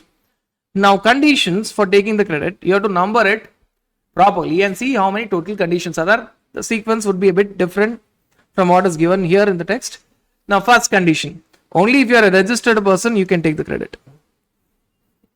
If you are not registered, forget about credit. Second condition, You can take the credit only if the goods and services that you have purchased are used or intended to be used in course or furtherance of business. Simple language, business nexus. They are used or intended to be used in course or furtherance of business. So first criteria, registered. Second criteria, business use. Business use. Third criteria, you should be having a proper document. Should be having a proper document. For taking the credit, you have a proper tax paying document. Now, what is the tax paying document? Normally, it is tax invoice. At times, it can be supplementary invoice, which is otherwise called as debit note. So, if the supplier is increasing the price and the tax, he'll be giving you a debit note. He'll pay extra output tax, you can take extra input tax credit. These are the normal cases. At times, it will be self-invoice. Self-invoice is not in a normal case, it will be in rare case where you are going under RCM and supplier is not registered. It is RCM plus supplier is not registered.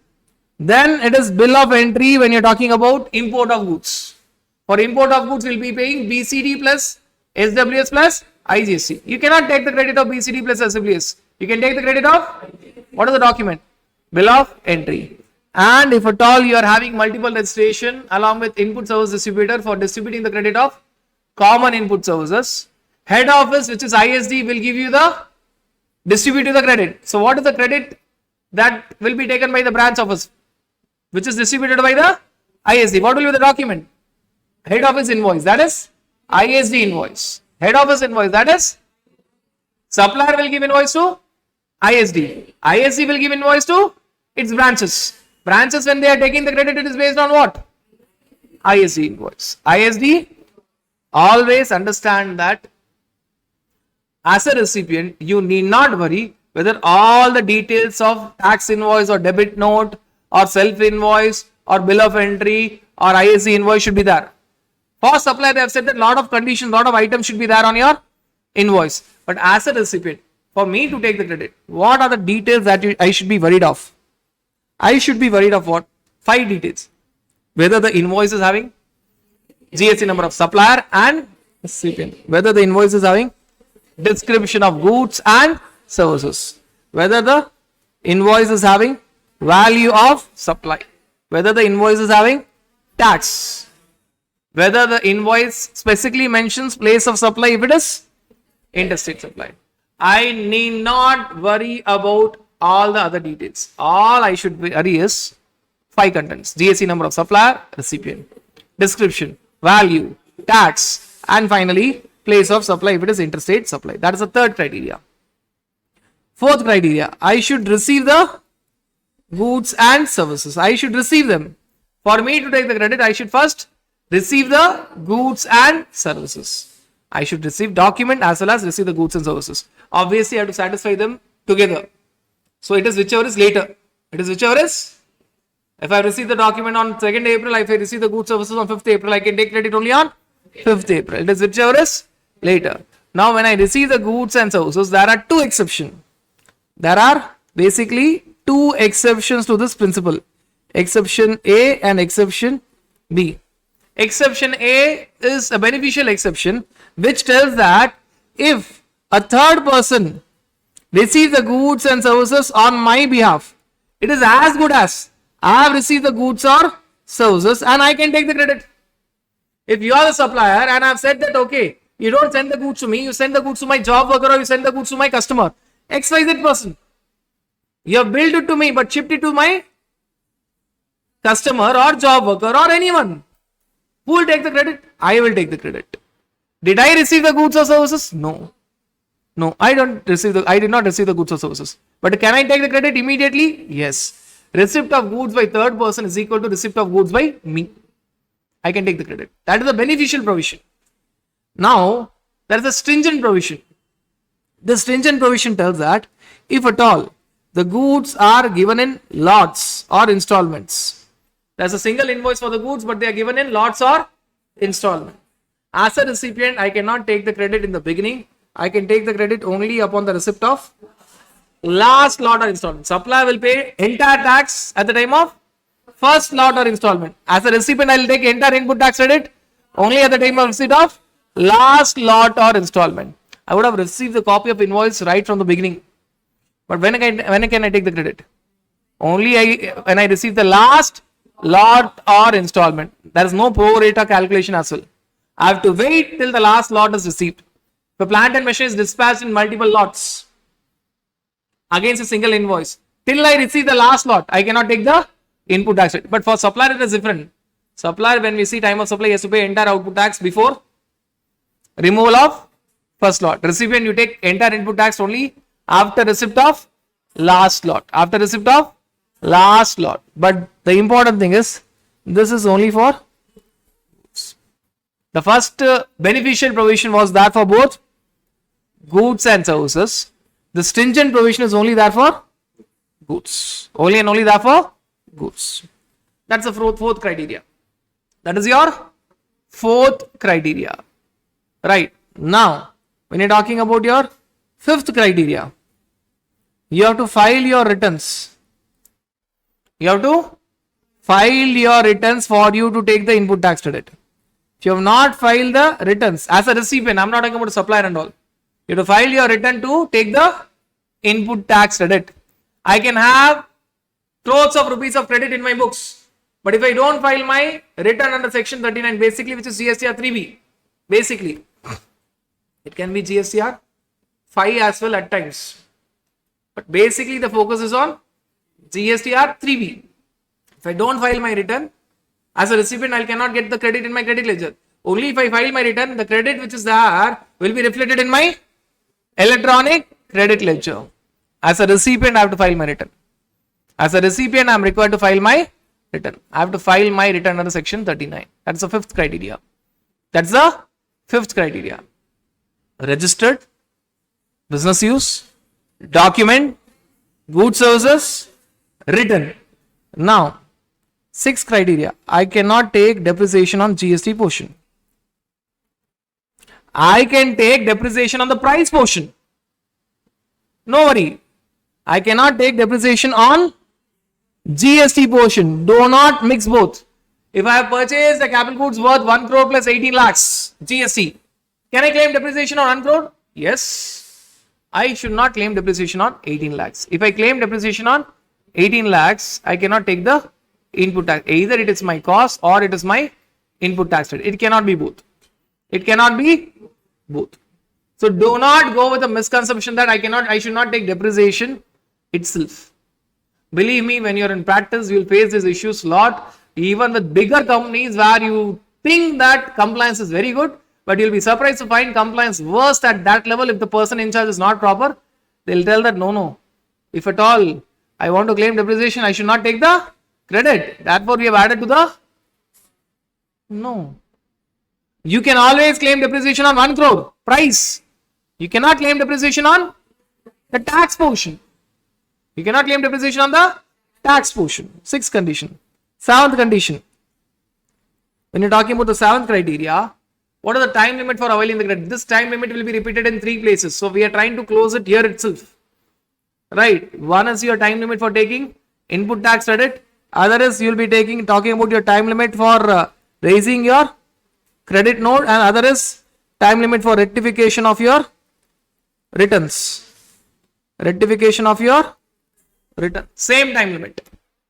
Same time limit. What is the time limit for all these? For taking input tax credit, for raising credit note, for rectifying any mistake or omission, any error or omission. Either it is an error, mistake, or an omission. You omitted it.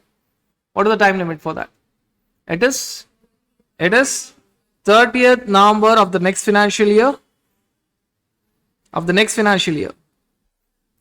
which the invoice or debit note pertains to. If invoice or debit note pertains to 23-24, it is 30th of November 2024. 30th November of next financial year, or actual date of filing annual return, whichever is earlier. Annual return for that year. Actual date of filing annual return for that year, whichever is earlier. If at all you are talking about financial year 2023-24, what is the point that I am trying to tell? It is 30th of November 2024. Next financial is 24-25. So 30th November 2024 or actual date of annual return of financial year 23-24. You have time limit till December 24. You might have filed any point of time. Whichever is earlier. If at all your invoice pertains to 23-24 or debit note pertains to 23-24, it is accordingly that. If invoice pertains to 23-24, debit note pertains to 24-25, for debit note, you see the base as 24-25. That's it. That's the time limit. But one common mistake that is being made, whether it is ITC or credit note or rectification return, when they tell 30th November, it is not November return. The last return in which ITC can be claimed or credit note can be raised or rectification can be done is October 24 return. That's the last return. And that too, it should be filed on or before, assuming that annual return is filed after that. If I don't tell this point specifically, I'm pretty confident more than 50% of the people, in spite of you going through the subject a lot of times, will have a mindset that 30th November means November return. No. Because your November return will be filed in December. Whether it is ITC or your credit note or your rectification return, they want that correction to be done before 30th November on the portal. When it is possible to correct that on the portal? It's not October. Last return is October. It can be September 24. It can be, please don't think it's always October. It can be any return, but on or before October. Last return is, so what I have written here, the last return in which you can take the credit or in which you can raise the credit note or in which you can rectify your mistake is October return. That too, it should be filed on or before 30th November 2024. Can you rectify your mistake in September 24 return? Yes. August 24 return? Yes. But for all of them also, the last date for rectification is 30th November. See, it is highly possible you are filing your returns late. You are rectifying in September month return, but you are filing after 30th November. Not possible. Not possible. Two criteria put together.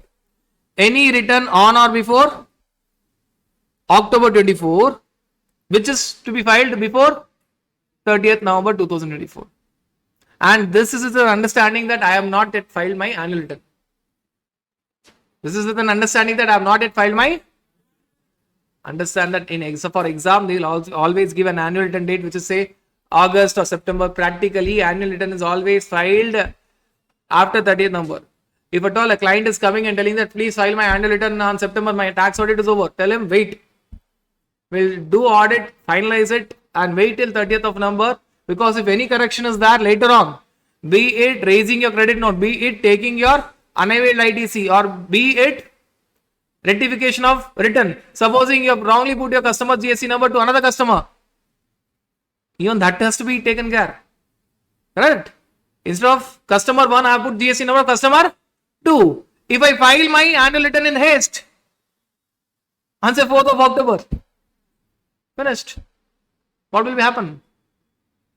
My customer 2 will customer 2 will tell that I have not get my credit and I don't have an option of rectification now.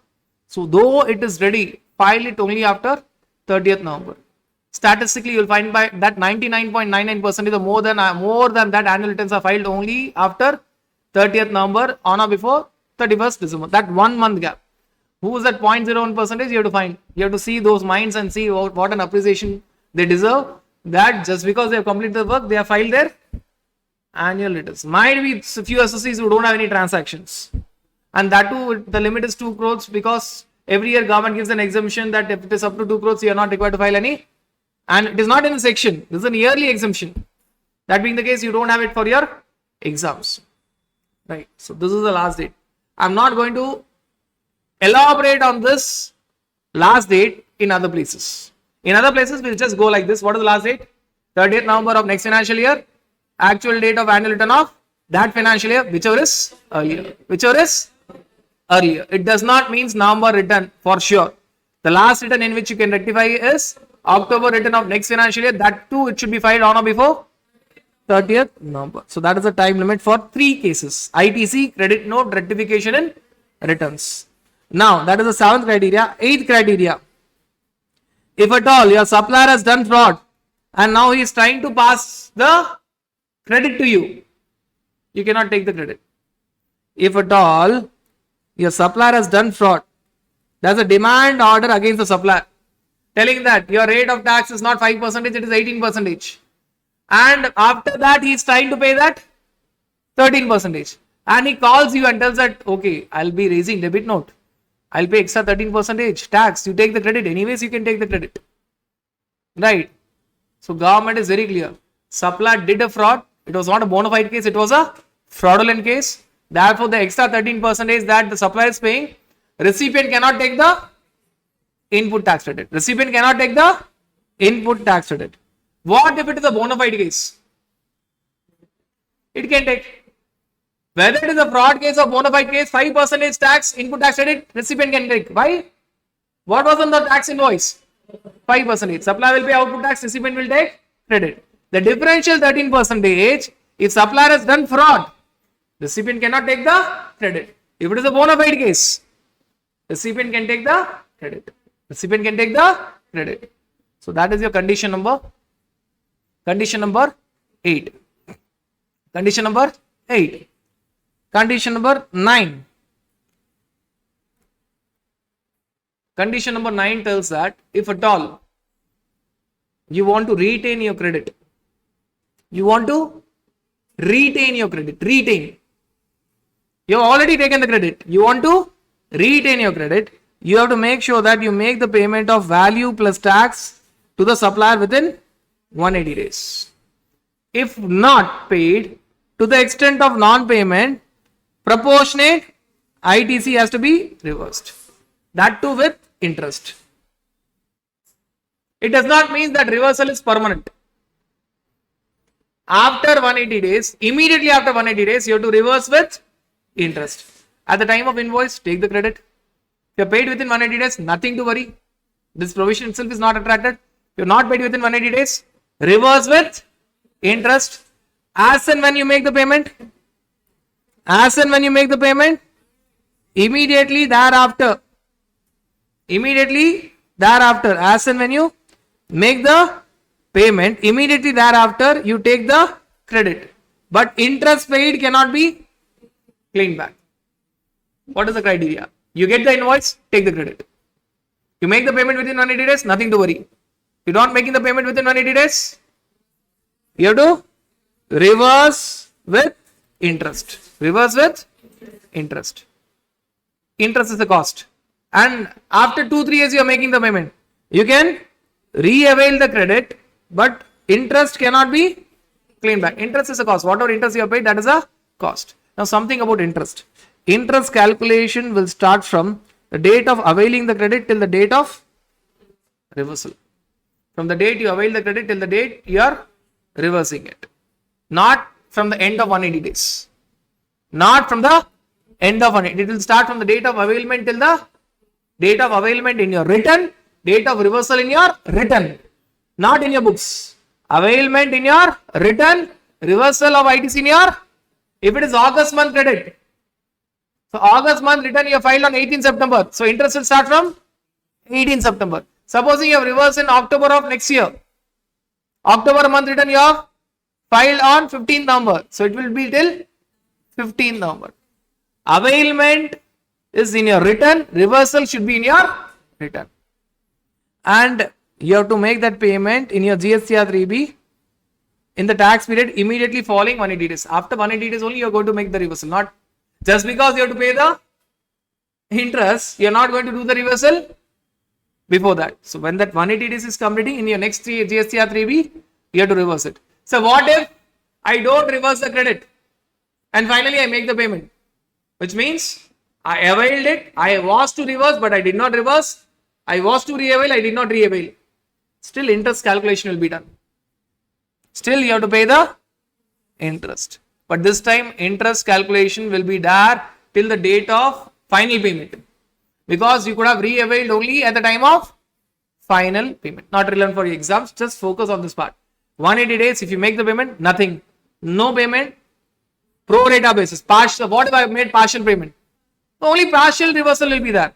So pro rata basis, I have to reverse the credit with interest, starting from date of availment in your return till the date of reversal in your return. After I make the payment, the payment can happen after 2 years, 3 years, 5 years, 6 years. Finally, I have settled the payment to the supplier. Can I re-avail the credit? Yes. But can I re-avail the interest that I paid? No. Is there any time limit for re-availment? No. There's no time limit for, and that is the reason I've been telling you, I'm making the payment after 2 years, 3 years, 5 years. Don't worry. Time limit that we have discussed is only for availment, not for re-availment. It's only for availment. It's not for re-availment. This is the entire provision. There is an exception that we'll discuss finally when we see compare all the conditions together. So this area we'll see finally. Now if you see the total number of conditions, how many conditions we have seen?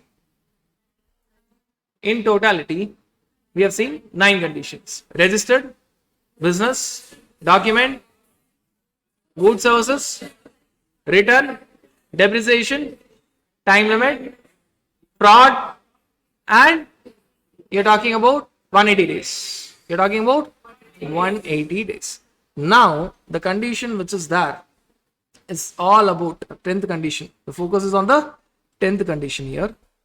It talks that if I want to take the credit, now why I have taken last 2 conditions or last 2 points separately. If you see in the earlier page, I did not take one portion.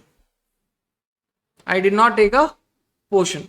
These are nothing but your condition number 10 and condition number 11, which is again explained here. Condition number 10 and condition number 11. Why these 2 are not taken? Because these 2 are dependent on your supplier. All the other 9 conditions, you are in control. You are going to do something based on which your credit is decided. You are going to do something based on which your credit is decided. But when you talk about the last 2 conditions that we are going to discuss, you are not having control. You are at the mercy of the supplier. You are at the mercy of the supplier. Now, what is this 10th condition? 10th condition tells that supplier should have filed his GSTR 1 or IFF, and I should have got the same in my GSTR 2B for me to take the credit. Supplier should have filed his GSTR 1 or IFF on time, on or before due date. On or before, because the focus is not on GSTR 2A, it is on GSTR 2B, which is static. It freezes. It freezes. Supposing it is April month sales. For you, it is April month sales. For me, it is April month purchase. All your GSTR 1 and IFF, you should have filed on due date. On 14th of May, I'll download my GSTR 2B. Those who have filed your GSTR 1 and IFF on time, I'll get the transactions. I can take only that credit. Few of my suppliers would not have filed their GSTR 1 and IFF on or before the due date. I cannot take the credit in April month 3B. I have to take when it is going to reflect. I'll call you and tell that you have not filed your GSTR 1 or IFF invoice furnishing facility. Please file so that I can take the credit at least in next month. So if you guys are filing after 14th May, but on or before 13th June, I'll be taking the credit in my May month return. So I am at your mercy. I am at your mercy. Right. I'm not elaborating what is GSTR 2A, 2B. We are not going for a marathon discussion. Understand that 2B is static. So I should get in my GSTR 2B, which is static. Which means you guys should have filed your GSTR 1 on time. If you did not file on time, I cannot get the credit now. I have to postpone my credit. Out of all my recipients, the total credit of which is 1 lakh. Amount pertaining to 80,000 I have got in my GSTR 2B. I can take the credit only of 80,000. 20,000 what will happen? I have to postpone. I have to follow up with my supplier and tell that at least file your GSTR 1 or IFF now and report my transaction so that at least in the next month I can take the credit. So I have to keep a track. I have to keep a track. The tracking will be very unique. Current month credit plus previous month credit taken now minus current month taken credit postponed. Current month credit plus Previous month credit taken now because it is reflecting in GSTR to be now minus current month credit postponed because it is not reflecting in GSTR to be now. It will reflect later. That I have to do the calculation. Are you guys clear with this understanding? But this condition is again not applicable for certain cases. This condition is again not applicable for certain cases. What are these cases? If at all you're talking about RCM, that too if the supplier is unregistered, or import of goods where I'm taking the credit of IGST portion of customs duty, or ISD invoice, or I have purchased from NRTP. We are not talking about ISD, we are not talking about NRTP. We are talking about I getting the invoice from input service distributor. I am purchasing from NRTP. So the focus is not on ISD, NRTP. The focus is on recipient who has taken the invoice from ISD or NRTP. If these invoices are not coming into GSTR 2B, even if they are not coming in GSTR 2B, I need not worry. I can take the credit. This we call it as special credits. Whether or not they are appearing in your 2B, take full credit. Take full credit. Balance credit. Only if they are appearing in your 2B, take the credit. These items, RCM from unregistered supplier, IGST on import of goods, invoice from ISD, invoice from NRTP, whether or not you are getting in GSTB, take full credit. Do not see your 2B. Other items, only those which are appearing in your GSTR 2B, take the credit. Take the credit. Right. In reality, how the calculation will be there? 4 special items. Take full ITC.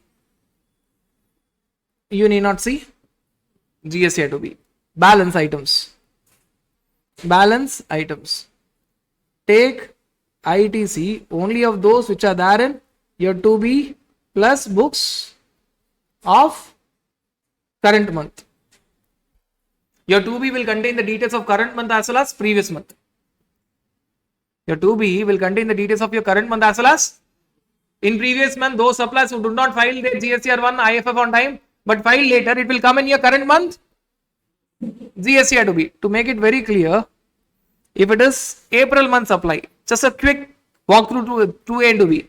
If it is April month supply, supplier 1 has filed on 10th of May, supplier 2 has filed on 15th of May. As a recipient, you will get that information in GSTR 2A as well as 2B, both.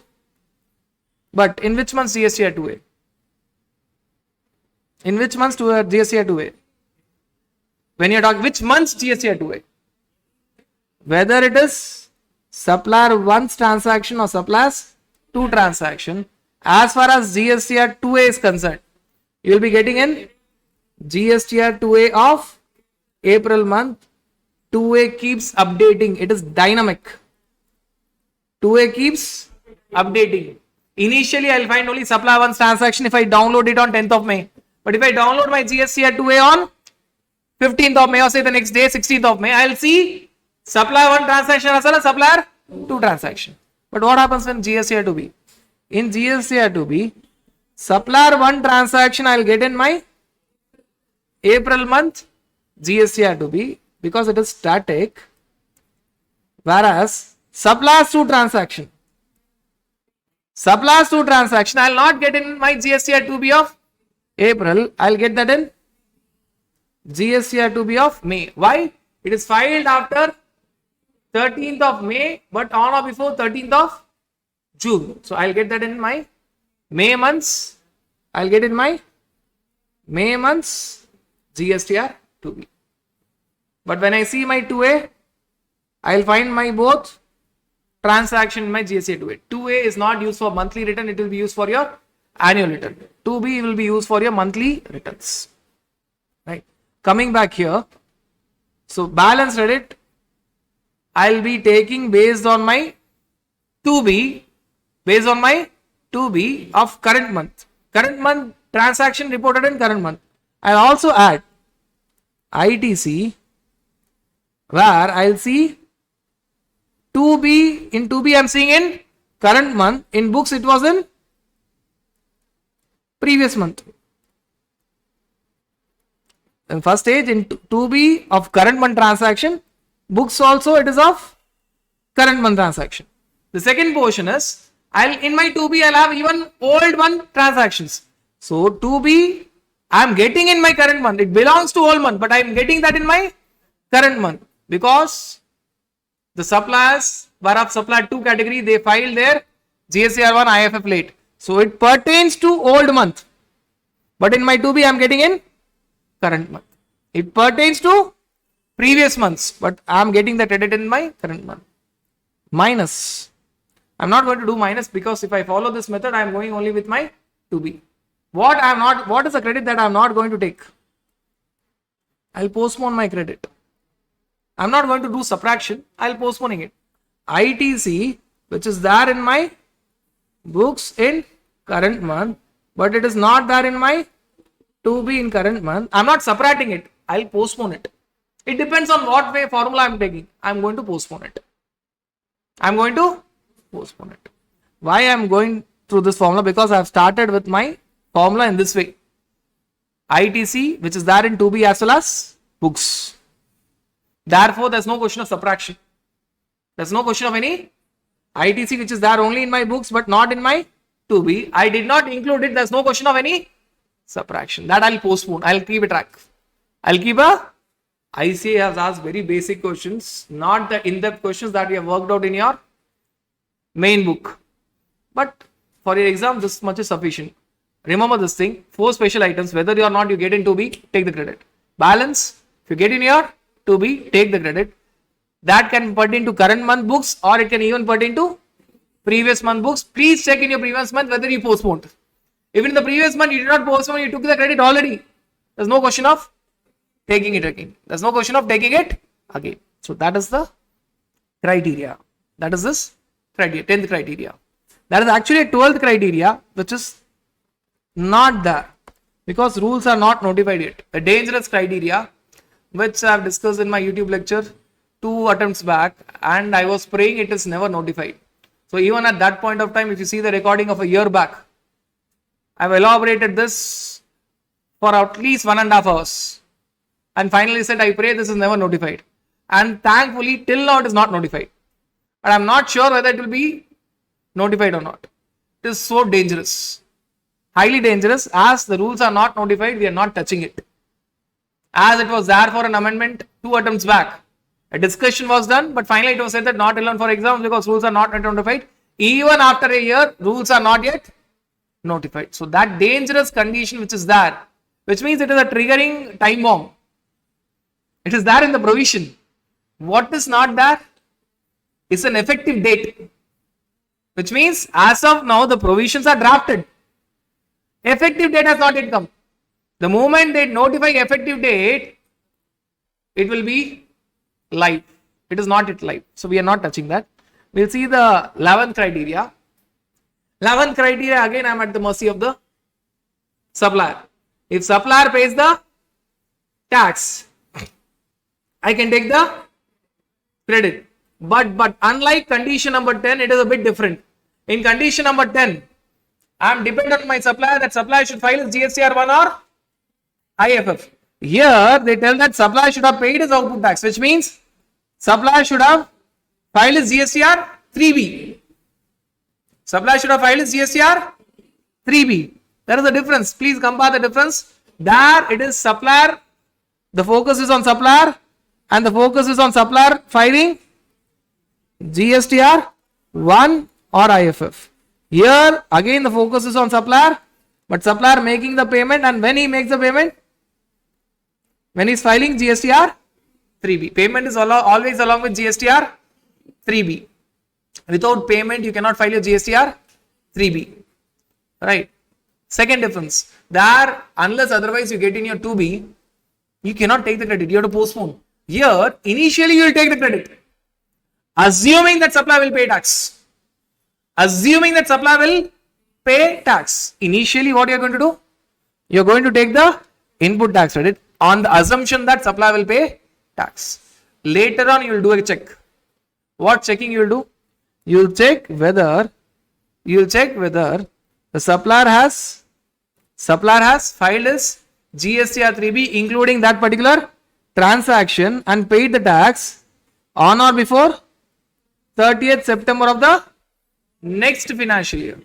By the way, this 30th September is of no use. We'll discuss why it's of no use. Initially, they tell that it is 30th September.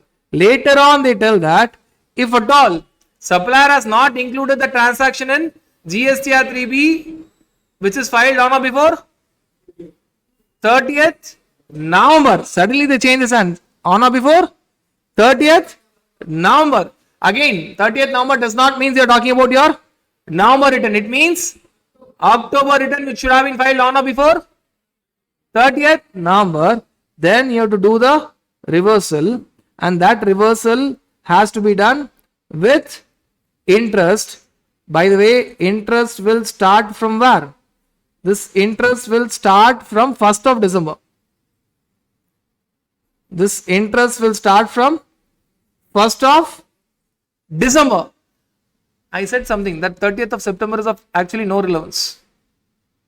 If supplier has included in October month return, supposing the transaction is of financial year 23-24.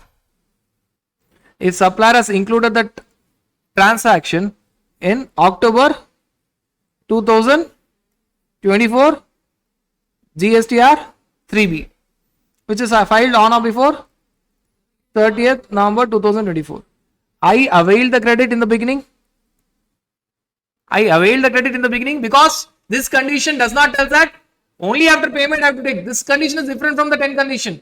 This condition tells that you take the credit. Assume that supplier will pay tax. Later on you do the checking. Now, if supplier has not paid the tax, this is very clear. When supplier has included my transaction in October return, he has not paid the tax on or before 30th September. He has paid it only after that. But he has included in October return filed before 30th November of the next financial year. Will I reverse my credit? No. No, not required. Not required. Even interest starts only from 1st December. So there's no question of reversal of credit. There's no question of re-availment of credit. There's no question of reversal of credit. There's no question of. In essence, 30th September is of no use. You can only remember 30th November. You can only remember 30th November. If I change this question and I tell that for financial year 23-24, I purchased the goods from you and I took ITC. It got reflected in my GSTR 2B. I can mix both the conditions now. Let us try to mix both the conditions now. Condition 10 and condition 11. I am the supplier, you guys are the recipient. You have supplied me something in the month of April. The supply happened in the month of April 2023. As a supplier, you have filed your GSTR 1 of April 2023 on 17th June. 17th June. And you did not report it in April GSTR 3B. You reported that in GSTR 3B of December 2024. December 2024. Obviously, payment was made then. Supposing which happened, the payment was made on say 18th of Jan 2025. The payment was made then. To make it more interesting, I did not report in GSTR 1 of April. I missed the transaction. I reported in the month of May. Highly possible. I missed the transaction in my GSTR 1 as well as GSTR 3B of April. I included it in May 2023 GSTR 1. I included that in December 2024 GSTR 3B.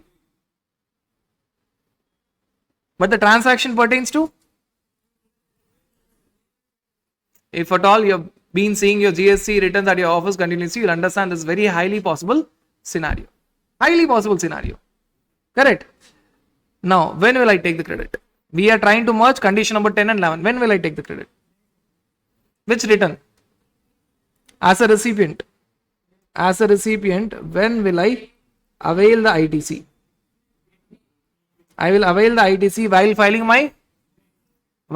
my May return or June return. May return means GSTR1 or IFF should be filed on or before 30th of June, which has passed. It is after 14th of June but before 13th of July. So when will I take the credit? I will take the credit in my June month's GSTR 3B, my 3B. Now I am not focusing on suppliers 3B, my GSTR 3B. The question was all about suppliers GSTR 1, suppliers GSTR 3B. Now I am telling when will I take the credit? In June month's GSTR 3B. I am mixing both. Be prepared if at all ICA wants to give a 4-mark questions only focusing on 10 and 11th condition. This is a very beautiful question where everything will be tested of your condition number 10 and condition number 11. Now should I reverse the credit? Yes. Condition number 10 is real time. Condition number 11 is not real time. It will be checked later on. Whether supplier paid the tax on or before 30th November of the next financial year. I am telling 30th November, forget about it. Just focus on, don't focus on 30th September. Focus on 30th. Did the supplier pay the tax? No. So what should I do? I should reverse the credit. I should reverse the credit. When I am reversing the credit, please understand that this reversal will be with. So I am going to reverse the credit with interest. Interest is always at 18% from 1st of December 24. No, till the date of reversal. I don't know when I have reversal. Till the date of reversal. It has got nothing to do with 18th of Jan. Till the date of reversal. It is till the date of. Supposing I am doing that reversal in the month of in the return of November, which means while filing my November GSTR 3B, understand surely there will be some interest. Why? November 3 GSTR 3B will be filed in the month of December. So there will be some interest, right? Starting from 1st December till I have filed my 3B of November month. 3B of November month. Will I re-avail the credit? Will I re-avail my credit? Yes. I'll re-avail my credit while filing my, this is June 23, this is November 24, this is Jan 25, Jan 25, while filing my Jan 25 GSTR 3B, my supplier has now paid the tax. My supplier has now paid the, while filing my Jan 2025 3B, I cannot include in my December. I don't know whether he has included in Jan. I'll come to know after he has filed it. I'll come to know after he has. So it is not in December 24 return. It is in Jan 25 return, because supplier will now tell that I have included in my GSTR 3B of December, which is filed on 18th of Jan. So recipient will get this information only in Jan. So we will be taking the credit only by filing Jan 25 return. Clear? Clear? Look at the interesting facts. Availment was there in. Transaction pertains to April 23. Availment was there in June 23 GSTR 3B. Reversal was there in November 24 GSTR 3B. I can do my reversal even in October.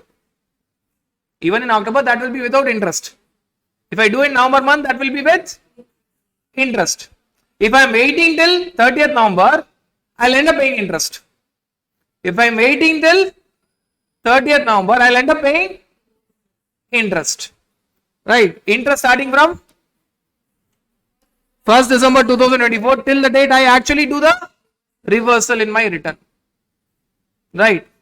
If I don't do reversal, interest will continue. So I have not written any date till the date of reversal. And finally, re-availment will happen in Jan 25 GSTR 3B when supplier has finally paid the tax, though he has included it in December 2024 return, but yes, the payment happened in Jan 25, and as a recipient, I'll get to know that information only in Jan 25. I'll re-avail the credit in my January 2025 GSTR 3B. For re-availment, there's no time limit. For re-availment, there's no. I have merged your condition number 10 and 11. Forget theoretically, in the example, I have merged your condition number 10 and 11. That is your condition number 10 and condition number 11. Are you guys clear with this understanding? Are we guys clear with this understanding? These are all the criteria for taking the credit. All the criteria for taking your credit. But when you talk about your condition number 9, 10 and 11. 9, 10 and 11. 180 days. GSTR 1 IFF payment. All these three conditions are not applicable for RCM cases. Why? I myself pay my tax.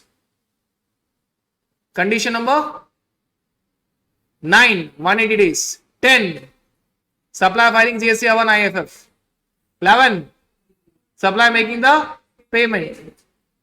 In all these three cases, these conditions are not applicable for RCM. As simple as that. Why? I'll pay my tax, I'll take the credit.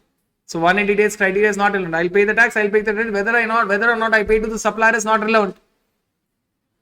Correct. Even in your 1 and IFF, we have seen 4 special cases where condition number 10 is not applicable. It includes RCM. Condition number 11, supplier making the payment is relevant only when he is required to make the payment. In RCM, who is required to make the payment? Recipient is required to make the payment. So for these three cases, condition number 1 to 8 and condition number 9, 10, 11. 1 to 8 are applicable for FCM cases as well as RCM cases. 9, 10, 11 are applicable only and only for FCM cases.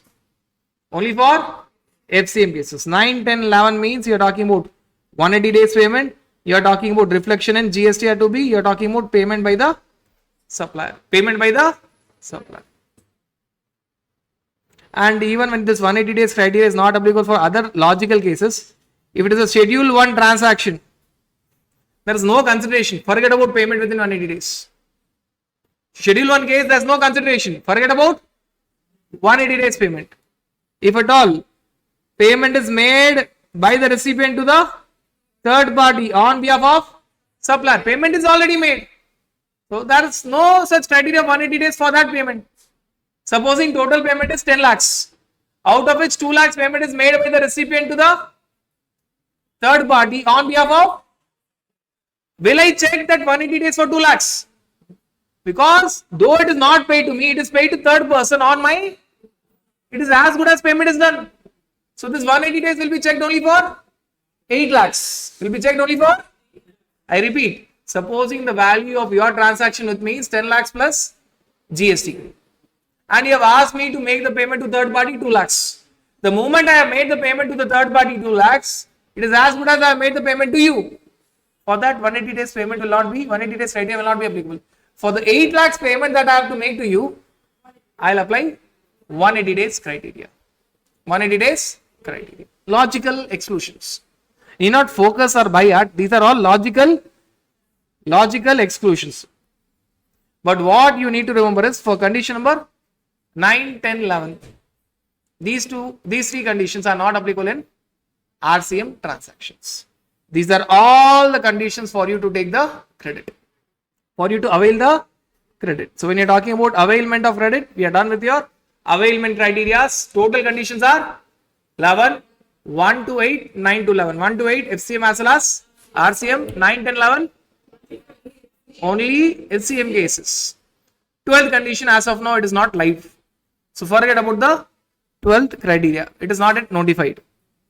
Now, when you talk about your availment of credit, we have understood the availment of credit that you can avail the credit of, if it is an intrastate supply, CGST, SGST or CGST, IGST, sorry, CGST, UTGST plus compensation cess. If it is interstate supply, IGST plus compensation cess. If it is import of goods, only IGST and compensation cess. You cannot take the credit of BCD, social welfare surcharge and other special import duties. That credit you cannot take, that will be added to your, that we have been discussing right from the beginning, that will be added to your cost. Once you avail the credit, the next step is utilization. How are you going to use the credit? Mandatorily, there will be a question of utilization. Either availment and utilization, or at times separately utilization. Mandatorily, it will be there. So when you talk about your utilization portion, 100% it will be there. Make one thing very clear, utilization, you go with a particular proper formula. So if you are talking about your utilization, first step for a master question, detailed question, first step should be calculating gross output tax. Second step, it should not be ITC, it should be RCM. Step number 3, it should be ITC including, now you understand why second step should be RCM. Do not go by your ICI method, because ICI changes its mood. Every now and then it will change the answer pattern. Question pattern will be the same. Answer pattern will keep on changing. 1 table, 2 tables, 3 tables, 4 tables, consolidated table. You will not be able to understand what is the written.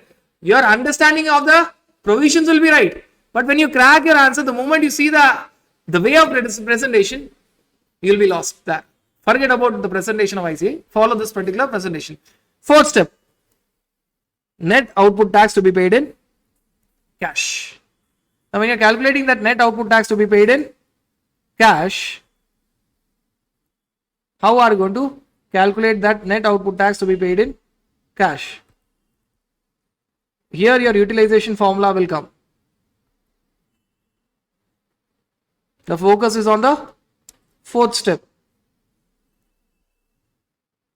First, here you have to write RCM to be paid in cash. Because RCM you have already included in second step, but you have to pay that in RCM, pay by cash, get in credit. Pay by cash, get in credit.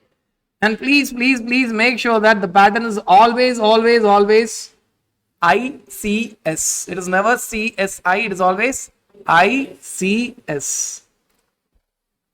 So here that will be the first step. We are discussing in detail how to calculate the payment in cash. Fourth step. That the second step will be net output tax to be paid in cash. So rather, the fourth step is total payment to be made in cash. In the total payment to be paid in cash, one is RCM portion, one is other portion. In the other portion, you have to write gross output tax less ITC, which includes RCM, ITC, that is taken from step number 3. Gross output tax taken from step number 1. Your ITC taken from step number 3. And this RCM to be paid in cash is taken from step number 2. Correct. Now, when you get this calculation, the answer, the formula is not yet over. You have to split that. First, you have to use your IGST, ITC, then CGST, ITC, then SGST, ITC. So here you have IGST, output tax, CGST, output tax, SGST, output tax. You will be writing your output tax figures here. You will be writing your output tax figures here. First, IGST, ITC you will be using. What is the sequence? IGST, ITC will be first used for IGST, ITC will be first used for IGST output tax, then used for CGST output tax, SGST output tax, any ratio, any proportion. That is where your intellect will come, and you have to see where you can balance. You have to do optimum balance, utilization. Otherwise, if you don't do optimum utilization, you will end up paying more in cash, having excess credit in your hand. So here you have to play and see whether you can do any adjustment. This is the only area of adjustment. All the other places it is freeze. You cannot do anything. Then next, you are going to go with CGST, ITC. First use for CGST output, then use for IGST output, then being used for IGST output. CGST, ITC cannot be used for SGST output. Finally, Finally, it is SGST ITC, first used for SGST output, then used for IGST output. SGST input tax credit cannot be used for CGST output. So this is the way we have discussed both the utilization formula, also the master question which will come containing, the high end complex question which may come is including all these transactions, and this should be the pattern of your working out answers. Right? If I were to tell only utilization formula, first use IGST, ITC for IGST output, then for SGST output, CGST output, any ratio, any proportion. Then you start using CGST input first for CGST output, then for IGST output. It cannot be used for SGST output. Finally, you touch SGST input, first use it for SGST output. If balance is there, you can use it for IGST output. But SGST input cannot be used for CGST output. So you will get something in cash here. When you subtract both, you will get something in cash here. But do not stop that. If you add both, you will get the total payment in cash. If you add Roman number 1 and Roman number 2, Roman number 1 is RCM to be paid in cash, Roman number 2 is net output tax to be paid in cash, which is gross output minus ITC. You will get the total payment in cash, which is nothing but total payment in cash. But you don't stop here. You write something extra which will cross check your answer. ITC carried forward. ITC. So if you have ITC carried forward, double check. Is there any place where you have gone wrong? The only area where you can go wrong is point 2 of utilization, where you have not properly planned your other places. You will not go wrong. So write also ITC carried forward. Clear? This is how your utilization should look like. So all your questions in your question bank, master question bank, train your brain. Whenever you see the pattern, I think I have clearly explained in the initial part. Do not think TYB is mere consolidation of ICA questions. No. The efforts that we take for SRK and QR infographics, both together, we have to take extra efforts in TYB. Because we work out the answers in a very different manner, a standard pattern, and we keep changing the sequence and we keep updating the questions. Lot of questions in your TYB will have a word updated, adapted. It means now if you go to ICA website and see that question, it is not of any use. You have to see the updated answers because the provisions have been amended. You have to see the updated answers. And one such case where we do in a TYB is make sure that the answer pattern also remains the same. For a master question, it will always come in this way. Step 1, gross output tax. Even if gross output tax is one line answer, sale value is given, rate is given, even then there will be a separate table. If you try to club all the tables, you will go wrong. There are chances of making silly mistakes. If you try to work out in steps, the chances of making silly mistakes is gone. Right? That is all about your utilization. And needless to say, compensation says input tax credit can be used only and only for compensation says output tax. It can be used only one on one. That is all about your utilization principle. Now moving on to the next part, important part of your ITC. Majorly, ICI focuses majorly on section 16 and section 17. The conditions for taking the credit and your block credit. And your block credit is simple if you bifurcate your items in a separate manner. First bifurcation you should do what? First is all of related to motor vehicles, vessels and aircrafts. Second part others. First related to motor vehicles, aircrafts and vessels. What will happen with respect to motor vehicles, aircrafts and vessels? When you're talking about your motor vehicles, aircrafts and vessels, what is the criteria? The criteria is more in depth for motor vehicles. If the motor vehicle is used for goods transportation, if it is used for passenger transportation. If it is used for special purposes, special purposes. If it is used for special purposes and goods transportation, no need to worry. Take full ITC. Take full ITC. Only and only if it is used for passenger transportation, there's a need to worry. There's a need to worry. You have to again bifurcate. You have to again bifurcate whether we are talking about more than or equal to 14 passenger seating capacity or less than equal to 13 seating capacity. If it is more than or equal to 14 seating capacity, basically you are talking about buses. Company purchasing the buses. They tell that okay, here there's no chance of any misuse. You'll be using only for your business purposes, take full credit. If it is less than or equal to 13 passengers, as a normal rule, you don't get the credit. As a normal rule, you don't get the credit. But there are 3 exceptions. In these 3 exceptions, you will get the credit. What are the 3 exceptions? Further supply, or you're there involved in passenger transportation service, or imparting driving schools. Driving schools. So when you talk about further supply, further supplying that item, further selling that item, automobile companies, all the automobile dealers, they purchase it, then they sell it. You will get the full credit. Or passenger transportation service sector, red taxi. Classic example. I'm not taking the case of Ola because they don't basically own the vehicles. But assuming all these red taxis and other cases where they use it for passenger transportation, take full credit. Or driving schools.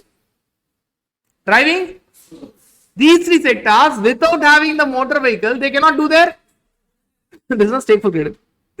So why have you taken aircraft and vessel separately? Your aircraft and vessel directly start from here. Directly, first itself they tell that no credit. Starting itself they tell that no credit. Then they tell okay. If at all you are covered by exceptions. What are the exceptions?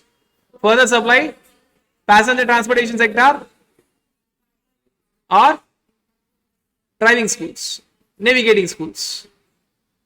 You can take the credit. Indigo Airlines, can it take the credit? Passenger transportation. Correct. Passenger transportation. So it can clearly take the credit. In Coimbatore, there is an airplane academy. If you go to race course, you will find. Right. Not only that, they even teach you. Right. Now, these academies will purchase the aircrafts. Can they take the credit for training purposes? Yes. But what if Reliance Limited is purchasing aircraft for travel by Mukesh Ambani? It is not covered by the exception. It is not covered by the exception. Are you guys clear with this understanding? You may tell that, sir, it is only used for business purposes. Forget about it. You cannot take the credit. You cannot take the credit. That's all about the purchase portion of your motor vehicles, aircrafts and vessels. Purchase portion. What if I take them on hiring or renting or lease? And there are other related services. If a motor vehicle, aircraft or vessel is eligible for input tax credit. If a motor vehicle, aircraft and vessel is not eligible for input tax credit, based on what we have discussed. Based on what we have, if it is eligible means, basically if you would have purchased it, credit would have been given. If it is not eligible means, basically if you would have purchased, credit would not have been given. In such a case, if you purchase that motor vehicle or take that same motor vehicle, aircraft or vessel on lease, or have repair and maintenance on that motor vehicle, aircraft or vessel, or have general insurance service on that motor vehicle, aircraft or vessel, answer is the same. Whether you purchase it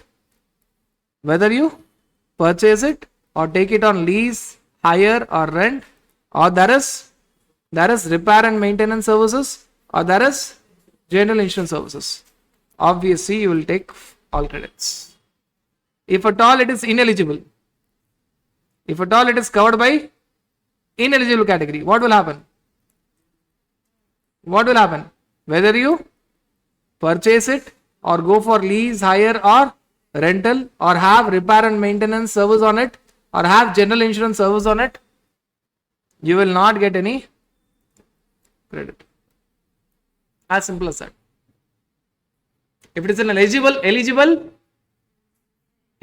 eligible asset, whether you purchase it or go for lease, rental or hiring option, or you have repair and maintenance services, or you have general insurance services, everything is tick mark. If it is not an eligible item, say for example, Mukesh Ambani, Reliance Limited has purchased an aircraft for the travel by managing directors. Not eligible. Whether you purchase it or take it on rental, hire or lease, or go for repair and maintenance service, or go for general insurance service, you will not get the credit. Are we clear with this understanding? Are you guys clear with this understanding? Now, there are few exceptions to this principle. When you talk about repair and maintenance service and general insurance service, though it is an ineligible item, you will still get the credit for two sectors: general insurance company and manufacturer of motor vehicles company. Very simple example. Tata Limited is manufacturing nano car. It is manufacturing a 4-seater car. If I purchase that car for my academy purposes, I cannot take the credit. But Tata Limited will not purchase that car. Tata Limited will purchase raw material and then manufacture that car. Don't you think that Tata Limited will have thousands and lakhs of that cars? Don't you think that Tata Limited will have repair and maintenance on those cars?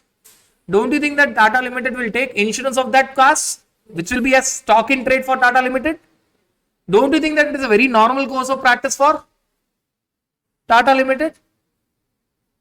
There is no scope of any misuse. Take full credit. Take full credit. Two sectors. General insurance company. Why general insurance company? Why general? Reinsurance concept. Right. A general insurance company has given insurance for Reliance Limited's airplane. Reliance Limited cannot take the credit. As the insurance company is feeling the risk, it has passed on a part of risk to another insurance company. So now that insurance company, that is general insurance company 1, general insurance company 2, and Reliance Limited. This Reliance Limited has taken insurance on what? Its aeroplane. Reliance Limited, which has taken insurance. Insurance is on what? Airplane. Reliance Limited cannot take the credit. General insurance company will pay output tax, but Reliance Limited cannot take the credit. But general insurance company 2, it is going to give service to general insurance company 1, it will pay output tax, and general insurance company 1 will take the credit. Subcontract. This is the main contract. This is the on subcontract. Always you will get the credit because subcontract is very important for your business. Not only for this point, even for the following points we'll be discussing. It is very important for your business. You will get the credit. You will get the credit.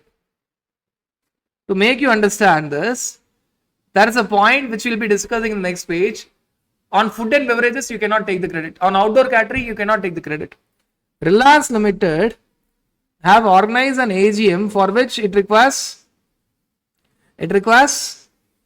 food and beverages, outdoor catering services. Outdoor catering services.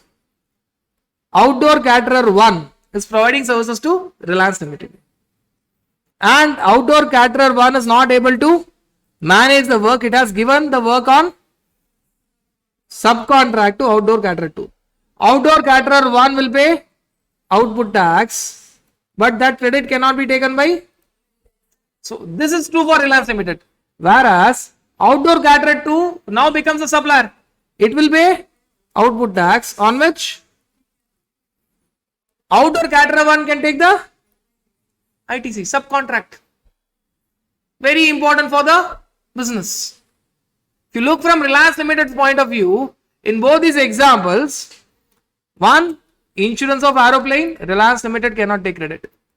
Outdoor catering, Reliance Limited cannot take the credit. But the supplier, if it is not able to do the full work and giving part of the work as subcontract, that supplier now becomes the recipient for the subcontract. That supplier, your insurance company one or outdoor caterer one, becomes the recipient for the subcontract. It can take the credit. It can take the credit. So I'll be using the term subcontract. Subcontract means credit is available. Right. There is this one exception, and the last exception here is when you talk about your ineligible assets. See, the issue is all about ineligible assets. Ineligible is generally no credit. Exception is for what? That exception that you discussed was for repair and maintenance services and general insurance service for two companies, not for all. General insurance company and manufacturer of motor vehicles. There is an exception number 2, which is only for leasing, hiring and rental. If at all, it is due to statutory obligation. Statutory obligation, you can take the credit. If at all it is because of statutory obligation, you can take the credit. Not on purchase. The statutory obligation point is not there on purchase. In Delhi, it is a mandatory requirement that company should provide night transportation facilities specifically to its female employees. Now, if a company decides to purchase cars for transportation of its employees, it cannot take the credit.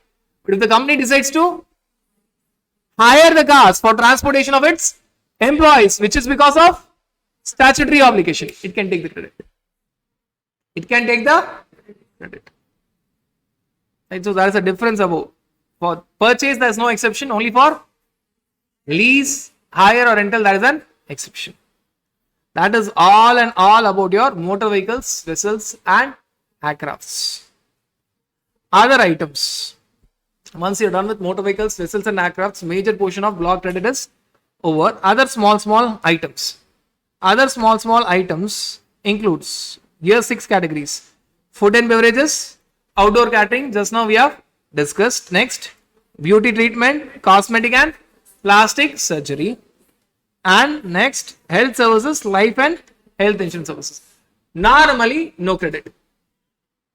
If a company incurs any of these expenses, it cannot take the credit. Be it food and beverages, be it outdoor catering, be it beauty treatment, cosmetic plastic surgery, be it health services, be it life or health insurance, no credit. Exception. There are 2 exceptions. First exception is statutory obligation. And one more exception is subcontract.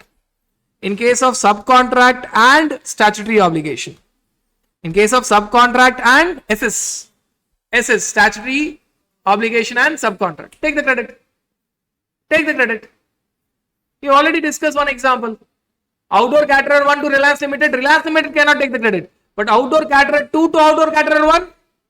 Outdoor caterer 1 can take the credit. Can Reliance Limited take the credit at times? Yes, if it is due to statutory obligation. If it is due to statutory obligation. This can be even applied for say cosmetic plastic surgery, beauty treatment. Alright. Hospital to an actor or actress for cosmetic and plastic surgery. Actor or actress cannot take the credit. But that cosmetic and plastic surgery is not done by the hospital doctors. Hospital, a lot of times, rather most of the times, will have a specialist. A specialist has come and performed the cosmetic surgery. Right. Now, that is nothing but subcontract. That specialist was not employee of the hospital. He was a consultant of that hospital. He will be charging professional fees. Can the hospital take the credit? Yes. Subcontract. Subcontract. These 6 cases. Then there are other 2 cases. Why they have been discussed separately, you will understand. Membership of a club, health and fitness center, and travel benefits to employees when you are talking about vacation. That is leave travel or home travel concession. Not when they are on business trips. If an employee is on business visits, that credit can be availed. If at all, employee is going for vacation which is sponsored by the company. Though company in terms of your income tax can claim the expenses, but it cannot take the ITC. Here there is only one exception. Statutory Here there cannot be a concept of subcontract. Here there cannot be a concept of, and statutory obligation, please understand that India is still a developing nation. We are yet to go to that level where government will force a company to sponsor for the membership of a club or health and fitness center of the employees. Government will force the companies to tell that no, company, the employee will work 10 months, 2 months, you have to sponsor the vacation of employees. If that happens, then this exception will actually work out. As of now, actually the exception is only in theoretical terms, not in practical side. There's no such state, forget about country per se, no such state which tells that we will not go by economic index, we'll go by happiness index. Therefore, what we'll do? We'll make sure that all the companies are sponsoring 2 months vacation of employees, mandatory. That comes up, then that credit can be availed. For those companies who are sponsoring, that credit can be only theoretical point. So 6 plus 2. 6 plus 2. Are you guys clear with this understanding? 6 plus 2.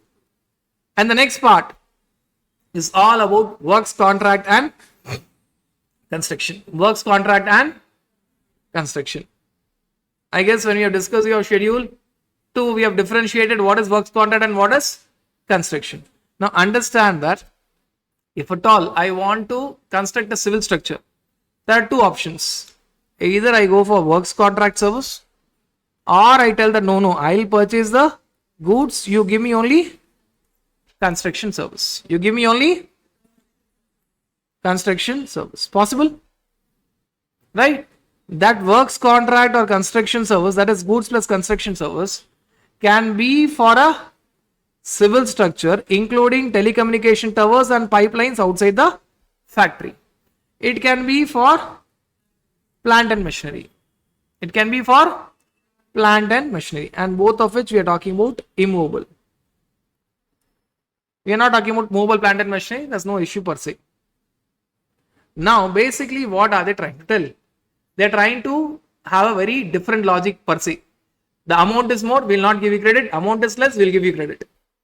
Right, when you talk about civil structure, telecommunication towers and pipelines outside the factory, this telecommunication towers and pipelines outside the factory is got because the definition of plant and machinery in terms of section 17, not in terms of section 2. Section 17 tells that it excludes telecommunication towers and pipelines outside the factory. Basically, your telecommunication companies and oil and natural gas companies, where the investment in towers and pipelines is huge.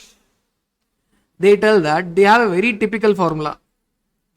If at all you have capitalized, if at all you have capitalized in your balance sheet, if at all you have charged in your profit and loss account, if you have capitalized, it means amount is huge. Sorry, we will not give you credit. If you have charged to P&L, it means amount is less. Why not you take the credit? Take the credit. Take the credit. That is for your civil structure, pipelines outside the factory and telecommunication towers. What about plant and machinery which is immovable? There government cannot have this illogical formula. It is pakka illogical formula. Right? Whether it is capitalized, taken in your balance sheet, or whether it is charged, taken to profit and loss account, obviously they have to give full credit. Obviously they have to give full credit. The only extra criteria that they add is if at all you're talking about a plant and machine which is immovable, which is capitalized and taken to balance sheet, and if you're taking the credit, make sure that in addition to having business connection, it is having connection with outward supply. It is used for making outward supplies. They demand something extra. Business connection is always required. These plant and machine should be used for making outward supplies. Outward supplies.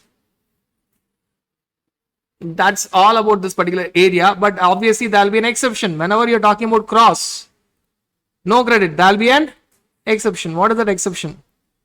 Subcontract, you'll get the credit. In case of subcontract, surely you'll get the credit. If I am the builder and constructing a civil structure for Reliance Limited, it cannot take the credit. But as a builder, are not able to complete the entire project. I am giving part of the work as subcontract. Now, can I take the credit for the other suppliers output tax? Yes. So there is a builder 2 charging GST from builder 1, subcontract. That credit I can take. That credit I can take. Subcontract is always an exception. Right from the time when we are discussing your motor vehicles, subcontract is always an exception. You will always get the credit because it is very important for your business to be there. You can take the credit. So that's all about your works contract and construction sector. And finally, small miscellaneous point. If at all it is composition tax, can you take the credit? No. If at all supplier is a composition scheme dealer, I am the recipient. As a recipient, if I am purchasing from a composition scheme dealer, I cannot take the credit. Remember your definition of input tax. Input tax excludes tax charged by a composition scheme dealer. I cannot take the credit. If at all goods or services are used for personal use, I cannot take they are repetition. They have been already discussed. They are now coming as a repetitions. Now, NRTP cannot take any credit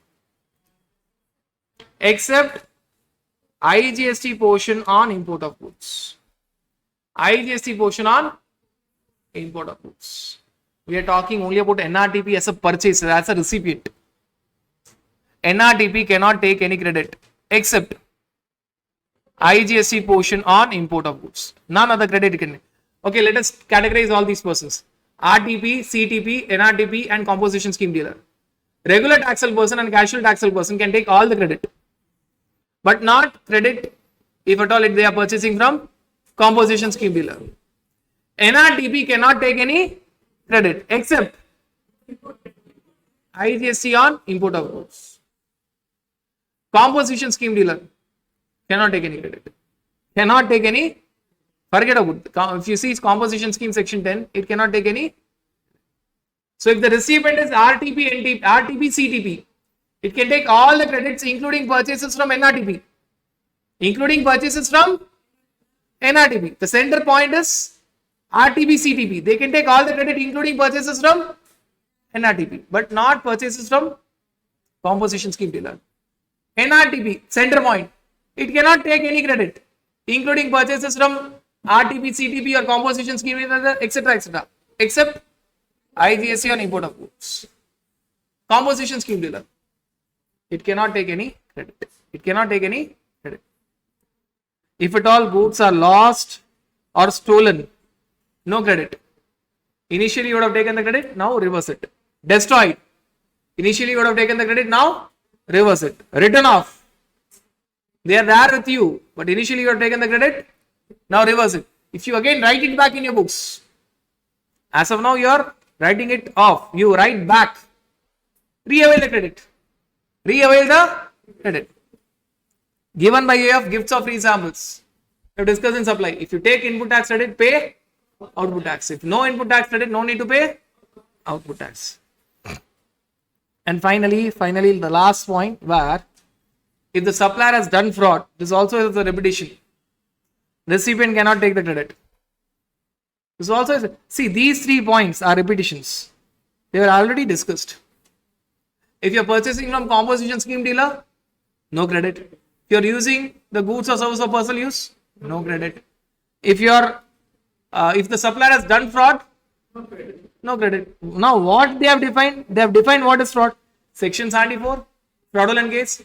Section 129, Section 130. These are all fraudulent cases. If supplier is paying tax under Section 74, 129, 130, the recipient cannot take the credit. If supplier is paying tax under Section 33, bona fide case, recipient can take the credit. That's all about your blocked ITC. Blocked ITC. So when you see your entire discussion now, we are done with your conditions for taking the credit, read along with block credit.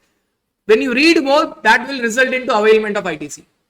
Condition plus block ITC will give you availment. Then it is utilization. Condition plus block credit will give you availment. After you avail it, then you have to apply your utilization formula.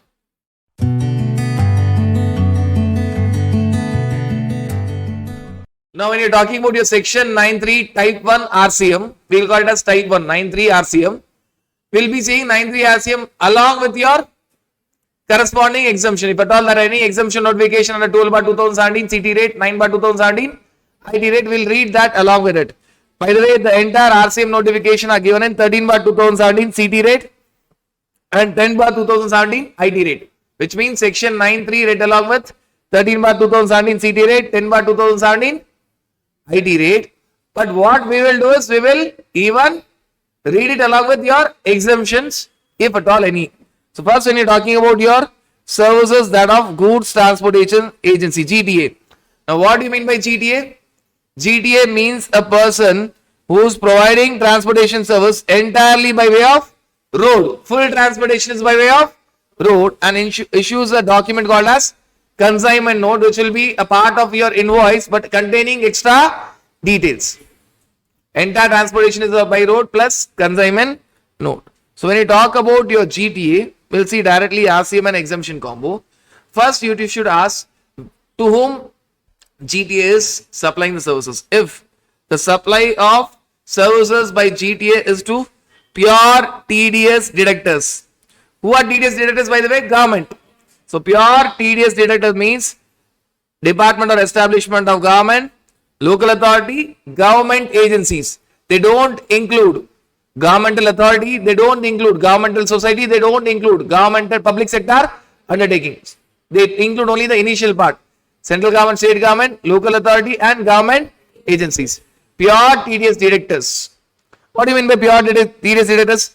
That department or establishment of government or local authority or government agency is having only GST TDS number. It is not having normal GST IN number. It is having only GST TDS number. It does not have GST IN number. A person can have multiple numbers in that way. You can have normal GST number. You can have GST TDS number. You can have GST TCS number. You can have your ISD number. You can have your ISD number. So basically, if at all I tell what are the types of GST number, one is normal GST number. Then you have TDS, TCS and ISD number. Directors number, collectors number and distributors number. Now this government is only having GST TDS number. No GST, exempt. No GST, it is exempt. This is first category. This is first category of exemption. It is based on person. Now there's one more exemption again based on person. If at all you are talking about persons other than specified persons. Now in simple language, I can tell that this persons other than specified person is unregistered, not registered individual or HUF. Unregistered individual or HUF. How I came to this conclusion? What do you mean by specified person? Specified person, there's one more criteria. Specified person means a factory which is registered under Factories Act or society under Societies Registration Act or cooperative society under established under any law, or you're talking about body corporate, or you're talking about partnership firm including AOP, whether registered with Partnership Firm Act, not GST, whether registered under Partnership Act or not. It may be registered, it may not be. The deed may be registered, the deed may not be registered. Other than GST registered person, including registered CTP. One way, remember this. Other way, forget about this entire thing. Remember that it is unregistered individual and HUF plus not having factories under Factories Act. It is not having factories under Factories Act. Everything else is taken care. It should be, or you can remember this way, that you are talking about individual or HUF. All other persons are covered there, which is not registered under GST Act, which is not registered under Factories Act. That's it. Individual or HUF, which is not registered under GST Act and which is not registered under Factories Act. If GT is supplying services to individual or HUF which is not registered under GST Act as well as not registered under Factories Act, that service is exempt. That service is exempt. 2 persons, it is exempt. Pure TDS deductors, individual HUF not registered in GST Act, not registered in Factories Act. If at all it is supplying to other persons, now this is goods based exemption. If at all it is supplying to other persons, evaluate on the basis of goods. Remember NAMO RD. NAMO, registered newspapers, agricultural produce, which includes wheat but not rice, which includes paddy and wheat but not rice. Milk, salt, food grains including flours, pulses and rice. Now rice is covered here separately. Rice is covered here separately. Milk, salt, food grains. No sugar and all. Salt is thanks to whom? Mahatma Gandhi. So always you will find a speciality when you talk about your salt, Dandi March. Right. Not a successful march, shown as a successful, but nevertheless, it is for milk, salt, food grains including flour, pulses and rice. Organic manure. NAMO. So you are talking about NAMO, and NAMO stands for a person, and obviously when you talk about that person, he is RDX for the neighboring country. So RD. You are talking about relief materials for the victims of disasters, natural disasters or calamities or mishaps, defense and military equipments. If you see the last 2 categories, they don't talk about a particular item. They tell that it is relief material, it is defense material. That's it. Any kind of relief material, any kind of defense materials or equipments. If these goods are transported, exempt. Now, when finally, you will find it taxable. When it is not given to specified persons, and when it is not given, when the goods transported are not NAMO RD, then it is taxable. If it is taxable, who has to pay GST? If GTA decides that it want to go for FCM, GTA itself will pay. But who will decide that? GTA. It has to give a declaration beginning of the year. It has to decide. If nothing is decided, by default it will be under? By default, it will be under RCM. The default provision is RCM. If GTA decides that it want to pay under FCM, then FCM. But what is by default rule? It is RCM. The recipient will pay. So exemption come RCM for your GTA. Please understand that all the RCM entries we are going to see, if I change the condition, it may result into FCM. So don't try to buy out the names and tell that it is RCM. It is no. There are conditions for all the types of entries under RCM. Next, you are talking about services by an advocate, services by arbitral tribunal, services by advocate, services by arbitral tribunal. We are clubbing both. If services are given by advocate, if services are given by your advocate, any advocate, you have the 2 categories: senior advocate, other than senior advocate, any advocate, or your arbitral tribunal, arbitral tribunal. If the services are given to government, exempt. If the services are given to non-business entity, exempt. If the services are given to business entity in taxable territory, but they are small business entity. What do you mean by small business entity? No, it is not registered. No, they may be registered, but still they are called as small. Why? Their previous year aggregate turnover is less than 40, 20 or 10 lakhs as the case may be. The criteria is not that you are registered or not. You may be registered, but still you may be a small business entity because your previous year turnover is up to 40 lakhs, 20 lakhs, 10 lakhs, as the case may be, whatever is applicable for you. You are not seeing current year turnover because to decide whether you are small or big, you always take the reference of previous year. Your previous year aggregate turnover is up to 40, 10 or 20 as may be applicable for the recipient, small. Are we deciding based on registration? No. The small business entity in India may be registered, but still the service by advocate to small business entity will be exempt. Ulta, if it is to a business entity in taxable territory which is big, this big business entity Means your previous year aggregate turnover is more than 40, 20, 10 lakhs as the case may be. Though it is more than that, it may not be registered. One example could be, it is a fraud person. Second example, it is dealing only with exempt supply. Correct? Now, registration is not the criteria. You are a big business entity because your previous year aggregate turnover process 40, 20, 10 lakhs as the case may be. Threshold limit for registration. Then it is taxable under RCM. What if it is to a business entity in non-taxable territory?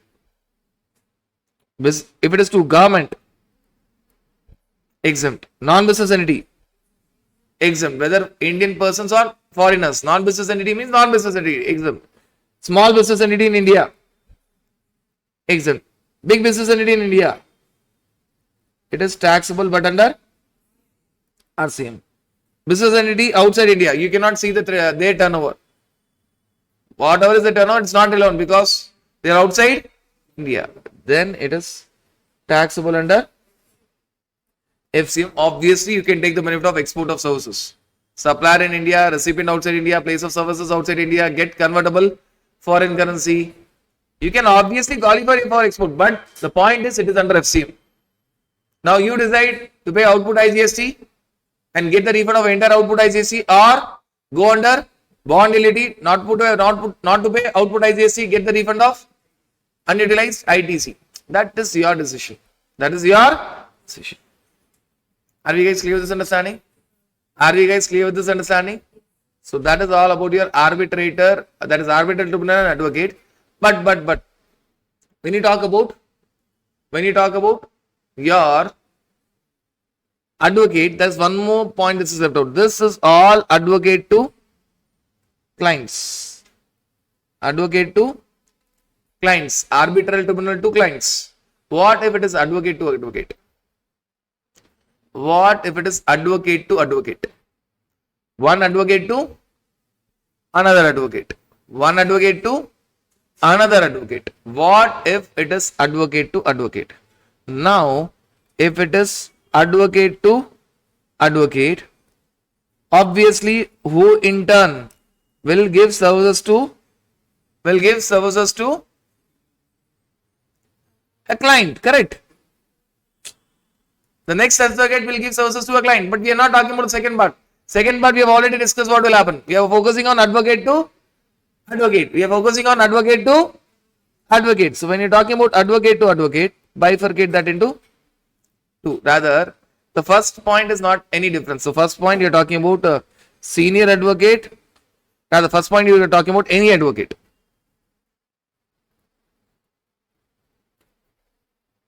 Any advocate.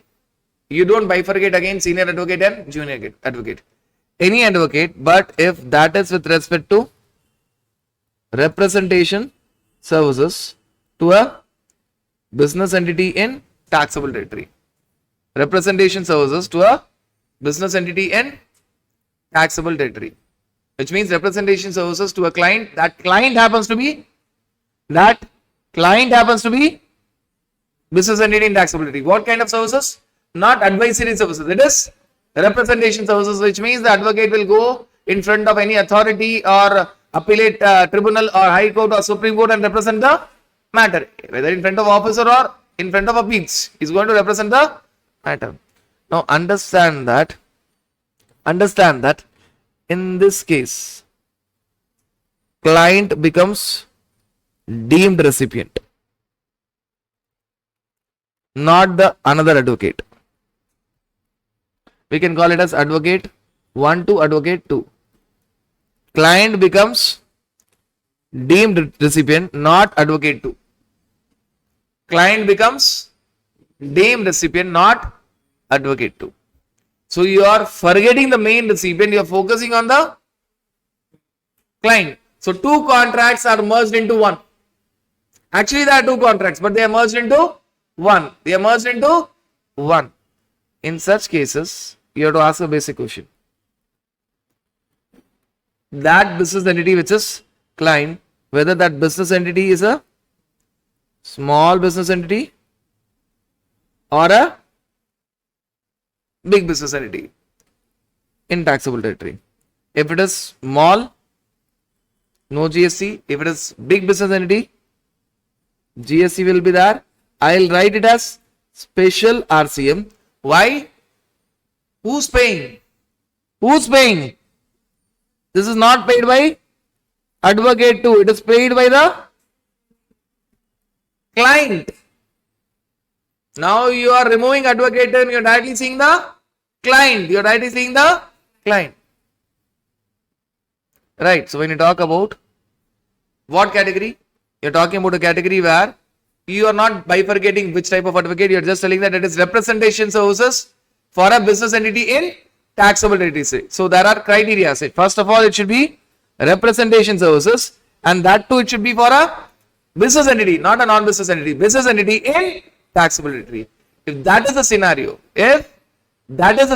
what will happen? If that is the scenario, what will happen? What will happen?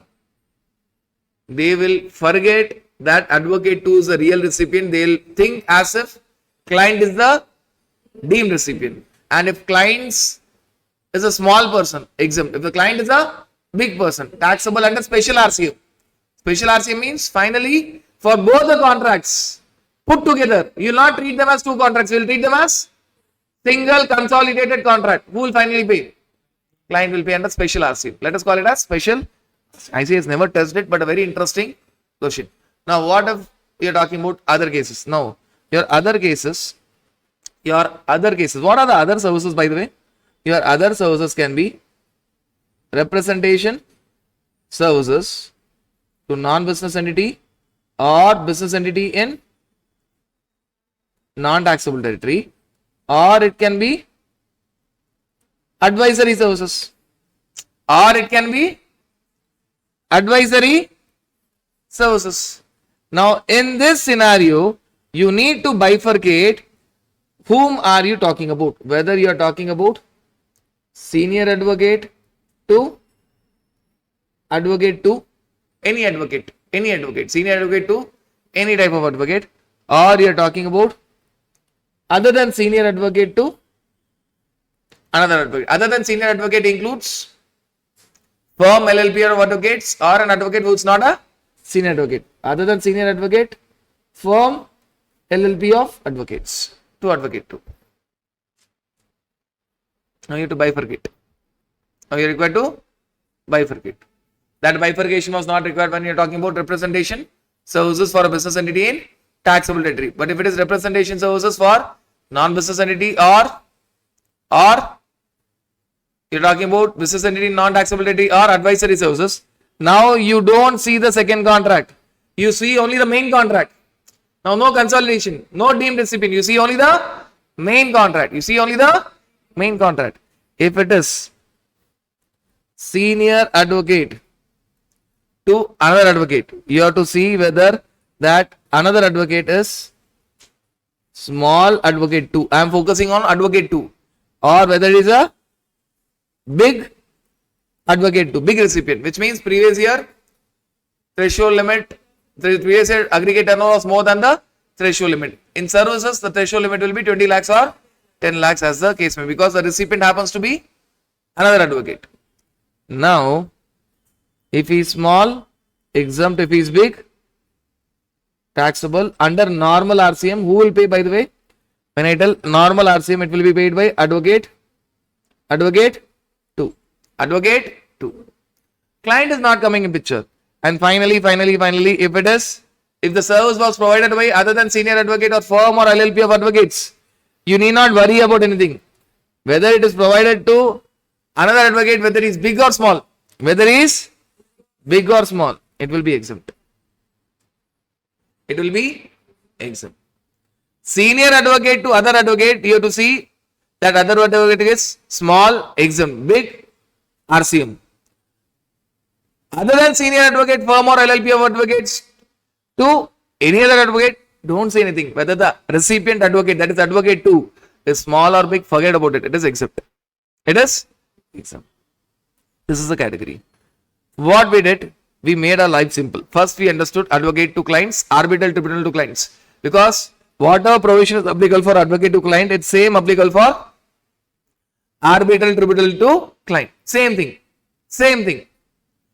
Now, this advocate to advocate will only peculiar for advocate. It will never come for arbitral tribunal. So, what we did next? We took advocate to advocate. In advocate to advocate, we bifurcated the type of services. If it is representation services, business entity, taxable territory, two contracts become one.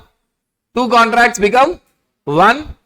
Client becomes the deemed recipient. If the client is small, exempt. If the client is big, RCM, special RCM. If it is other services and services provided by other than senior advocate, firm or LLP of advocates, always exempt. If it is provided by senior advocate, if the other advocate is small, exempt. If the other advocate, recipient advocate is big, under normal RCM, taxable under normal RCM. So that is all about your advocate and your arbitral tribunal. Now next you are talking about the fourth service, sponsorship services. Sponsorship services. So when you talk about sponsorship services, only one sponsorship service is exempt. Only one sponsorship service is exempt. One particular type of sponsorship services exempt. That too, it has got two criteria. That sponsorship service should be of a sports event. Should be of a sports event. That too organized by notified bodies. Organized by notified bodies. Now, who are all notified bodies? National Sports Federation or its affiliated federation, where the participating team or individual represents district, state, zone or country. Or you're talking about Association of Indian Universities. You be familiar, don't try to buy at it. Inter-University Sports Board or School Games Federation of India or All India Sports Council for Deaf, Paralympic Committee of India or Special Olympics Bharat. Or you're talking about the organizing notified bodies, Central Civil Services, Cultural and Sports Board. Or it is organized by as a part of National Games by Indian Olympics Association. Finally, promotion of sports in village. You're talking about the organizing committees working under Panchayat Yuva Krida or Khel Abhiyan. If at all, these are all the notified bodies. Try to be familiar with the names. Please don't try to buy at them. Don't try to do this by-hearting with the exemption. By-heart RCMs. You have to know when RCM is there. Who should be the supplier? Who should be the recipient? You have to be very clear. Very, very clear. Different places, different criterias. At times, recipient should be partnership firm. At times, recipient should be a body corporate. At times, supply should be other than body corporate. Recipient should be a body corporate. At times, supply should be other than body corporate. Recipient should be a registered person. Whether body corporate or not. That you have to by heart. But not this exemption. You be familiar. Be familiar with the names. See multiple times and be familiar with the names. Alright, the moment you see, because these things will be given in the question. All you have to do is recollect and think that okay, whether it was covered in the notification or not. Whereas unlike RCM, you have to be very clear. Okay, this situation, whether it will come in RCM or not. Right. These are all notified bodies. What are the two criteria for sponsorship services to be exempt? One, it is only for sponsorship of a sports event. There can be n number of types of events, but the exemption is only given for not even cultural event. So if you see Central Civil Services, Cultural and Sports Board, there can be a cultural event also being organized, but it should be only a sports event. Second, by notified bodies, the list of 5 notified bodies, then it is exempt. If it is not covered here, then it is taxable, which means what are the two things which will be taxable? Sponsorship of a sports event other than by a notified body or sponsorship of any other event by any body. Two will be taxable. Sponsorship of sports event not organized by a notified body or sponsorship of any other event, cultural event, entertainment event, business event, any other event by anybody, by anybody. When it is under RCM, understand here, supplier, whosoever it is, not relevant. Who should be the recipient? Recipient should be a partnership firm, LLP or body corporate in taxable territory. See, in all the RCM case, one point will always come. Recipient should be in. You are asking recipient to pay. Make sure that recipient is in. Don't try to buy at that point. Obviously, when it is RCM, recipient should be in taxable territory. Recipient should be in taxable territory. What is the criteria? Who should be the recipient? Body corporate, firm or LLP in taxable territory. Then it is RCM. But if recipient is not a body corporate, not a partnership firm, not an LLP, then it is FCM. Other cases. Please understand that supplier may be body corporate, may not be body corporate, not relevant. It can be a case where supplier is body corporate, recipient is not body corporate, partnership firm, LLP. What is the answer? FCM. Supplier is a body corporate, recipient is also a body corporate or a firm or LLP. RCM. Supplier is not a body corporate, but recipient is a partnership firm. Supplier is a body corporate, recipient is a partnership firm. Got that? Supplier, who is, he is not relevant. You focus on recipient. You focus on recipient. Recipient should be either body corporate, partnership firm, LLP. And in sponsorship service, be very clear who's the supplier, who's the recipient. Always remember this thumb rule example. Tata IPL. Who's the supplier, who's the recipient? Tata company or organizers of IPL. Who's the supplier? Organizers of IPL are the supplier. Tata Limited is the recipient. If you go wrong there, then the conditions are all ulta. Your answer is all ulta. Right? Tata Limited is the recipient getting the services of sponsorship. Its name, it's there everywhere in the event. Supplier is organizers of IPL. Who is going to make the payment, by the way? So the person who's making the payment should be. The person who's making the payment should be. Don't forget that. Don't forget this particular point. This is very confusing when it's specifically talking about your sponsorship service. So that is all about your concept of sponsorship service. The lengthiest and the most important of RCM service. What is that? Services by government, not government authority, not government company, by government. By government. Central government, state government, union territory or local authority. Three-tier structure. Central government, state government, local authority. By government. By, if services is by government, always remember the simple chart. Services should be by government. By government. Remember the simple thing. You are talking about panchayat related services. Article 243. Article 243 G. Municipality related functions. One, you are talking about panchayat related functions. Panchayat related functions. Municipality related functions. Liquor license fees. Liquor license fees. Panchayat related functions, Article 243 G. Municipality related functions, Article 243 W. Liquor license fees only by state government. Only by state government. Who is the supplier, by the way? Government. Who is the supplier, by the way? If government is supplying these services, PML. If government is supplying these services, called as PML, what will happen? No GST. No, not at all supply. Forget about exemption and all. Not at all supply. It does not even fits into the ambit of supply. Levy itself is defeated. Levy itself is defeated. Not at all supply. Second category. PPT. Post. Port, airport related. Transport related. PPT. Second is PPT. Post, port, transport. PPT. PML, PPT. In PPT.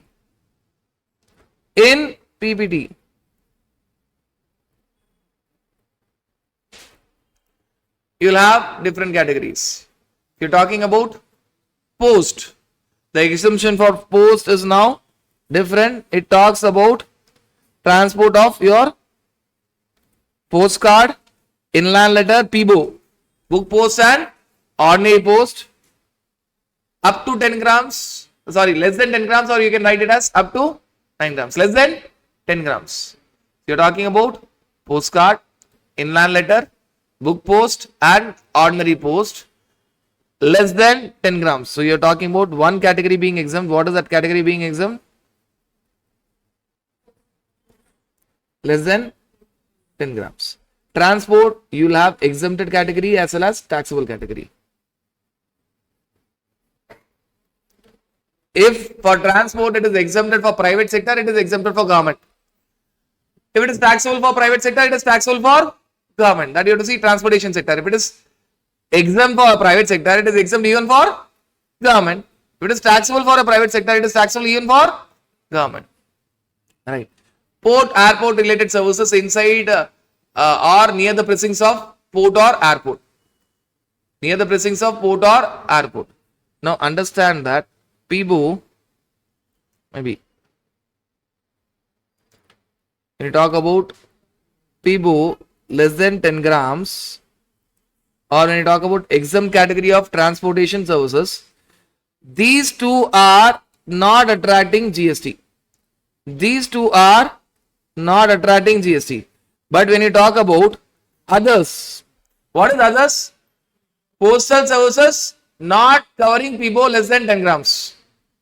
Transport services, which is taxable category. Port, airport related services given by government inside the precincts of the port or airport or near the precincts of the port or airport. All of them are taxable. And wait, it is FCM. It is FCM, no RCM. It is FCM. Post, PBO less than 10 grams exempt. Transport exempted category exempt. Other than that, in PPT, everything else is taxable under FCM. When you talk about port, airport related services, there is no exemption. Port, airport related services, there is no exemption. Now, government, first category PML, second category PPT, the final category will be others. The final category will be others. PML, PPT, other services. PML, PPT, other services. PML done, PPT done, other services. When you talk about other services by the government, other services given by the government. Other services given by the government. If other services is given by the government, government to government, government to other than government. If it is government to government, exempt. Government to government, exempt. Government to other than government, no. You have to wait. Then you ask another question, whether it is non-business entity or business entity. If it is non-business entity, exempt. If it is business entity, again you have to wait. You have to ask whether it is small business entity or big business entity, which means previous year aggregate turnover is within the threshold limit or more than the registration is not the criteria. You may be registered, may not be, that's not the criteria. Previous year aggregate turnover. If it is small, exempt. If it is big, again you have to wait. Whether the value is less than equal to 5,000 or more than 5,000. If it is less than equal to 5,000, exempt. If it is more than 5,000, no, you have to still wait. Is it covered by specified list? There is a list of 10 items where it may be still covered in exemption. Is it covered by a specified list?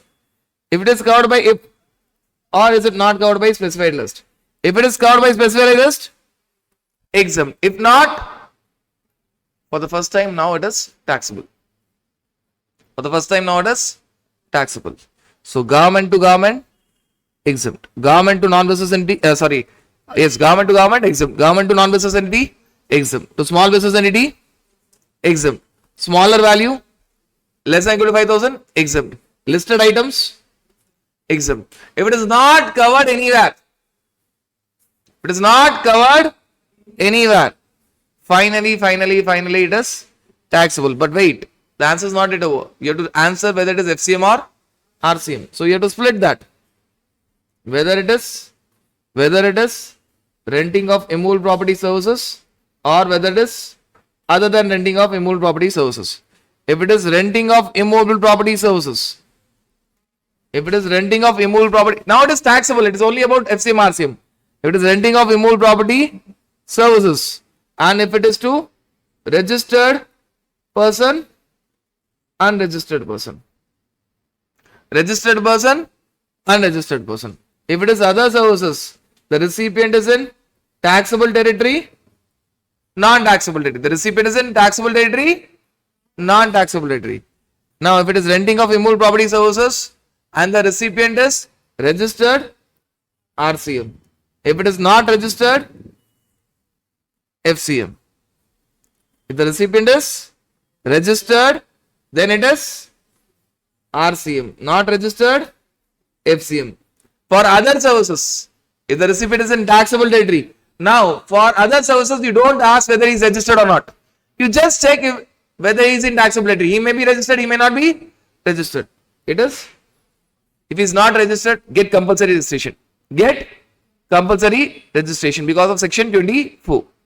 If it is a non-taxable territory, FCM. It is FCM. So you talk about other services of the government. First understand that in the first two categories, either there is no tax or if at all there is a tax, there is FCM. RCM does not comes in the first category. PML, no tax. PPT may be exempted if tax, FCM. Others, lot of exemptions are there, and if you cross all the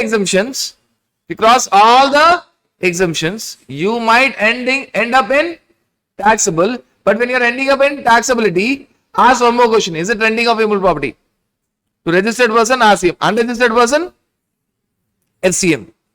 If it is other services, recipient in taxable territory, whether registered or unregistered, RCM. If it is not registered, compulsory registration. And if you are talking about recipient in non-taxable territory, FCM. FCM. Now, two special changes that you have to make here. The first special change that you are required to make here is, when you talk about this 5,000 rupees, normally it is 5,000 rupees per contract, but it is 5,000 rupees per financial year if it is a case of continuous supply of services. Normally it is 5,000 rupees per transaction, but if it is continuous supply of services, then it is 5,000 per financial year. Now, second, when you talk about small business entity exemption, the small business entity exemption, you are not going to see for renting of immovable property. Which means for renting of immovable property, whether you are a small person or big person, you will not check. Even if you are a small person, it will be taxable. So this exemption is not applicable for renting of immovable. For renting of immovable property, you will not go through this step. You will go through all the other steps. Directly from business entity, you will go to 5,000. You will not ask whether it is small or big. Whether it is small or big, taxability will be that. Beautiful questions can be asked, and ICA asks beautiful questions a lot of times. A lot of times. Forget about final. Even at inter level, they have asked this question a lot of times just to check how far you have understood this government services with respect to exemption and with respect to RCM. And if I don't tell this particular sequence, your mind will search for different points in different places. You will not be having a clear-cut idea of how to see, in which sequence to see. And if you know the sequence, it is very simple. You know the sequence, it is actually very, very simple. Again, I repeat, two small points. 5,000 is actually for per transaction, but if it is continuous supply of services, it is per financial year. You have to see entire financial year, is it up to 5,000? Second, for renting of immovable property, you will see all the other exemption, but not whether it is small or big. You will not see the previous year aggregate turnover, whether it is within the threshold limit or whether it is more than that you will not see. Whether you are small or big, there is no difference. For renting of immovable, all other services, that is important, but not for renting of immovable property services. That's all about your lengthy government services. Obviously, the specialist items, whatever is there for you to be familiar, you go through once or twice, even including all the other exemptions. You just go through, give a glance. Don't try to buy at them. There's a specialist containing 10 points. Go through it. Just give a glance. Keep viewing it. Do not try to buy at it. Just highlight the keywords and be familiar with the exemption. So this particular point I'm not touching. Other than that, we are done with your lengthy government and government services. Lengthy government services. Now, next category, we are talking about real estate sector. Rather, this needs to be clubbed with section 9 for exemption, but nevertheless, we'll only see this particular area where you are talking about exemption with respect to real estate sector under section 9.3 and section 9.3 RCM. Section 9.3 RCM. Now, what is the services that they are trying to cover? They are trying to cover two types of services.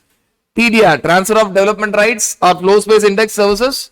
Also long-term lease, more than 30 years or 30 years. Long-term lease should be more than equal to 30 years. The payment can be upfront payment or it can be at the time of installment. And this exemption and RCM is with respect to a residential apartment. Whatever exemption we are discussing or whatever RCM we are discussing is with respect to residential apartment where the GST rate happens to be 1% or 5%, affordable housing, non-affordable housing, etc. Rates are not relevant to you. Now, what are they trying to tell? They are trying to give an exemption, and if not, they are trying to give an RCM. So, it is exemption come RCM. What are the services that they are trying to cover? TDR FSI, that is transfer of development rights or flow space index services, or long-term lease, more than 30 years, where there is an upfront payment. Not necessarily full lump sum payment is in beginning, it can be made in installment. Circular has clarified that. With respect to residential apartments. With respect to residential apartments. Now, please understand this simple concept. If at all there is a residential apartment, there is a builder, there is the owner or the landlord who is giving his place to the builder and he is going to construct a building. And finally, you have two buyers. Say, let us take Amitabh Bachchan and say, let us take superstar Rajinikanth. There are two buyers for this particular property, and this happens to be a residential apartment. This happens to be a residential apartment. Because whatever you are discussing in terms of exemption and RCM is only with respect to residential apartment. Now, what is happening? In case of, there are basically two contracts. TDR or long-term lease by landlord to builder. Then the construction services to by builder to the buyers. That is Amitabh Bachchan and superstar Rajinikanth. Now, when you talk about the two contracts, first let us name the contracts. The contracts are transfer of development rights or flow space index or long-term lease more than 30 years. Here it may be construction or it may be sale. Now let us assume that Amitabh Bachchan has given advance, partial advance. Superstar Rajinikanth did not give any advance. Did not give any advance. No advance. No advance. Now, with respect to, first let us understand the second part of the transaction. First part will be very simple. See the second part of the transaction. This we have already covered when we have seen the levy chapter, basics of GST. Now what will happen? Builder to Amitabh Bachchan, what it is? Builder to Amitabh Bachchan, what it is? It is construction service, which is supply of service, construction of works contract service, supply of service, subject to GST under forward charge mechanism. Builder will collect from Amitabh Bachchan because the moment you pay in advance, builder is working for you. What about superstar Rajinikanth? It is sale of land and sale of building. No good. Sale of land and sale of buildings, which is immovable property which means schedule 3 will be attracted. It is neither supply of goods nor supply of services. Builder to this extent will not pay any GST. Builder to the extent of the flat sold to. Now it is not construction. The flat sold to Superstar Rajnikant will not pay any GST. That is the second part of the transaction.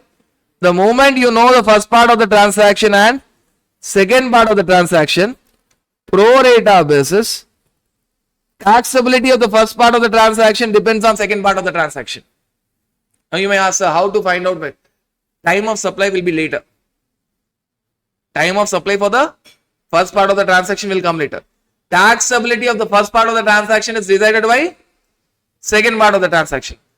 In the first part of the transaction, with respect to Amitabh Bachchan, finally builder pays GST. Finally builder pays GST. Finally government will get the revenue. So to that extent, whether TDR or FSI or long-term lease services by landlord to builder will attract GST? No, exempt. Because finally government will get the revenue. To that extent, pro rata basis, you have to do the pro rata calculation.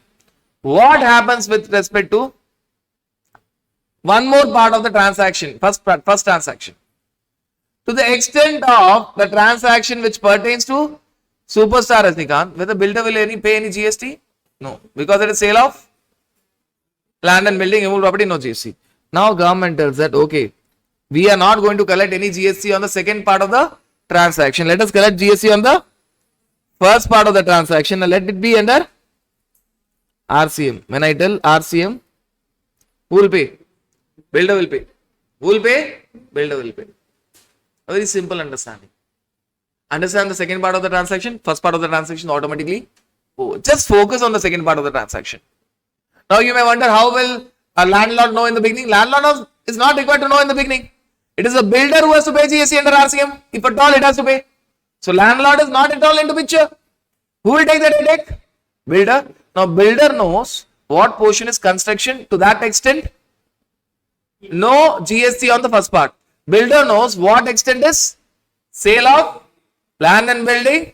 When the building is ready, he knows what are the flats which are yet to be sold. Supposing this is 100 flats, 80 flats are sold by getting advance payments.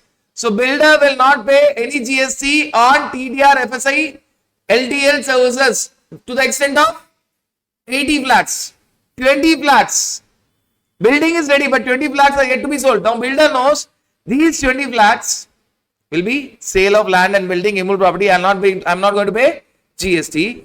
To that extent, builder would have paid some long-term lease or TDR or FSI services to the promoter. Supposing he has paid 1 crore. Supposing he has paid, we will take that 1 crore multiplied by 20 flats divided by 100. So we will now pay GST on his inward supply only on 20 lakhs. How much he has made the payment to the landlord? 1 crore. He will now make the payment only of 20 lakhs, not on his outward supply, but on his inward supply. That's all about this special RCM and exemption with respect to what? This is only with respect to residential apartments. Residential, this point even gives the rates. See, finally, when builder pays on construction services to Amitabh Bachchan, he is asked to pay 1%, 5%. The same 1%, 5% will be applicable even on RCM. For Amitabh Bachchan, builder is paying under FCM for his outward supply. For Superstar Rajnikant, builder is not paying anything under FCM, but builder is paying under RCM for his inward supply.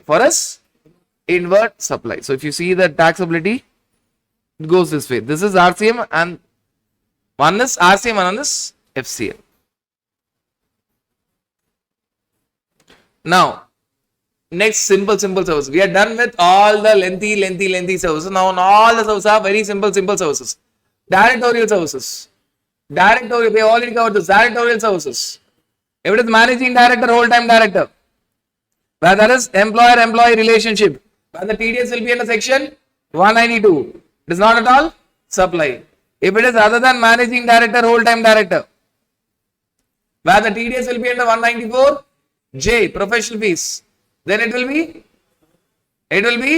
taxable, it is supply, it will be taxable, but it will be under RCM. It will be under RCM. Managing director, whole time director, TDS under 192, not at all supply. Other than managing director, whole time director, TDS under 194J, professional fees, it is supply. By whom? Director to company. Who will pay GST? Company will pay GST under RCM. Insurance agent. Insurance agent having insurance license under section 42 of Insurance Act. Insurance agent. Who is the supplier? Insurance agent. Who is the recipient? Insurance company. Who is the recipient? Insurance company. Who will pay GST? There are thousands of insurance agents. For government, what is easier to catch? Insurance agents or the insurance company? Insurance company. Insurance company. See, the entire objective of section 93 RCM, section 94 RCM and section 95 EQ is to ensure that the liability is shifted from unorganized sector to organized sector. So, government will catch hold of insurance company. Insurance company. But it is applicable only if you are having insurance agent license under section 42 of Insurance Act. Big Bazaar, not Big Bazaar, I am talking about policybazaar.com. If it is having insurance agent license under section 42, then insurance company will pay under RCM. But if policybazaar.com is not having insurance agent license under section 42, technically it is not insurance agent, it has to pay GST under FCM. It has to pay GST under FCM. Next services. In total, we have seen 10 services. Now, next 11th and 12th services. Transfer of copyrights. We are not talking about any intellectual property right. We are only talking about transfer of copyrights. Temporary transfer or permitting the use or enjoyment of copyrights. If transfer of copyrights is with respect to original, dramatical work, musical work, artistic work. Original. That original is very important. Then who will pay GST? Recipient. Who is the supplier, by the way? Music composer, photographer or the artist. Who is the recipient, by the way? Producer. Music company or the producer located in taxable territory. Who will pay GST under RCM? The music company or the producer in taxable territory. The music producer or the music company or the producer in taxable territory. But that is applicable only for what?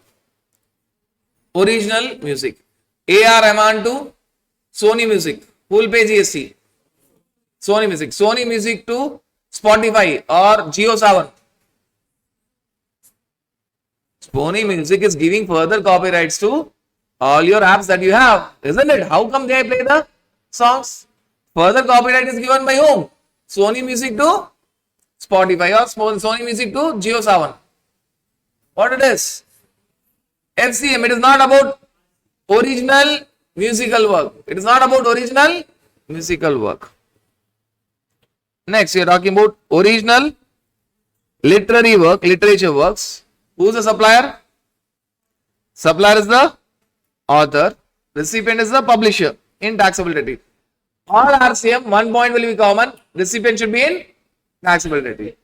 Who will pay GST? Publisher. Basically, by default, it is RCM. By default, it is RCM. But if author tells that no, I want to go under FCM. See, that option is not there for original musical work, dramatical work, artistic work. This option is only there for literature work, literary works. So, if author wants, he can go under FCM. What he has to do?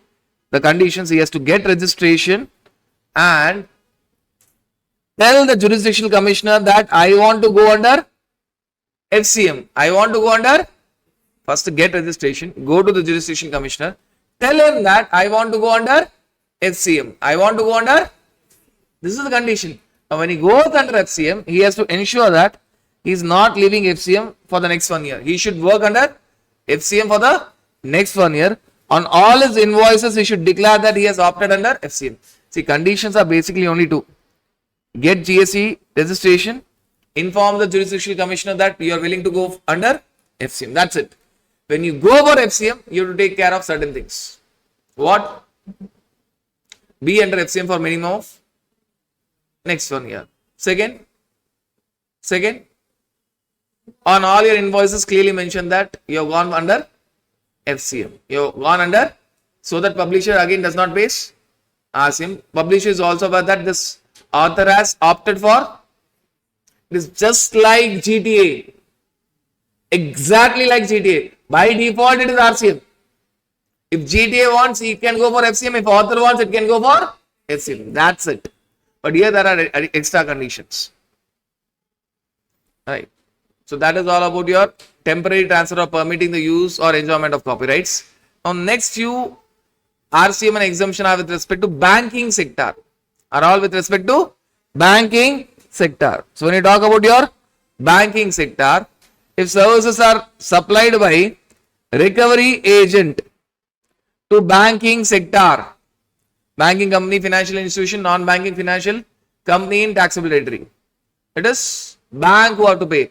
Recovery agent to banking sector, RCM. Recovery agent to other companies. The same services of recovery agent services is given to Reliance Limited, or given to Tata Limited, or given to Adani Limited. Then it is under FCM. Then it is under FCM. Then corresponding to recovery agent, you can remember someone called as direct selling agents. The calls that you get every time. Direct selling agents. Now look at the conditions. Here conditions are different. Direct selling agents to banks and NBFC in taxable territory. Financial institutions will not have direct selling agents, therefore FI is not mentioned. So banks and non-banking financial company in taxable territory. But wait, they put an extra condition. This direct selling agent should be individual. If he is individual, then RCM. Banking sector will be under RCM. If direct selling agent itself is a partnership firm or LLP or a body corporate, then FCM. Then this point is not attached to recovery. Recovery agent can be individual or body corporate or partnership firm, anyone. Giving to bank, bank will pay. But direct selling agent, if it is individual, only then it is RCM. If it is not individual, then it is FCM. Then it is FCM. Clear cut difference. I said some time back that you need to buy out, remember exactly when RCM, when FCM. The condition keeps differing. The condition keeps differing. Then you're talking about your members of overseeing committee, a special committee of RBI to RBI.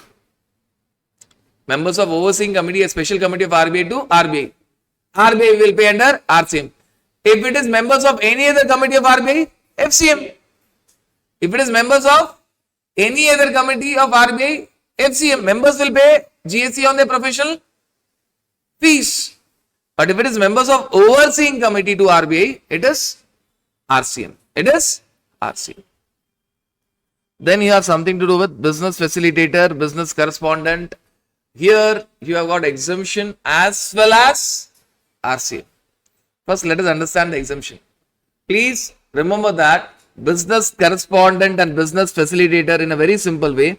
Business correspondent is very similar to your banking sector, bank or insurance company. It will just represent the banks and insurance companies. Technically, they are not employees of banks and insurance. They have more responsibilities.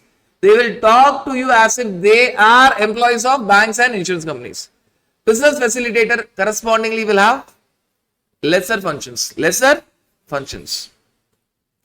Now, if at all you are talking about business correspondent or business facilitator, if they are providing services to a banking company in rural area, or if they are providing services to insurance company in rural area, which means rural branch of the bank or rural branch of the insurance company, then their services is exempt. Their services is exempt. No GST.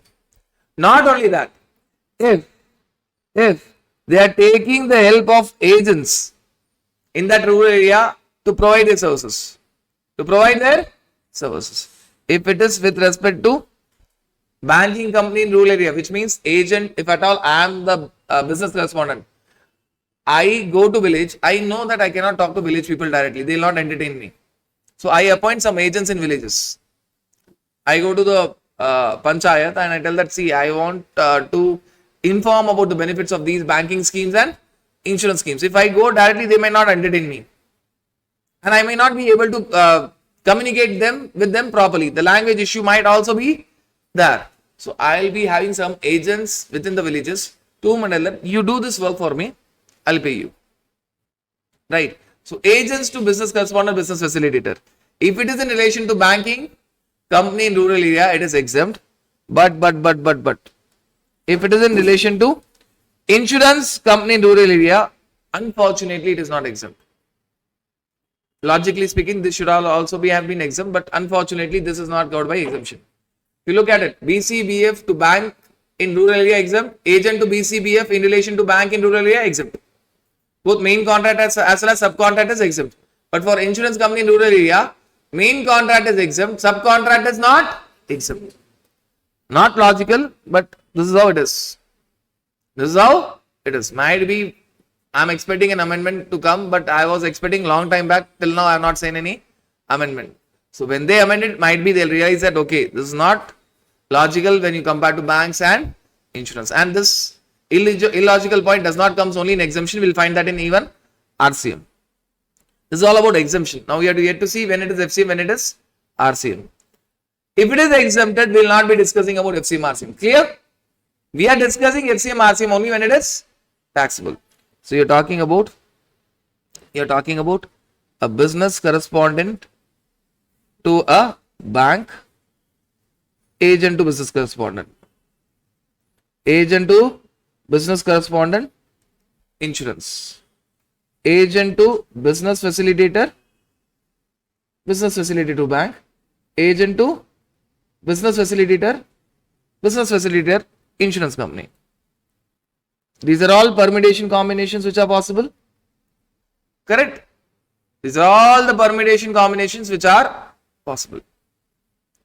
When it is business correspondent, I said you remember one thing, they have got a bigger role. If it is business facilitator, always remember that they have got a smaller role comparatively. So this will help you to remember FCM and RCM. If it is agent to business correspondent will pay under RCM because it is a big person, it will take the headache. And business corresponding to banking sector, FCM. The same thing is true with agent to business correspondent with respect to insurance company. Business correspondent will be under RCM. Business correspondent to insurance company, it will be under FCM. If you look at this, business correspondent is taking the entire, neither the agent is disturbed nor the banks or insurance company is disturbed. Obviously, it will collect the GST from banks and insurance company, needless to say that. But liability or responsibilities of that of business correspondent. But, when it comes to business facilitator, if it is agent to business facilitator, whether business facilitator will take the headache of agent? No.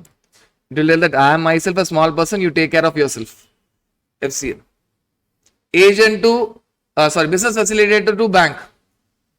Business facilitator will tell that, see, I am a small person, please help me out. So bank will come. Business facilitator is not at all disturbed.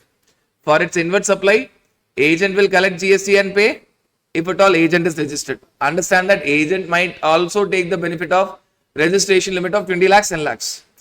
Don't forget that. Agent can also always go for registration limit of 20 lakhs and 10 lakhs. We are not discussing the registration limit, by the way. Taxability is that, and it is under FCM. And same way, if it is agent to business facilitator with respect to insurance company, it is under FCM. Don't you think that even for business facilitator, insurance company should have helped just like banks? But here, this time, there is no help. There is no help. Business facilitator has to get registered and pay GST under FCM. Right? I see I have tested this, whether it is FCM and RCM. So when you talk about business correspondent, there is no change, whether it is with respect to banks or insurance. Agent to business correspondent, RCM. Business correspondent to banks or insurance, FCM. But when it is with respect to business facilitator, agent to business facilitator, FCM, business facilitator to bank, RCM.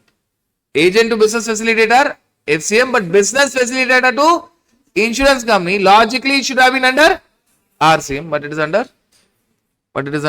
FCM. It comes under your FCM. So that is all with respect to your services under banking sector. RCM as well as one exemption which was there with respect to BC and BF, that also we have covered.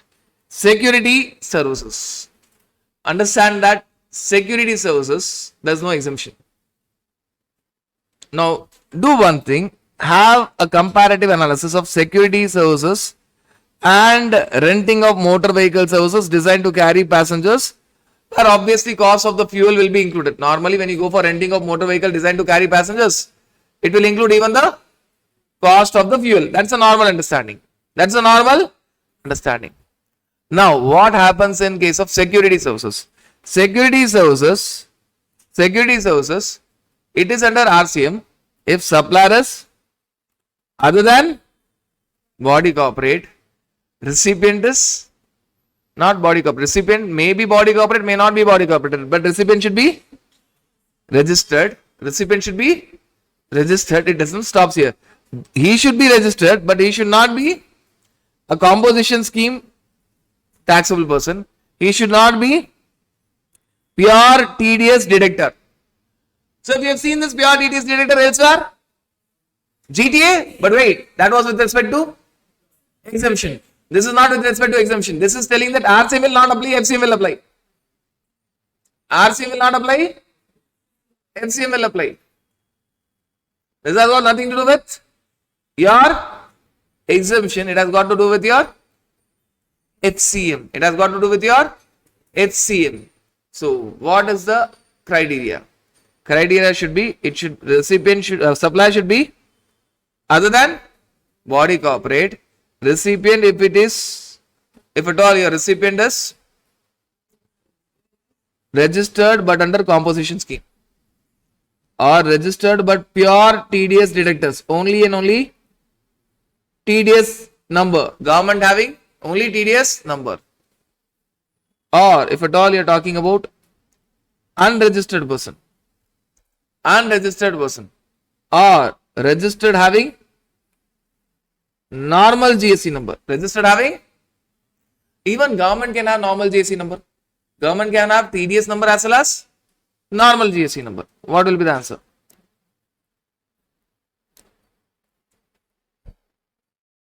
In the first case, FCM, second case, FCM, third case, FCM. Only and only in the last case it is. By the way, we are talking about what type of services?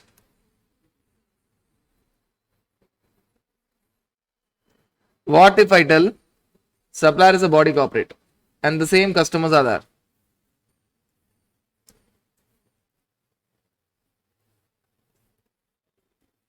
Supplier is a body corporate. What if I tell supplier is a body corporate? What will happen? The moment supplier is a body corporate, all the cases will go under same. All the cases will go under your FCM. All the cases. Now compare this with your renting of motor vehicle designed to carry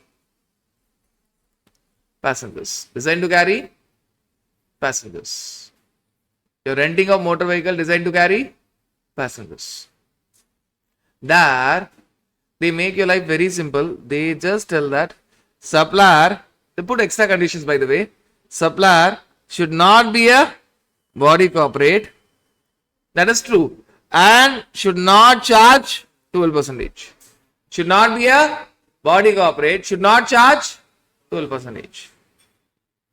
Wait, recipient should be a body corporate in taxability. Recipient should be a, now recipient may be registered, may not be registered.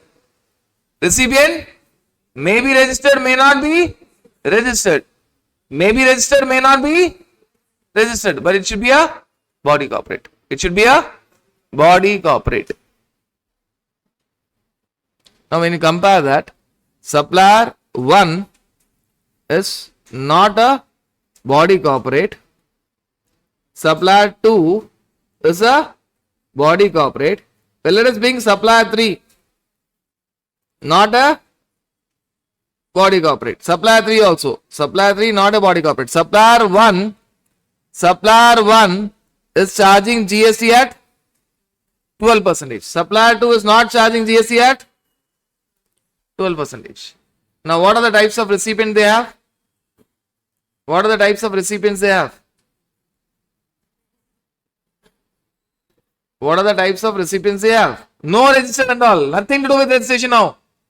You categorize them into recipient being body corporate, not body corporate. They may be registered, they may not be registered. Not relevant. Obviously, when I am talking about recipient, they should be in taxable territory. That is needless to say. Now, tell me, out of this 6 cases, what is under FCM and what is under RCM? Supplier, if it is a body corporate, a supplier if it is not a body corporate, but charging GST at 12%, what will happen? What will happen? When I am writing FCM, I will always write near supplier. RCM is always written near recipient. If supplier is a body corporate, what will happen? FCM. The supplier is a body corporate, FCM. Supplier is not a body corporate but charging 12%, FCM. Supplier is not a body corporate, not charging 12%, giving to other than body corporate. Giving to other than body corporate. Recipient is also not a body corporate. Supplier is a partnership firm, recipient is a partnership firm. Recipient is also not a body corporate. FCM. Supplier is not a body corporate. Recipient, supplier is not charging 12%. Recipient is a body corporate. Only this will have RCM. Only this will have RCM. Supplier 1 always will have FCM. Supplier 1 always will have FCM. Supplier 2 will always have FCM. Whereas supplier 3, for few transactions it will have FCM because recipient is also, for few transactions it will have FCM because recipient is also not a body corporate. For few transactions it will have RCM. So you can have a lot of such cases. Rather, even if you take previous example, security services, supplier was not a body corporate. For few transactions, supplier 1 had FCM. For few transactions, it had RCM. Supplier 2 always had FCM because supplier 2 was a body corporate. Now, you will clearly understand that you are required to remember when RCM, when FCM, who is the supplier, who is the recipient. Gone are the days when you just see some YouTube lecture and try to buy out the names. Renting of immovable property. Renting of immovable property will also come, by the way. We are talking about renting of motor vehicle, security services, advocate services. Utter waste of time. No use in remembering all these terms because the moment I change the question, the answer differs. Rather, in these 2 examples, in the first example, there are totally 8 cases, out of which only 1 case was RCM. In the second case, there were totally, scenario, there were totally 6 examples, out of which only 1 was under, rest all was under FCM. Don't try to buy out the name and tell that, okay, I know RCM service. These are all the lists. No, that's no use. Yes, in this list, remember, who should be the supplier and who should be the recipient. Are we clear with this understanding? Now, if you remember, while discussing something else, we have discussed about your security lending scheme. I said that I am the lender of security and Praveen sir is the borrower of the security. So, when you talk about security lending scheme, what will happen? Lender and borrower may not know each other. What is security lending scheme? I have shares in my hand and I'm not interested in selling in the near future. There is a person who's interested in doing short-term trading. I'm a long-term investor and he's doing short-term trading. So I tell that, okay, take my shares, give me some lending amount. You do short-term trading. Supposing it is for 3 months. After 3 months, I will get back my shares and that will be taken care by the stock exchange. I will never ever know who is the borrower. Never. I will never ever know who's the borrower. Right. And that is the reason it is covered under RCM. Why? If I don't know my recipient, how can I give an invoice to my recipient? So what they do? Better put it under RCM. Borrower will pay. Borrower knows what amount he is paying because borrower will make the payment to stock exchange and stock exchange will finally give me my payment. Correct? So I am not at all worried. Lender will not pay, borrower will pay because both of them are not aware of each other. Both of them may meet each other daily, but they are not aware of each other, that who's the lender and who's the borrower. RCM. And one other special point that we have already discussed. This will always be IGST transaction. Though the lender and borrower may be in the same state, same city, same building, but always it will be IGST.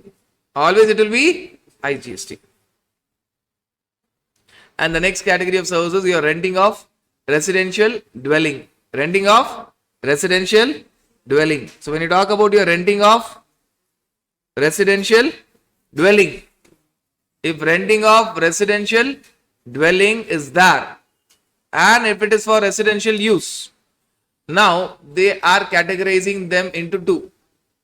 You have to categorize them into two. Whether this renting of residential dwelling is taken by a registered person or unregistered person. Registered person, unregistered person. Or it can be even another category. Let us make it more clear. Renting of residential dwelling used as residence, not used as residence. If it is renting of residential dwelling, not used as residence, it is always taxable, that too under FCM, need not see anything else. Classic example, CA offices. Lot of CA offices you will find that it is a house, renting of residential dwelling, but not used for residence. Clearly taxable under FCM. What if it is renting of residential dwelling and used for residence? Used for residence. Then you have to categorize that into two parts. Ask yourself whether the recipient is a registered person or whether the recipient is unregistered person. Whether the recipient is registered person, whether the recipient is unregistered person. If the recipient is registered person, it is taxable and it is taxable under RCM. If it is by unregistered person, exempt. So when your renting of residential dwelling is exempt, renting of residential dwelling is exempt subject to two criteria: used as residence and by unregistered person. Can you tell me what would be the scenario where renting of residential dwelling is there used for residence by a registered person?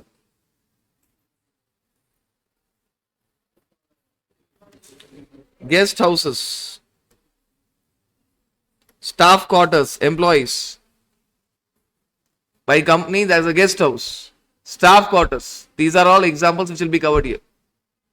A company is taking a residence on rent used for residence by its customers or suppliers or for employees in terms of staff quarters. This will be covered here. It is taxable under RCM. Taxable under RCM. At the same point of time, they clarify. They clearly give clarification because it will be very much relevant and it is very logical clarification. If at all it is a sole proprietorship concern. If at all it is a sole proprietorship concern, if it is registered. Actually, we are done with this exemption in RCM. We are talking about a clarification. If at all it is a sole proprietorship concern which is registered, that sole proprietor has taken two places on rent. One, his house on rent. One, guest house on rent, which is for business purposes. House on rent is for his family, personal use. They clarify and they tell, okay, this house on rent will not be taxed. We will not treat you as registered person for this purposes because it is for personal use. And this guest house on rent or staff quarters on rent, which is for business purposes, which you are claiming it as business expenses even in your income tax, this will be taxable under RCM. Why this clarification is given? Because sole proprietor will have GST number based on his PAN. He will not have two PANs and all. That's the same PAN. That's the same PAN. Now when he has taken two houses on rent, one is house for his family, one for staff or guests of business, which means business purposes. You have to bifurcate. That house which you have taken for your family, it is personal use, got nothing to do with your registration status. We'll still treat it as exempt. We'll still treat it as exempt, no GST. But that guest house which is for business purposes or staff quarters which is for business purposes, if you compare, the house rent will not come under expenses in your profit and loss account. It will go to drawings. The staff quarters rent and the guest house rent which is for business purposes will go to your expenses in your profit and loss account. That is for business purposes. That will attract RCM. That will attract RCM. So that they have clarified. That they have clarified. So this is all about your RCM with exemption. The last and the final part being your importation of services. Last and the final part being your importation of services. In importation of services, you need to correct this point. Services provided by RBI from outside India in relation to management of foreign exchange reserves, it was exempted earlier. It was exempted earlier. Now you don't have that particular exemption. Now that particular exemption is not there. It was exempted earlier. Now it is taxable. So remove this particular point. Now how to make your importation of services simple? How to make your importation of services simple? Strictly speaking, importation of services needs to be divided into three categories. But we will divide that only into two categories for a very simple reason that third category deals with transportation of goods by vessel at the time of importation of goods, which is overruled by a Supreme Court judgment in case of Mohit Merrill. So we are not going to discuss that third category because now it has been overruled. So now we are not going to discuss that third category. We will divide this into two simple category. One normal, one OIDARS. Online information and database access and retrieval services. Online information and database access and retrieval services. One normal and one special. In normal, there is a particular list. And then you have balance category. Then you have balance category. There is a particular list which is always exempt. What is that list? See, importation of services, make one thing very clear. There are three conditions which are satisfied. Location of supplier outside India. Location of recipient in India. Place of supply in India. So that is satisfied. That you have to be very, very clear. That is the definition of importation of services. Supplier outside India, recipient in India, place of supply in India. Now, that particular list contains, if at all importation of services is by section 12A, AA or AB entity for charitable purposes, it is exempt. It is exempt. If importation of services is of online, journals and periodicals by colleges, category B, educational institutions. There are three categories of educational institution. Category A, category B, category C. We are only talking about category B. We are only talking about category B. First category is preschool education or education up to higher secondary school or equivalent. Second is education for obtaining a qualification recognized by law for the time being in force. Third is skill development courses. So you are talking about second category. Category B. Category B. Third, royalty or license fees which is already subject to customs duty. If it is already subject to customs duty, again GST will not come, which is already subject to customs duty. Fourth, you are talking about your import by United Nations or international organizations. Import by United Nations or international organizations for official use. Fifth, import by foreign diplomatic mission or consular officers or their diplomats or their officers for official use as well as personal use, either by the embassy or their employees, either by the embassies or their employees, official use or personal use. This list will not attract GST. Import by 12AA or 12AB for charitable purposes.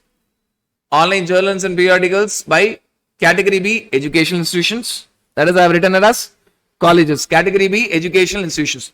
Colleges or your universities or even your professional courses. So that better I'll write category B educational institutions.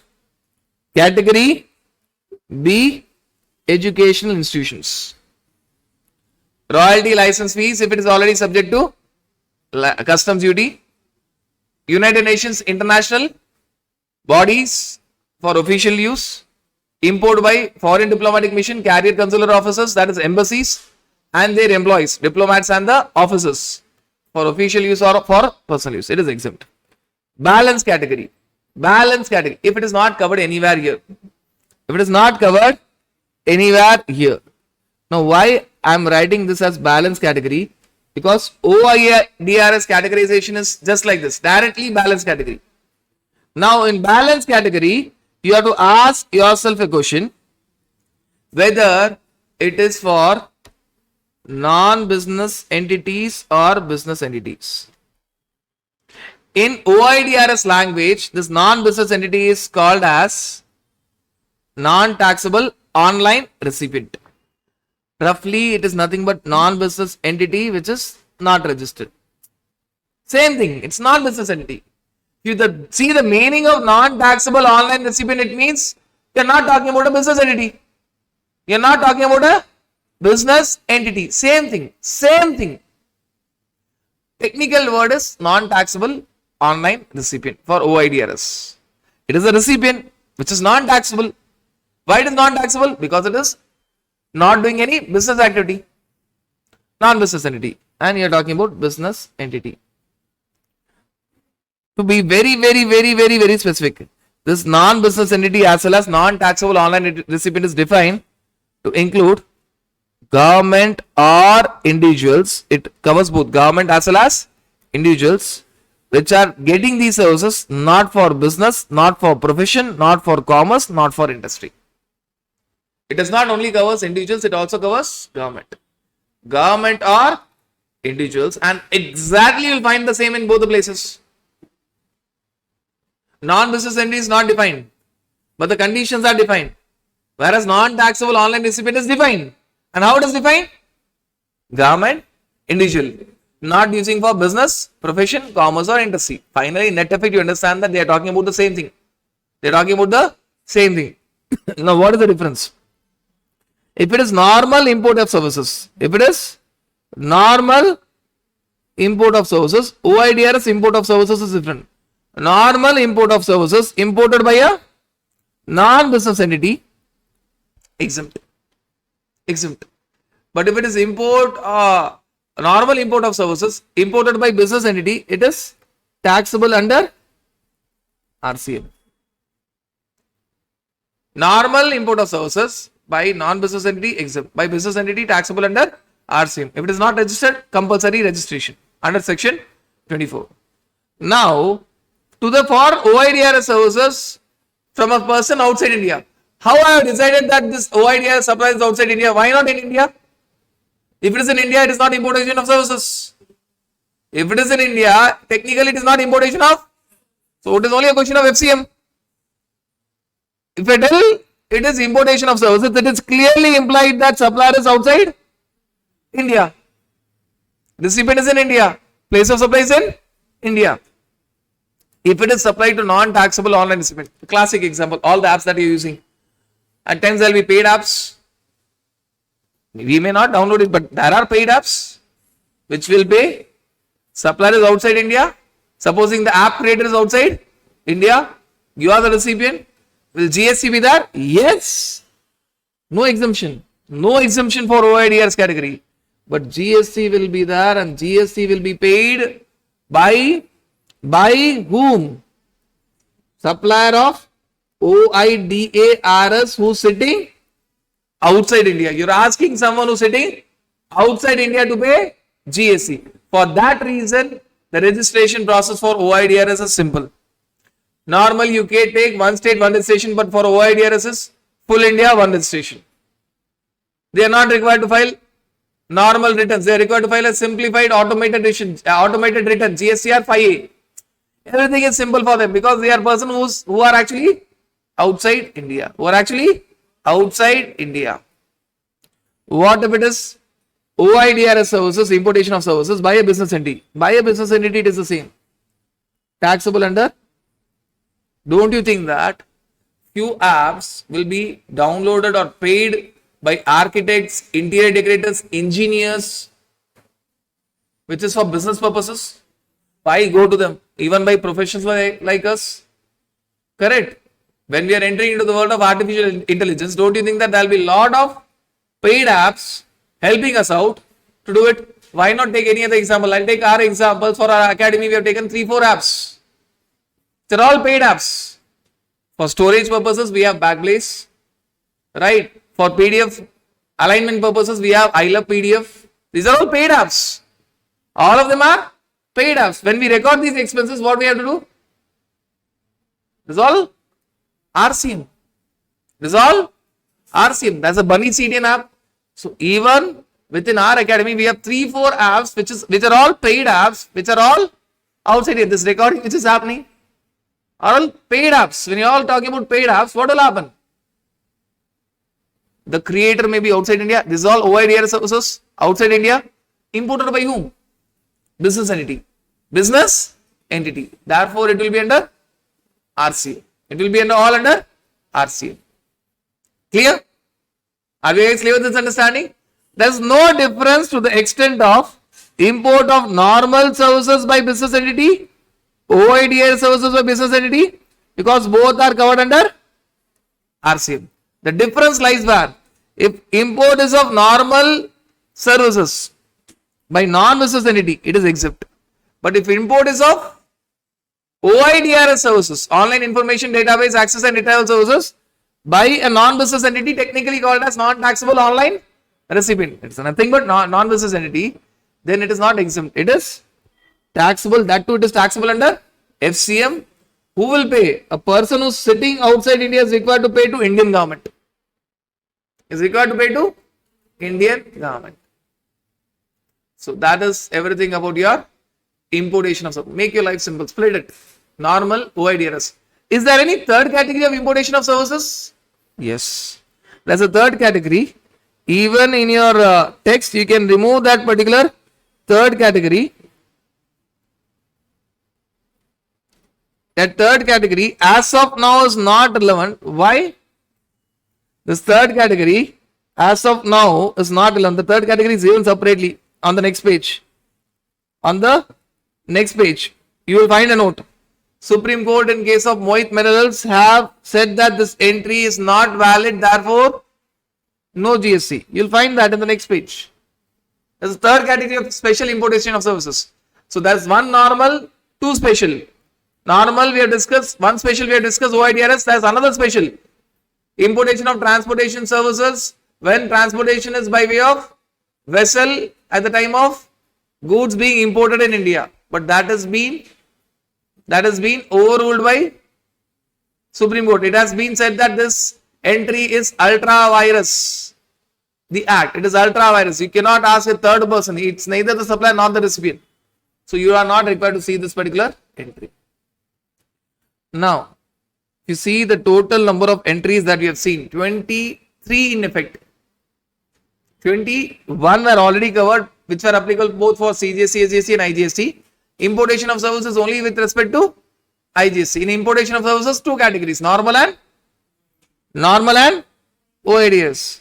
Now, if you see all these 23 entries, what we have done, we have made sure that we have linked your corresponding exemption and RCM, which also makes your exemption division very simple. Now you know that exemption need not be by-hearted, RCM needs to be by-hearted. You have to be very clear. Balance exemption which is not covered, just give a glance, don't try to by-heart it. Give a glance and understand the logic and close it. The moment you start by-hearting the exemption entries, life will be very, very difficult. You will find the exemption huge. But if you are giving a glance, unlike your RCM, you are not required to remember exemption entries. You are just required to see whether this entry was there in the exemption or not. If this, it is exempted. If no, it is not exempted. RCM, to specifically remember when RCM and when FCM. So that is all about your RCM read along with your exemption.